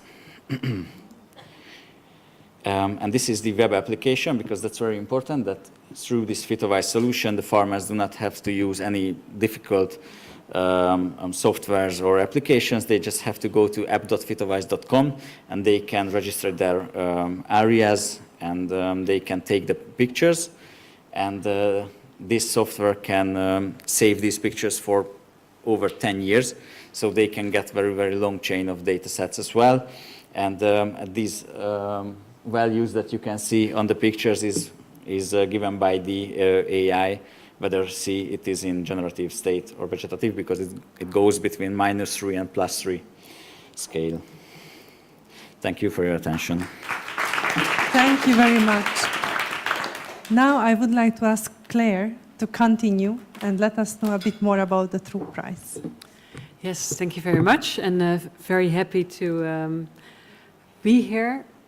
If my slides can be put up. Give us a second, Okay. the slides are coming. All right, well, I'm Claire van den Broek. I'm from the Netherlands, and I'm the managing director of True Price, which is a social enterprise in the Netherlands, and we're working on making hidden costs visible, so that we can also act on that together. Well, social enterprise, as said, and we are working towards a world where all products are sold for a true price. And if we do that, if that vision would come true, then then we would have a sustainable food and agri system. And I hope I will explain to you why that is. So we've talked a lot about food systems and system approaches today. And is the system broken? I heard a question. And in my opinion, and in a lot of researchers, you can say that the system is broken. And it's not that the system can be thrown away, but the system does need improvements so that we include also our environmental and social costs in it to ensure that it's a sustainable system. And what we see now is that the food system is not sustainable because of how we are currently looking at the economy. And what you see from a research that we did at the UNFSS together with Bonn University and other universities is that the external cost of the food system is currently, looking at different studies, somewhere between 16 and 20 trillion dollars. And what this means is that the healthy and sustainable food is too expensive, and the unhealthy and not so sustainable food is too cheap. And today I read an article where UNICEF also stated that this is the first time that there are more children with obesity in the world than there are children with underweight, which is showing that sort of over-processed, unsustainable food is too accessible, too easy to get for us all as a global community. And this is costing us. So it's costing us in health costs and in other costs. And don't get me wrong, like the current economy has brought us a lot. We are much more prosperous than 150 years ago, but it also has a downside in showing that species are threatened and there are more people in forced labor actually than ever before. So, talking a bit about why we think this is a very important topic. So, but what is a true price? Also true cost.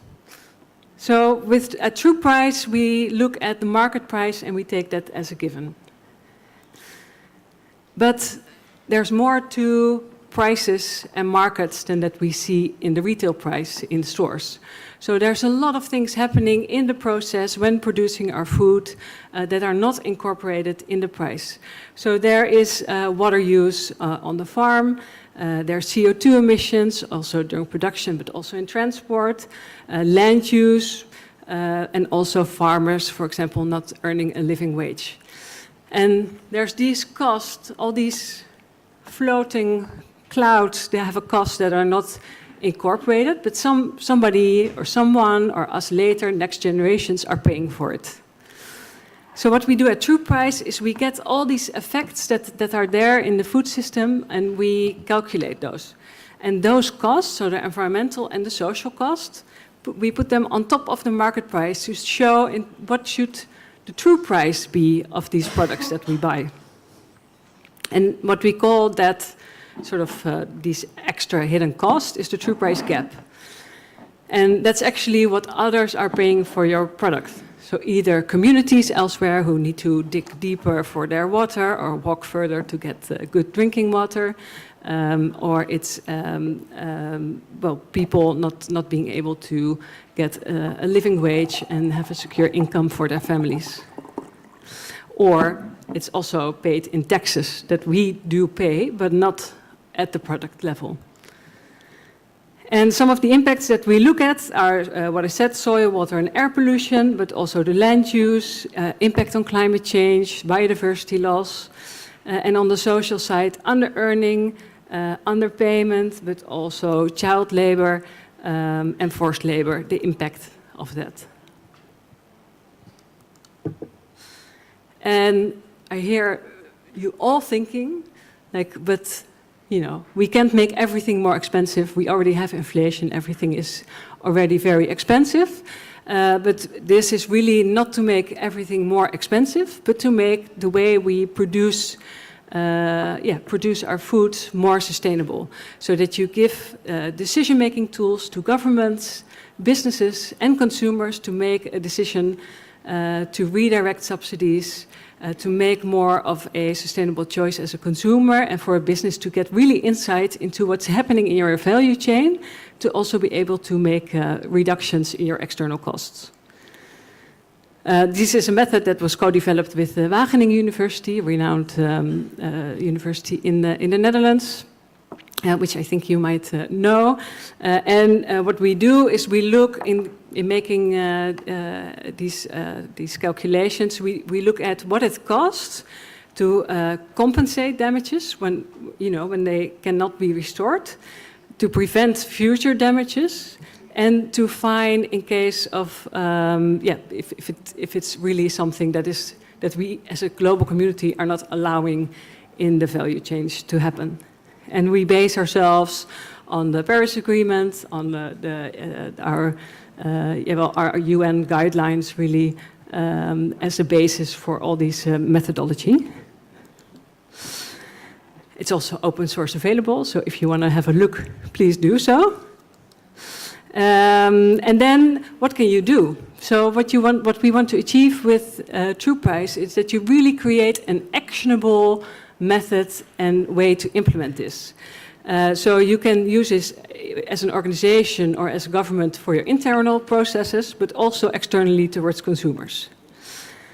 And for example, like a really tangible one is that in the Netherlands, 400 stores sold their bananas for the True Price, increased 20% in sales volume, so not just pricing, but more people came to their stores to buy these bananas. And this will go into a revolving fund to actually have projects at farms level to reduce the external cost. And in this case, it's very much has to do with water irrigation systems to start with, and continues to grow. And we do this in a huge consortium together with partners in the Dominican Republic and Peru. But also in the banking, in banks and financing, you can integrate the true price principles, showing that you can make decisions between finance, but also what are the societal costs that your investments have, and can you make decisions based on your impact beyond financial impact. Briefly, in addition to 100+ studies globally, there's a lot, at least in the Netherlands, a lot of traction at the moment to really implement and show also consumer prices. Also in Germany, a lot of stores have been showing the real prices to consumers and giving them the option to choose for the more sustainable choice. Relevant for here, the two FAO SOFA studies of last year and the year before have been around true cost accounting, really showing how this can help to make decision makers more aware and policymakers of how you can redirect subsidies in the system to really help sustainable products and producers to get forward in this.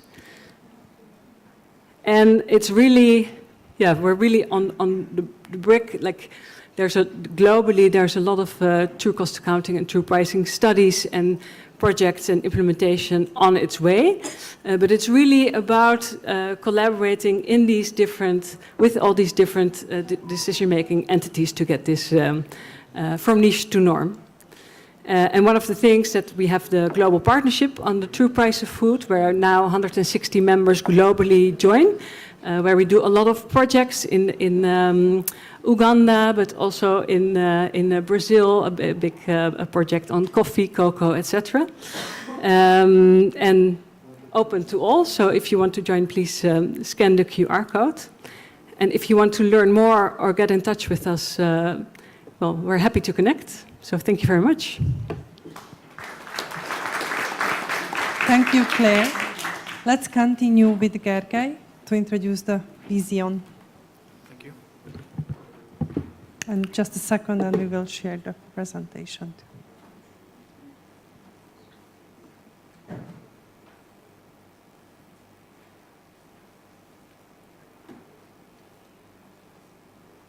Okay, thank you. Good afternoon, everyone. My name is Gergely, and I'm the co-founder of Vision. Water scarcity is an important problem for farmers all around the world, and while irrigation seems to be an answer to this, it immediately raises the question of the how. And our mission at Vision is exactly to answer the how by creating an ecosystem of tools and sensors and products that make irrigation and water management easy to manage, tangible and economically calculable. Let's start with water storage. Traditional pond building or water reservoir building is a complicated process because skilled contractors are overloaded, there are tight deadlines, and traditional pond building process can be very easily harmed by, for example, a sudden storm, which can delay the work by weeks or months. And that adds a lot of costs and also risks to the whole project. That means delays, of course, as well. Like house building moved from brick by brick building on-site construction to prefabricated modularized houses. That's what we can do with building ponds as well. What we are doing is that we are prefabricating panels to waterproof the ponds that we are building in the factory, meaning that it can be customized, done very quickly, and almost completely weather independently. This process makes pond building about 5 times faster, which is a much more cost-effective solution to build ponds. It guarantees the project to be on deadline almost on every time, and it's a very safe process to go forward with.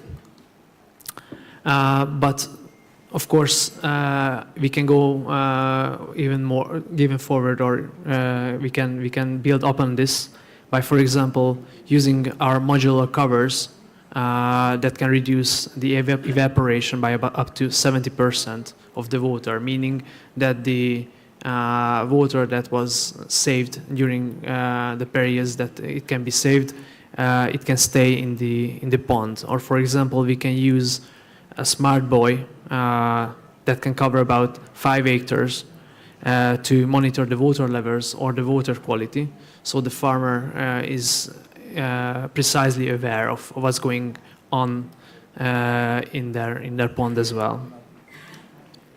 And we have to also talk about efficient irrigation, because a lot of times farmers don't know how much water they used, or the water quality is not up to the task, or they are just simply lacking the data they need to make smart decisions.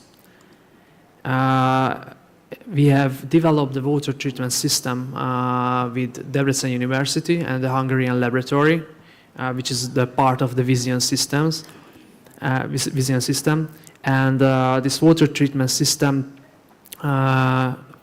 basically optimizes the water. We can say it makes water alive, like it was rainwater or spring water. And what we see is that it improves the nutrition uptake for the plants, which results in increased yield and more stress-resistant crops. But this is only one part of the equation, because it's very important to understand when to irrigate and how much to irrigate. So that's why we have multiple sensors like the buoy I just mentioned, or, for example, flow sensors that can actually tell you how much water you used. And based on the data that you collect over the time, it can give you very important support decision support by just looking at your mobile phone. And actually, sorry, I forgot to emphasize that the water treatment results in a situation where you actually can count with 20 to 30% more water without digging a centimeter deeper, because this is how effective the water will be when actually the plants are going to use it. And of course, what brings it all together is when you can make smart decisions. And to make smart decisions, you need good information, of course. And you have to know how much water you have to use and what time in certain periods. And right now, these solutions are too complicated for the regular farmers or very expensive. And what we do is that with the Vision system is we are bringing together a lot of sensor data, a lot of very easily to understand interfaces to tell the farmers what goes on in their reservoirs or in their field. We use hardware and software to do that. We have incorporated weather stations, soil probes, pressure probes, and all sorts of meters. And of course, we have a software which is basically a mobile application.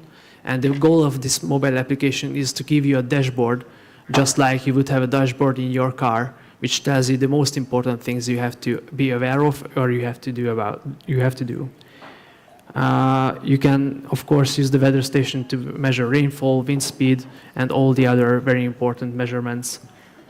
Or you can use the soil probe to understand how much of the water you irrigated gets used actually. The smart buoy that I already talked about is good for measuring the temperature, the pH, or the water level of your reservoir. So you are not only getting information about how much water you have, but you actually understand what the quality is the water of your water reservoir. We have well monitoring devices as well, And of course, you can use the flow meter device to understand how much water you used. The software is easy to use, it gives you simple graphs and color-coded warnings to understand what goes on when you are taking care about your farm. In summary, with Vision, we'd like to make irrigation and farming more manageable, easy to understand, and more modern field that you can take care about. Thank you very much. Thank you. Thank you very much.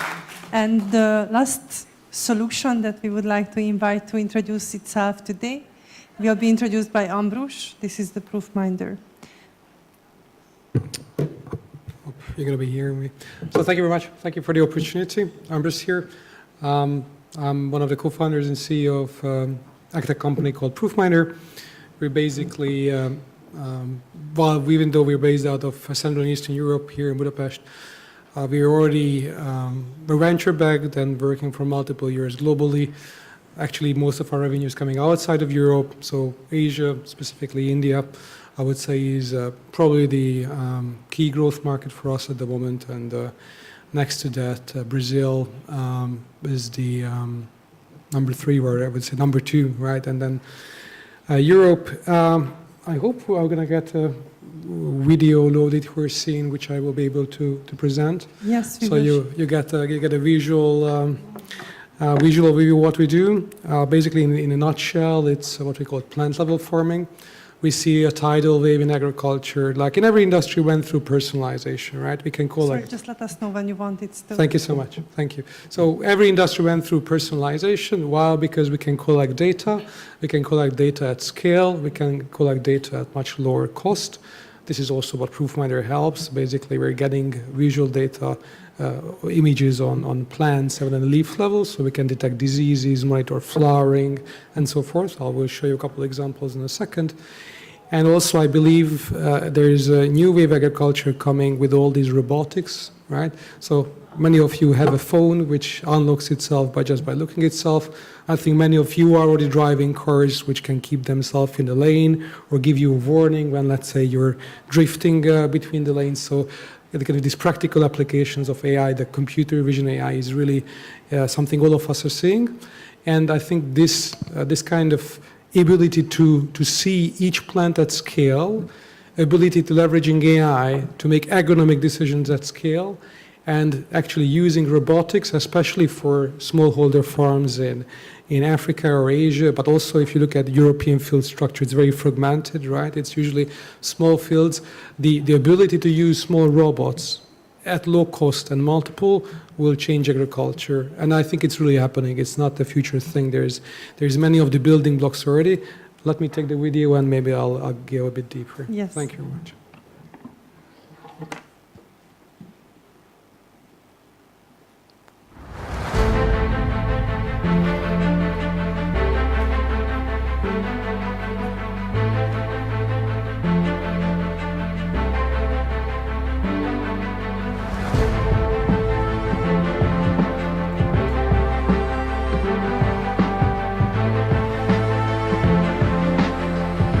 Designed to help growers achieve their production goals sustainably. By analysing hyper-precise drone images, we provide growers with time-sensitive information about each plant in the field. Plant-level insights, count plants and assess yield, detect weeds and create VRA spot spraying maps, analyse wildlife damage, control seed production to ensure quality, and much more. Validated by leading seed production companies and growers worldwide. Proofminder helps increase yield by up to 10%, save over 200 labour hours in the field, and reduce chemical use by up to 80%. Meet your production goals sustainably with Proofminder.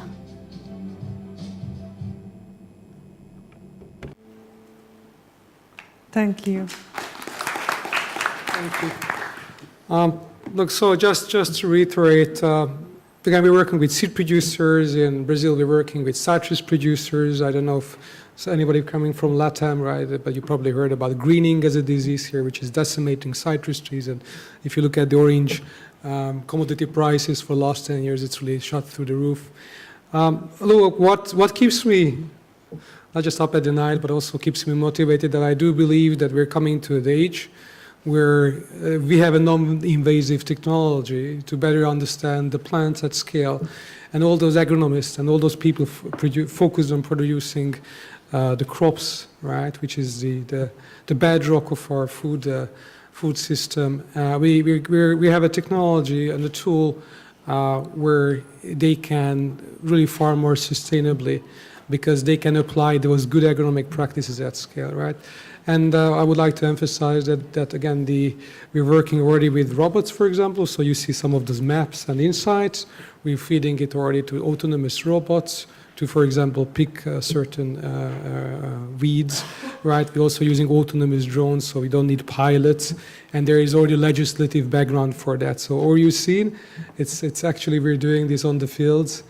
And I really, as a startup, we actually have impact investors. That means we have measuring impact KPI and societal benefits next to, I mean, there's obviously a keen financial return, right, if you're working with venture capitalists, but both as the founders and in our thesis, it's important that we measure the social impact. Thank you very much. Thank you very much.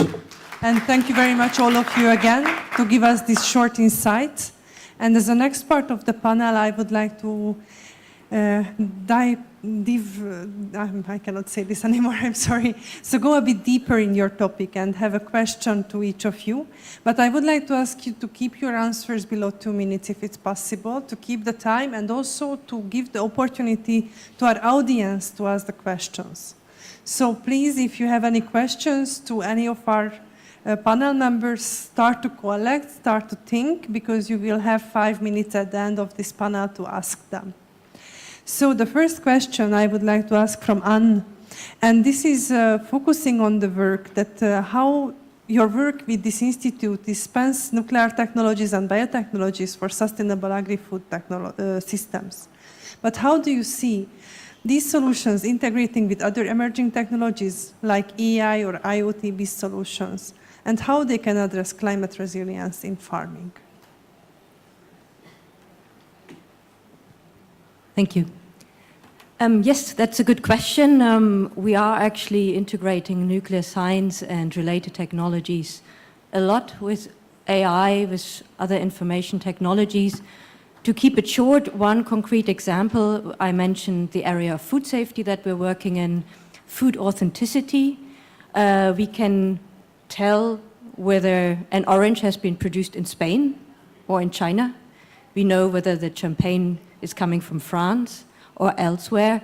And we use nuclear techniques to get the data, really precise data, but we use AI to scale this data up and to build machine learning, to build big databases, so that in the end, the consumer can feel assured that the product he buys is what's on the label, and that farmers, organic producers, for instance, know that their product gets the label they deserve. And this is just one example how nuclear techniques in combination with information technologies can make a difference.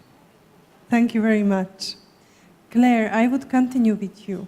I would like to interest it that your methodology reveals the hidden social and environmental costs in value chains. How can true pricing drive fairer and greener agri-food systems in practice? What do you think? Yes, thank you very much. Yes, well, I think what I also try to show is by making these hidden costs visible, you also give the decision makers the opportunity to look into where investments, but also where policies can have the biggest effect. So for governments and financial institutions, I think a big insight to show where can you invest for a greener community. But also on the consumer level, you can really empower and create awareness with the consumers. And really concrete example is our cappuccino We have a lot of places where we show the true prices of cappuccinos.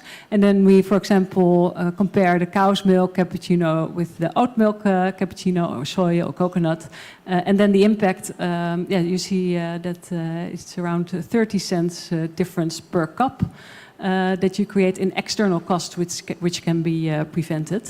And the final word on that is it's not these costs, these are hidden, but they are there. So it's not that we don't make them up. It's like we are paying for them. And in the future, we will be paying even more for these hidden costs. You already see that happening in the cocoa value chain. So it's also about preventing the costs of inaction. If we don't do anything, our food will be more expensive anyhow. Thank you. Thank you very much. Zsigmond, I would like to be curious that this program that you represent today connects regions with lower innovation capacities to the Europe food innovation ecosystem. But could you give us a concrete example, or can you share one of your experiences, how this has helped startups or SMEs bring sustainable food solutions closer to the market? Yes, it's an interesting question because it's a bit complicated. Since the EIT Food, which is the European Institute for Innovation and Technology, they are doing two ways this helping the SMEs. The first one is that they are partners in EU-funded projects, and they have several training activities and mentoring sessions and all of this kind of in-natural support for the SMEs. And we are also partner in this as we are the Hungarian Hub organization. And they are also having some funding opportunities, which is maybe a little bit more important, mostly in Hungary, because we used to like to work in bottom-up projects. So it's very, very important in innovation and in the case of the SMEs that if the farmers or the audience who will be the beneficiaries of these projects, they have to be interested in these solutions. So we are trying to involve all the innovators and help them to create connection with the industry players to see whether the idea is it can be commercialized later. And after this, if we are sure about this, then we can have them writing proposal, connecting them with our European network, such as like this event as well. So it's a good matchmaking event, and we are doing the communication and dissemination. So that's how we are trying to help them, but also we can help them with giving advices about from a professional point of view in the food industry. Thank you very much. Gergely, the next question is to you. Your company or your initiative is working with integrated water solutions and to use smart storage, subsurface irrigation and soil sensor networks. But how do you see these smart solutions, which way can help farmers to adapt climate variability and scarcity? Partially you touched this question in your presentation, but I would like you to further give us your thoughts on this, how we can use your solution on this part. Okay, thank you. First of all, being smart about everything, especially irrigation, is very important nowadays because extremes are becoming more and more common. So you cannot only think about, for example, choosing the right solution to store water, and then, well, you can be smart about it because you choose the right solution, so you were cost effective. You need to combine everything that you can. You can combine smart storage with smart sensors like the buoy that I mentioned, so you understand when and how much water do you have, or you have to combine it with subsurface irrigation where you can actually save a lot of water because you don't have to care about the evaporation, or much less than with regular irrigation. And of course, if you can combine it with software solutions that actually take the data that you provide them, or they just gather it automatically, you can get great insights of how and what happens in your field, and then you can make much smarter decisions because optimizing the complete pipeline will be the most important thing for farmers who want to grow and who want to survive in the coming years and decades. Thank you very much. And the last question, it's coming to you, Ambrosch. And I would like to hear a bit more that how you see, what is your experience with global partners, how they can motivate it, or what are the main enablers that can help to scaling up the impact of different farming, I'm sorry, let me start this again. So you have an AI platform which demonstrated big efficiency gains, higher yields, lower chemical use, and reduced emissions with your partners. But I would like to hear from you that how these impacts can be scaled up in different farming contexts. What do you think? What is the next step? Thank you. Look, let me maybe answer from my vantage point as a startup. You saw that nice colorful map, hopefully what we put on the screen. Agriculture is just incredibly diverse, right? I mean, the different soil condition, crop types, agriculture practices, and I think one of the humbling experience, if I may use this word, is that how different each country, each region is. So I think that means two things. Like as a technology or innovation partner, we took a platform approach, right? That means we both, as an organization ourselves, open to learn, but also develop a technology that we can customize it to local needs. Like, is there tillage, no tillage, right? What's the seasonality? How is the local climate changing, right? What are the local regulations in terms of chemicals, whatnot, right? There's really tiny little bit details which add up into complexity. So one thing as a partner for us is to take a platform approach, right? And I think the other one is just because of this diversity, and especially I think agriculture is the kind of sector where you cannot just throw over the fence a tool, right? Or, hey, here's an app, please download it from your app store and let's just hope it works, right? So I think it's a kind of dialogue and collaboration is needed to really ensure that the technology can be embedded in local production processes. You know, first time we started to work in India, right, where there's smallholder farming, and we work a lot in corn, hybrid corn in Europe, right? You're driving around in Netherlands, ever, you see these beautiful cornfields, and first time we went to India, there was a palm tree in the middle of it, like, even from a technology point of view, if you're sowing using machines, right, which is a very straight line, more or less, right, versus sowing by hand, it's a very different way of doing agriculture, right? So watch us as a partner bringing a platform which is flexible, and also we bring in a process and a collaboration where we customize our technology, our algorithms, our processes to make sure that can be really embedded the way local production is made for that specific crop, right, and also the specific way of using our technology. Thank you very much. Now I would like to offer you that we have time, 1 or 2 questions, if it's really targeted and short. If anyone is still motivated to ask a question. Yes, Cem. Many thanks, dear Susanna, and many thanks for all your panelists. I would like to ask a questions to Claire. Claire, thank you very much for your nice presentations, and maybe I missed it, you already touched, but I would like to ask, what about inputs to calculate the true price? Because inputs prices is very important to at the end of the day. For instance, in Turkey, because we have a lot of food inflations, all over the world, food inflations is decreasing, but in Turkey it's increasing. That's why, could you please explain what about the inputs, for instance, pesticides, for instance, fertilizers, some things like that. Thank you very much. So how we use those inputs to calculate, how we take these into pricing? Yes. So, for example, for pesticide use, or we, for example, use the land use method, and then we use different studies that are globally available into what are the what are the effects of these pesticide use on species, but also on land degradation, for example. And then what we do is we get data from the company or producer or that we work with on how much they use, and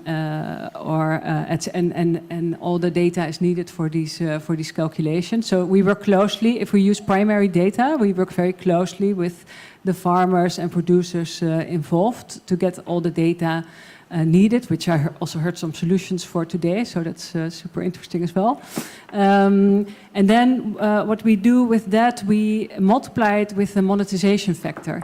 And these factors are land and so country, industry-specific factors. So we look, for example, if you would compare tomato growth in the Netherlands versus Spain, we look at what is the land use. Well, in the Netherlands, there's less land available, so often the impact then on land use is bigger, for example.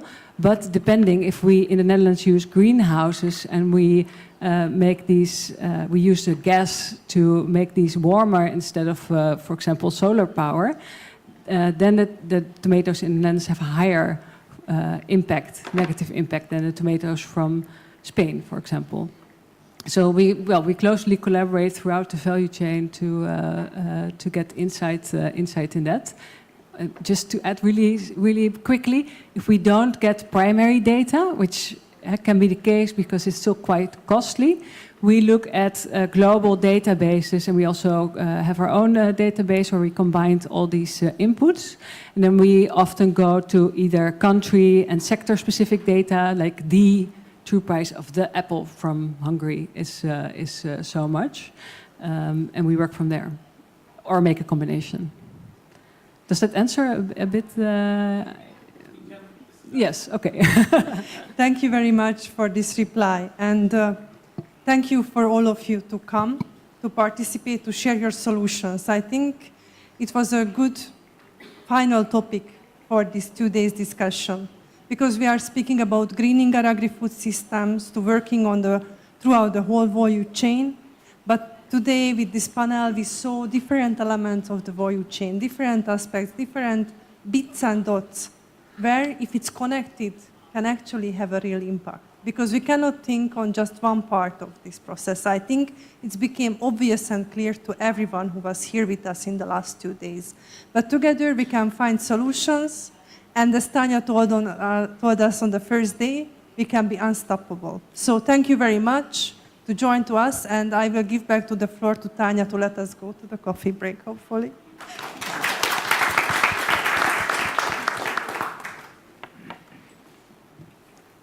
Thank you, Aurora. Thank you for panelists. Thank you very much for your good ideas and the work that you are doing. Colleagues, we are ending our event from the technical perspective.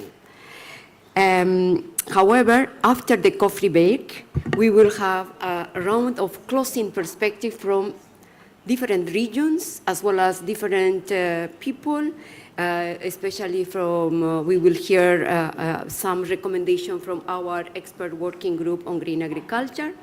And the most important, our FAO Assistant Director General and Regional Representative for Europe and Central Asia, Mr. Viorel Gutus, coming for closing our event. So in this sense, after the coffee break will be also so interesting and so funny, I think. Okay, so in this sense, please, we have 15 minutes to have a coffee break.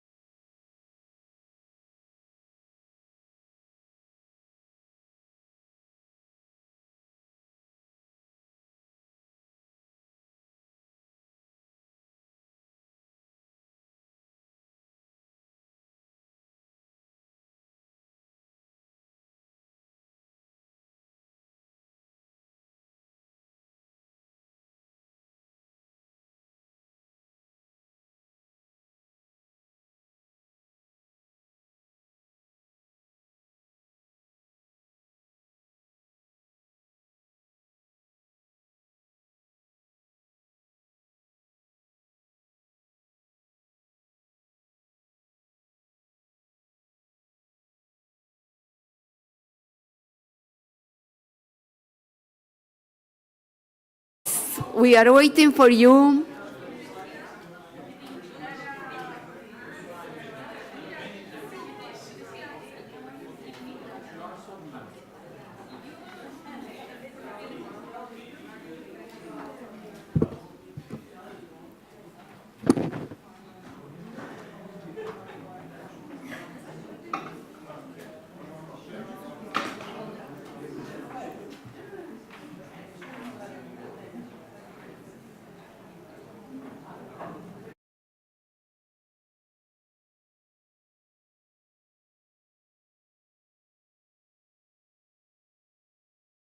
Now, as already mentioned, we will start with a round of closing perspective from different regions and also from different colleagues. So for the moderation of this part of our program, I would like to invite our colleague Valentina Gasbarri. She is our food system and strategic communication expert. Valentina, please, the floor is yours.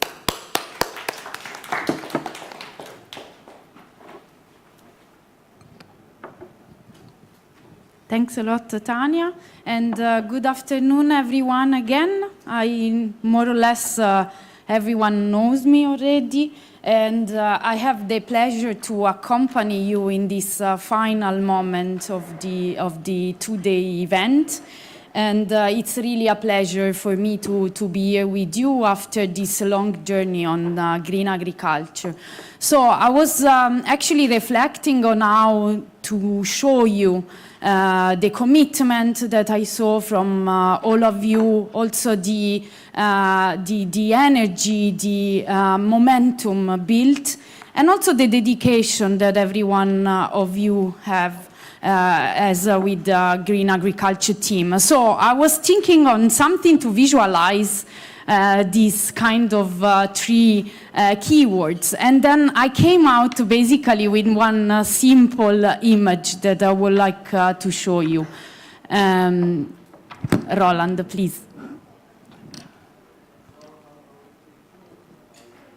So for me, this is the summary of all this two-day event with all of you, and I would like actually to propose a big round of applause to all of you who are in these pictures and created basically this conference with us. I would like actually to reflect on what we see in the pictures and to have a moment to invite first, regional perspectives, because this is a global conference, but basically tailored solutions based on the regional context, the country context. So I would like to actually invite our colleagues from the different regions to come with me and to help me actually highlighting the key takeaways that you will bring home. So I would like to invite once again on stage with me Dimitri I learned how to pronounce it and now I forgot. Dziagintsev to come with me on stage. Fida Dat from RNE. Anna Posas, our colleague from Latin America and the Caribbean. Bo Zhou from Asia Pacific, and Lambila from Africa to come on stage with all the colleagues. Please join me in this final reflection moment. Lambila, please come.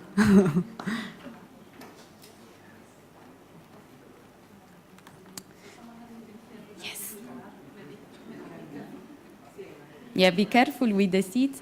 So I would like to start perhaps from you, Lambila, actually reflecting on what is your takeaway and what you are bringing home from this 2 days event, also on the basis of your work on green agriculture and unleashing also the power of science and innovation to help us with our work. Thank you very much. I don't want to say much, but I'll say thank you for everyone who is here. After the 2 days of dialogue, we have discussed quite a lot, but I think we all agree that green agriculture is something that we need to work on. And green agriculture is not the color of our land, but the future of our food. That is one thing that we all understand. Another thing I can say is the 3 reflection I can come out with is, one is innovation. And innovation, I want to equate it as a compost, for those who know compost. Compost, if you don't mix it well, it doesn't work. And here we are talking about mixing. It should be mixed with people, values, integrity, and inclusivity, and equity at the same time, so that innovation works. Otherwise, if we leave it like that, then it doesn't work, it stays there. Another thing is governance and finance. We all agree that governance and finance is very important. And here I want to equate it as irrigation. It has to reach all fields. If you're only irrigating one part of the field, the other part, even if you have the best seed, it will still wither. So governance and finance has to reach everywhere. And lastly, I would like to talk about partnership. Partnership for us, I'll equate it as a fertilizer. There are plants that really, if you plant and you don't put fertilizer in your field, it doesn't grow. But even the unlikeliest seed, if you fertilize it, it can grow. So I want us to, as we live here, we need to work towards green agriculture. I know the task is great that we are going to look into, but we also have that capacity. I believe everyone has that capacity. There are young voices that talked to us, and the young voices have reminded us that the future is not tomorrow, the future is now.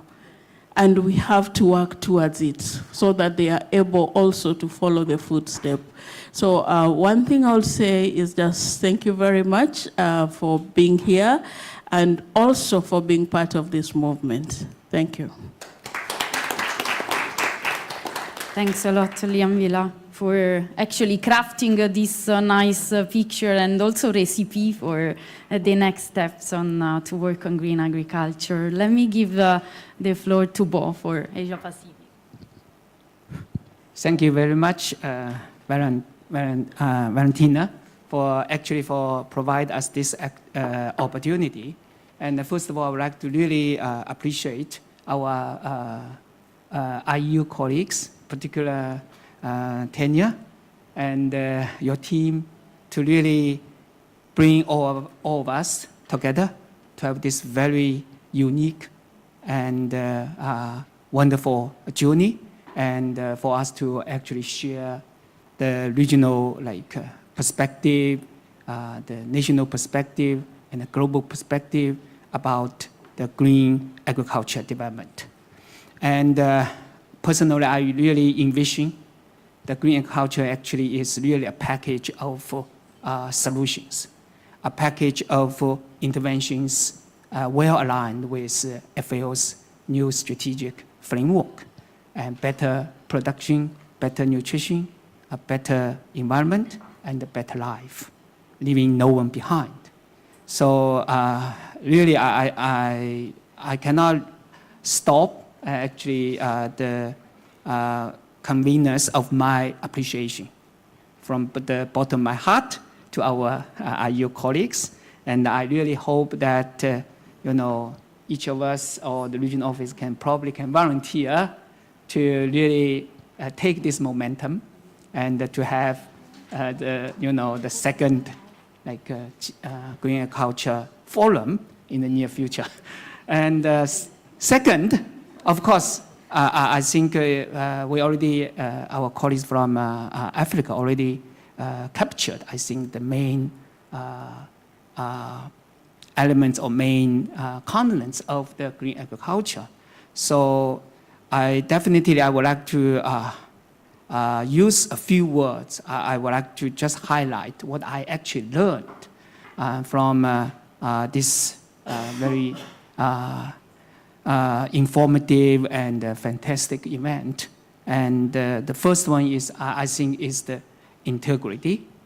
and really to integrate different elements of the different, from the policy, from the good practices, from partnership, from the investment, as well as to have the farmer-centered approach to really support our end users, our smallholder farmers, for their empowering, for their development, aligned with the entire sustainable development agenda. And the second is to really to highlight how we can really develop frugal, affordable, acceptable, equitable mechanism or enable environment actually to support our member countries, our particular, I think, the least developed countries, as well as our smallholder farmers to benefit proportionally and from the sustainable development. Last but not least, is really is the friendship, is to have this in-person like interaction, engagement is really wonderful. And I would like to really stop my intervention with a big thanks to our IEO team and as well as all our participants. Thank you. Just a small movement for wake up, put on the headphones. I'm going to speak in Spanish. Okay. I believe that we have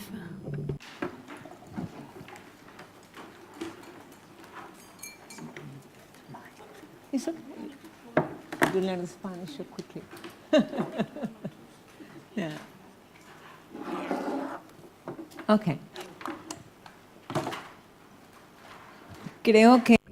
I believe that these 3 days have been very interesting, and we focused a great deal on talking about solutions. But we have not talked about what the problem is that we want to resolve. And I believe that that is the starting point of all of this conversation. What is the problem that we want to resolve? And that is important to ask before we identify solutions, because indeed the problems are not linear. There is an ecosystem of problems.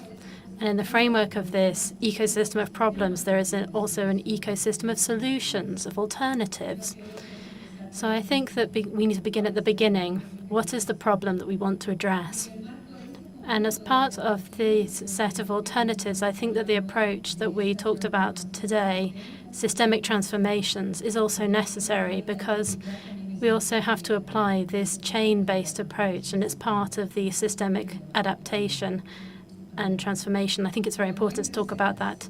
And it's not a question of magical solutions or set solutions. Everything needs to be put into context based on what the needs are and territorial context, and also the possibility of adopting and taking ownership of these alternatives, being part of the solution. The other question here is, who do we want to resolve this problem with? And I think that the part of with whom is why we're here. A lot of people here are trying to do something, or we have something to offer. So we have an ecosystem of actors, of stakeholders that need to be taken into account, and that is something important too. The other thing is that I believe there's a need to innovate. Need to be institutional, organizational innovations, because a large part of the solutions hinge on this governance, and this governance requires organizational and institutional innovations. That's another view of the type of innovations that we need to implement. Another important thing, I believe, is the need to propose things which can be scaled up, moving from the pilot to something scalable. And what we've been saying over the past 3 days is that there's a need to generate data and evidence which allow us to prove that these solutions that we're proposing are really cost effective. And indeed, every man, woman, young person, older person has experience and expectations. And considering that as part of the need for alternatives implies leaving no one behind. Thank you. Thank you, Anna. Actually, this is quite relevant also to contextualize what we learned after these 2 days. And I really liked your idea of having this ecosystem of issues, but also ecosystems of solution to be tailored. And thanks a lot also to Bo for offering this new journey, the second global conference on green agriculture to be hosted in China. So a big applause also to Bo for offering this opportunity for us to travel to another continent. And so continuing with the reflections and the systemic work that we can do together, I give the floor to Fida for the reflection from North Africa and Near East. Thank you. Well, my colleagues already mentioned all good comments that I was thinking to highlight. But today, when I was listening to the different sessions, we had sessions where focused on the key message of yesterday is that the need of systematic approach, systematic thinking, and the way that we should connect the dots to understand the hidden environmental cost, let's say, behind the greening agriculture. But at the same time, instead of keeping this as just like a theoretical discussion on how it's systematic approach, we had also a concrete and actual examples on the ground, and that it can be happened with strong partnership, good budgeting program, inclusivity, and of course, different accelerators that we are working on to have. And that's what is the niche of the greening agriculture. Last week in our region, we had internally, as a greening agriculture team, a retreat where we need to look into the program of FAO and how we can strengthen our support to member states on greening agriculture. And we call the day, the retreat day, as a planting, watering, growing. And that's the transformation of the agri-food system. Greening agriculture is not a separate priority from a transforming agri-food system or from family farming. All in one, it should be complement to each other, all linked to each other. You can't transform the agri-food system or financing the agri-food system without looking into the healthy soil, without looking into the productivity of the land and the community. So it's a one let's say package we have to consider. And the most important, we need to look into the trade-off of different decisions that we are taking to greening agriculture. Where are the synergy needed and trade-off? And that's what different regions highlighted with the case studies. So a lot of lessons learned we managed to have, even with the group from the regional countries with who joined me in this session or this global forum. We were discussing a lot of cross-learning and sharing between countries. And that's also take me to the next level of, even for us as a FAO, with the mandate to support the 4 betters and to work closely with the members and partners to embed this greening agriculture language. And again, like the way that we used it in our region, we call it greening agriculture, not just greening, which means in Arabic, خضرنا, the way that we make it more resilient, not just green. And I mentioned this maybe yesterday already. So we have the upcoming conferences that members will be all together to review the progress and the priorities for the regional work with FAO. So it's a call here as well for the members to keep supporting the greening agriculture as a key foundation for transforming agri-food system. But the most important is also big thanks for the whole efforts and for having all of the regions here, sharing the different languages and the different experience. That's the most important. We learned a lot, and hopefully that will be continue having this exercise together.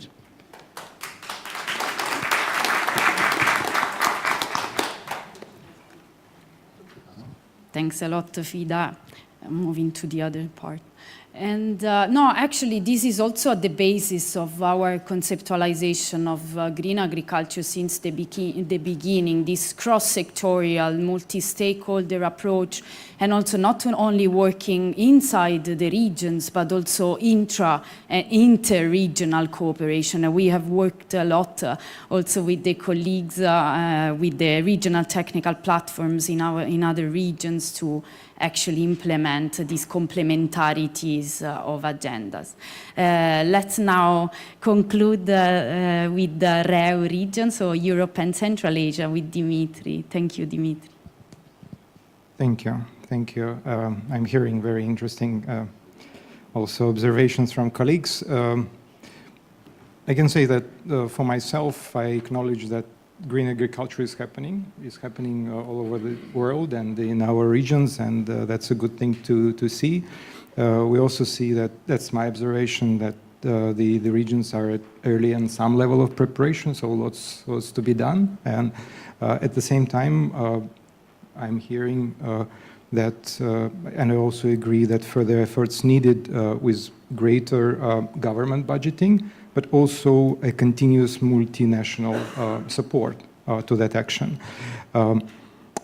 I see that green agriculture actually gives us an opportunity to greater engage with public and communities. The topic itself, the theme itself, gives us also the language through artificial intelligence use or through different technologies application that are much more applied by youth, for instance. That is a good sign for us to engage with communities in this topic, with urban citizens also and public in general. I have a few technical takeaways for myself that will expand my library for the reading of the next month. So I appreciate my colleagues from different regions, RNE, for experience about droughts, soil erosion, land degradation, water management, and solar energy. The experience of Jordan is interesting. The country is benefiting from a lot of multinational support, and this is an enormous funding, which means that there should be very interesting observations and lessons learned for our region. So definitely that's something for us maybe to look at carefully for the region of Central Asia. They just usually rich funding will produce rich results that can be useful to observe. Experience from Egypt sounds very interesting on institutional work on food loss and waste, establishing of the food loss and waste monitoring unit inside of the ministry. That's something that we didn't see happening in our institutions, even though the countries moved on with the law on food loss and waste and the bank establishing of the food banks, for instance. With respect to experience of Africa, agroecological transition plan in Senegal, but also Youth Go Green in Uganda program is interesting. We will definitely try to explore that. I appreciate colleagues from Asia providing rich experience of China. Once again, a rich number of programs and rich funding provided will provide a lot of interesting observations.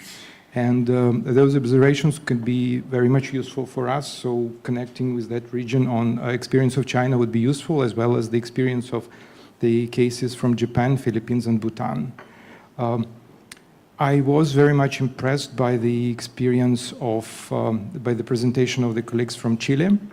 I think that it feels that the Ministry of Agriculture has a clear vision about the future of Chilean agriculture. They see the agriculture in the future quite clear with respect to the programs. The program seems to be quite focused not only on building the resilience, but also securing considerable production, but also considerable exports of Chile in the world. And that seems that the programs developed, they shape Chile well for the future, and for us it will be very much interesting to know the details of the programs as well. We have just published the experience of Germany in greening agriculture, just providing a lot of details. But looking at the experience of Chile would definitely be useful, so I look forward to connecting with colleagues from also Chile in this regard. I appreciate contributions from colleagues from Montenegro, from Uzbekistan, and also Azerbaijan. Thank you very much for joining our session, and I thank you all for expertise and commitment in advancing green agriculture. Just using this momentum, I would like to thank Tanya for her amazing leadership and pushing the agenda forward, and I would like to thank also all the team on green agriculture, and also translation, and all of you for coming to this amazing event. Thank you. Thank you, Dimitri, and thanks a lot to all the panel members. So you can take your seat again, and thanks a lot again for your contribution to our work. And now, the final segment of our reflections, we go into another level. So we traveled all across the regions, and now we would like actually to shed a light on the scientific and technical work behind the green agriculture and the science and innovation mechanism and dialogues. So I would like to invite with me on stage all the members of this expert working group on green agriculture that was actually set up early this year. And this is really a great group of highly reputed people from all over the world who are really supporting us on the scientific and technical level to advance the work on greening agri-food systems in general and green agriculture. So I would like to invite with me on stage Shaikh Tanvir Hossain. He's coming from Bangladesh. He has over 30 years of experience in sustainable development projects, and he was actually one of the first green agriculture champions that came on board with us. Let me also invite from Uzbekistan, Aziz Rasulov. He's a team leader, also senior expert in sustainable development as well. We traveled then to Cecilia Gagnan de Molina to Spain. She's a senior expert in territorial sustainability and regional innovation. And we have Armenia with us from the Ministry of Economy, David Babayan. He's also has an extensive experience on agriculture and international projects. Thank you, David. And we go to Norway with Evelina Janowska-Miasik. She's also an agroeconomist working with us in this great work. And we have from Argentina, Maria Florencia Milan. She's also an economist, promoting the work also at the international level with World Bank. We have Kyrgyzstan, our professor and dean of the Faculty of Agriculture and Plant Protection, Tinatin Dolokeldieva. I hope I pronounce it well, your surname. And finally, from Italy, we have Ciro Gardi. He's an agronomist and soil scientist, and also an ecologist from EFSA. Thank you. Thank you. Thank you also, Arthur, for the help with the chairs. Yes, so I wanted to have them, all of them on stage, and actually some of them couldn't join us, but this is to witness and to share with you also their commitment, their engagement, and also their passionate work to be with us. I think that they have designated some spokesperson to share reflections with us. And so let's start from the governance and policy perspectives and takeaways. So I'll invite Cecilia to share with us the expert group reflections. Thanks a lot. Thank you very much. Thanks for the invitation on behalf of our group. So first, key key takeaway regarding governance. We heard across the conference that governance, institutional capacities, and integrated approach are still weak. We heard this in every region, in every presentation. So it seems to us that this has emerged as a very strong conclusion from this conference. Abraham Lincoln said once, "If I was given 6 hours to chop down a tree, I would spend 4 sharpening the axe." We believe our axe is governance, our axe is systemic thinking, our axe is interdepartmental collaboration, and we need to focus our efforts in this, because without providing a strong framework to advance towards green agriculture, we will not have long-term impacts. So this is the main takeaway. Regarding recommendations, I would say, while we keep our focus in this very strong work in providing a strong framework of governance, new way of working and collaborating, we can't stop the work on the ground. So the local initiatives should continue. We have to build a portfolio of local initiatives in the ground, and we have to do that because we need to build sufficient evidence and we need to inspire others. We believe that approaches like, for example, mission-oriented approaches can help a lot, involving small farmers, small actors, rural communities, everyone that can help. And we need to identify leaders, storytellers, communicators. Finally, as idealistic as it may look, we believe that according to the theory of complexity, if a lot of local initiatives are happening in the world, as the very suggestive one we heard today, they have the potential to reach critical mass and to provoke a change. And we believe this is the way. Thank you. Thanks a lot. Thanks a lot, Cecilia. And now I think that actually connected with what you are saying, Maria Florencia is going to link up connecting the dots with innovative thinking. Thank you very much. So we were reflecting about green agriculture and innovation, and we were thinking, if you are a farmer and you just saw all these examples from the various regions and also the different case studies we see, you feel a little bit challenged on which ones to adopt in your own production and in the whole value chain, right? So we were thinking that there is a myriad of options, and we would like to understand better how these people along the value chain can benefit from these different tools and different innovations. And we think that a way to be able to understand which one fits better any of these cases is to keeping the dialogue open. So this global forum has been very valuable for that, and the following conferences as well.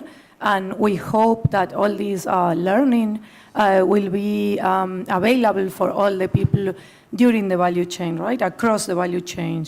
Because the value chain needs to achieve results that are human-oriented, that are nutritious, affordable, that reduce the impact on Earth, that also reduce time and cost to reach the consumer at an affordable price, right?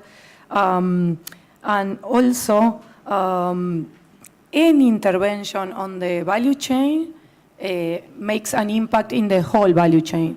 Like if you do innovation on producing, you will impact the whole value chain. If you make a different way of sourcing, distribution, agrologistics, you impact how this good will arrive, this food will arrive to the final consumer.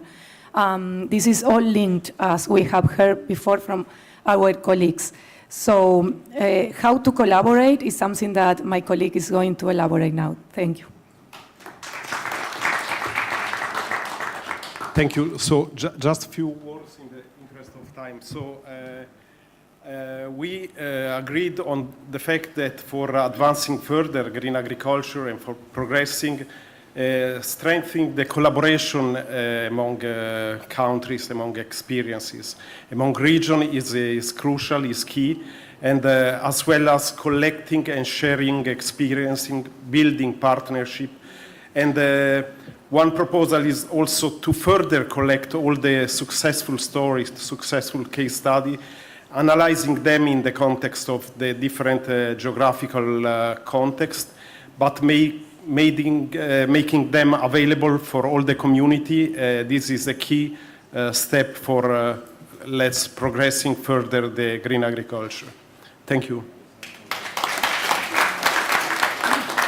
Thanks a lot to Ciro, Cecilia, and Maria Florenzi, and a big applause to all the members of the working group who are really working tireless to advance our work. Thanks a lot to all of you once again. Thank you. And just to reconnect with the need to have more stories and inspirational work and words actually to bring back home. We would like to conclude this final reflections moment before going back to our regional representative from Europe and Central Asia to give the floor to an inspirational young mind that was with us today and galvanized actually all our thoughts and ideas. Shalala, the floor is yours. Thank you very much. So here I'm actually representing World Food Forum Youth Policy Board members, and we are actually focused on the food loss and involved in trying to help the rural youth to have help to improve their capacity in the rural areas. So the key message that I am going to take from here and share with them, I would say the first one would be to show them that example of the technology, how we can use technology to the positive side of the technology that we can use to improve and to improve our capacity, to accelerate our access to food, and to give really valuable, precious future for our, as I said, our new generation. And then second thing I would mention here, here today we discussed about the barriers and we talk about the advantages of our of the green transition. I would say after all the presentation that we had here, we listen. If you pay attention outside the banner outside, it says "Let's green." It's greening our agri-food system together. I think this is here. I saw the sign that we're really doing it. We're really trying to green our agri-food system together. And that's why I think I have really strong message to take to our team. We are 34 people around the whole globe. So I'm taking this positive message that it is possible to do everything together, and we can achieve anything if we want to achieve it. Thank you very much. Thank you, Shalala. Thank you very much for sharing this. And let us conclude and have the pleasure to invite on stage once again. We saw him at the opening, and we had the pleasure to have the final word from the regional representative for Europe and Central Asia, Viorel Gutu. Thank you. Thank you very much, Valentina. Dear colleagues and friends, all the new ones. You know, it was a great pleasure to really meet some of the old colleagues and friends which we know for years, for months with some. We just met in Svalbard, next to the North Pole, with Georgian delegation half a year ago, yeah? It was so nice to see ourselves again here in Budapest. But, and with many of you, we know each other. With many of you, we don't, but I hope at least there was this possibility of this event, of this forum, Green Agriculture Forum to meet, to make friends, and to discuss, to learn, to exchange, and to be part of a community, green agriculture community. I was talking to a colleague from Azerbaijan this morning. He reminded me about an older conference, about 12 or 13 years ago. I was participating in one conference in Vietnam on food security and climate-smart agriculture. And I was telling at that conference to the global community that unfortunately, and my colleague knows here this joke, unfortunately, climate-smart agriculture is not translatable in any of other languages. And you'll probably confirm it from your languages you speak, but it is true in majority of the languages. Fortunately for us, green agriculture is very easy translatable and comprehensible to all of us in any of the languages. And I believe this word green agriculture, makes us closer and easier to communicate between each other. I'd like also to congratulate each of you with this event of being closer to each other and of being closer to the subject of green agriculture. I'd like to congratulate you, and this is what I observed through yesterday morning, mingling here in the hall, and also today, coming a bit earlier, the passion, energy, and strong wish to change the world. And we are here, we as Organization FAO, but also each of you in your organization, in your countries, I strongly believe you are the ones who are the champions of building a green world, a green agriculture, for whom? For our planet and for our people, for future generations. In this sense, thank you very much. I'd like to also use this opportunity to congratulate colleagues with the exhibition. Very, very nice one, very compact, but very informative and somehow unique, representative in some sense. For me, the first steps on the stairs yesterday morning was very calm with the birds singing, probably very emotionally charging us into this discussion on green agriculture. I'd like to also congratulate my colleagues who organized this event, colleagues from FAO, but for FAO not only from the regional office, also from HQ, and also from all of our regions. The work we do here, the work we do in FAO is definitely a source of replication cross-region, cross-country, cross-governments, and between all of us. That's a big work which is being done, and we probably are not anymore seeding this green agriculture concept, but we are already nourishing and growing it into a bigger thing. I'd like to encourage all of you to continue working on the green agriculture technical platform, digital technical platform. That's a good source for the future and the future exchange. But also in our discussion half an hour ago with some colleagues, the question was what we do next. How do we expand our work? How do we grow? How do we keep these experts who are working on this? How do we grow our network of experts? So this is probably a task for all of us to look into the future and to see how we can continue our work with maybe even more energy, even more passion.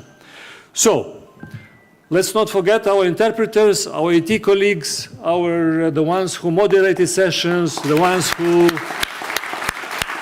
ensured that this event was successful. We also take the criticism when something didn't work. It happens. When, you know, even the planes sometimes are late or the hotels are not performing according to 5 or 7 stars standards. We are trying our best. but we also are looking forward to become better and to learn from our experiences. So, learning by doing, learning by exchanging, learning by loving what we do, and let me wish all of you a lot of health, good success, best regards to our dear colleagues and friends in the countries, in the offices, in the ministries, institutes, organizations with which we collaborate, and looking forward to great success together. Thanks a lot.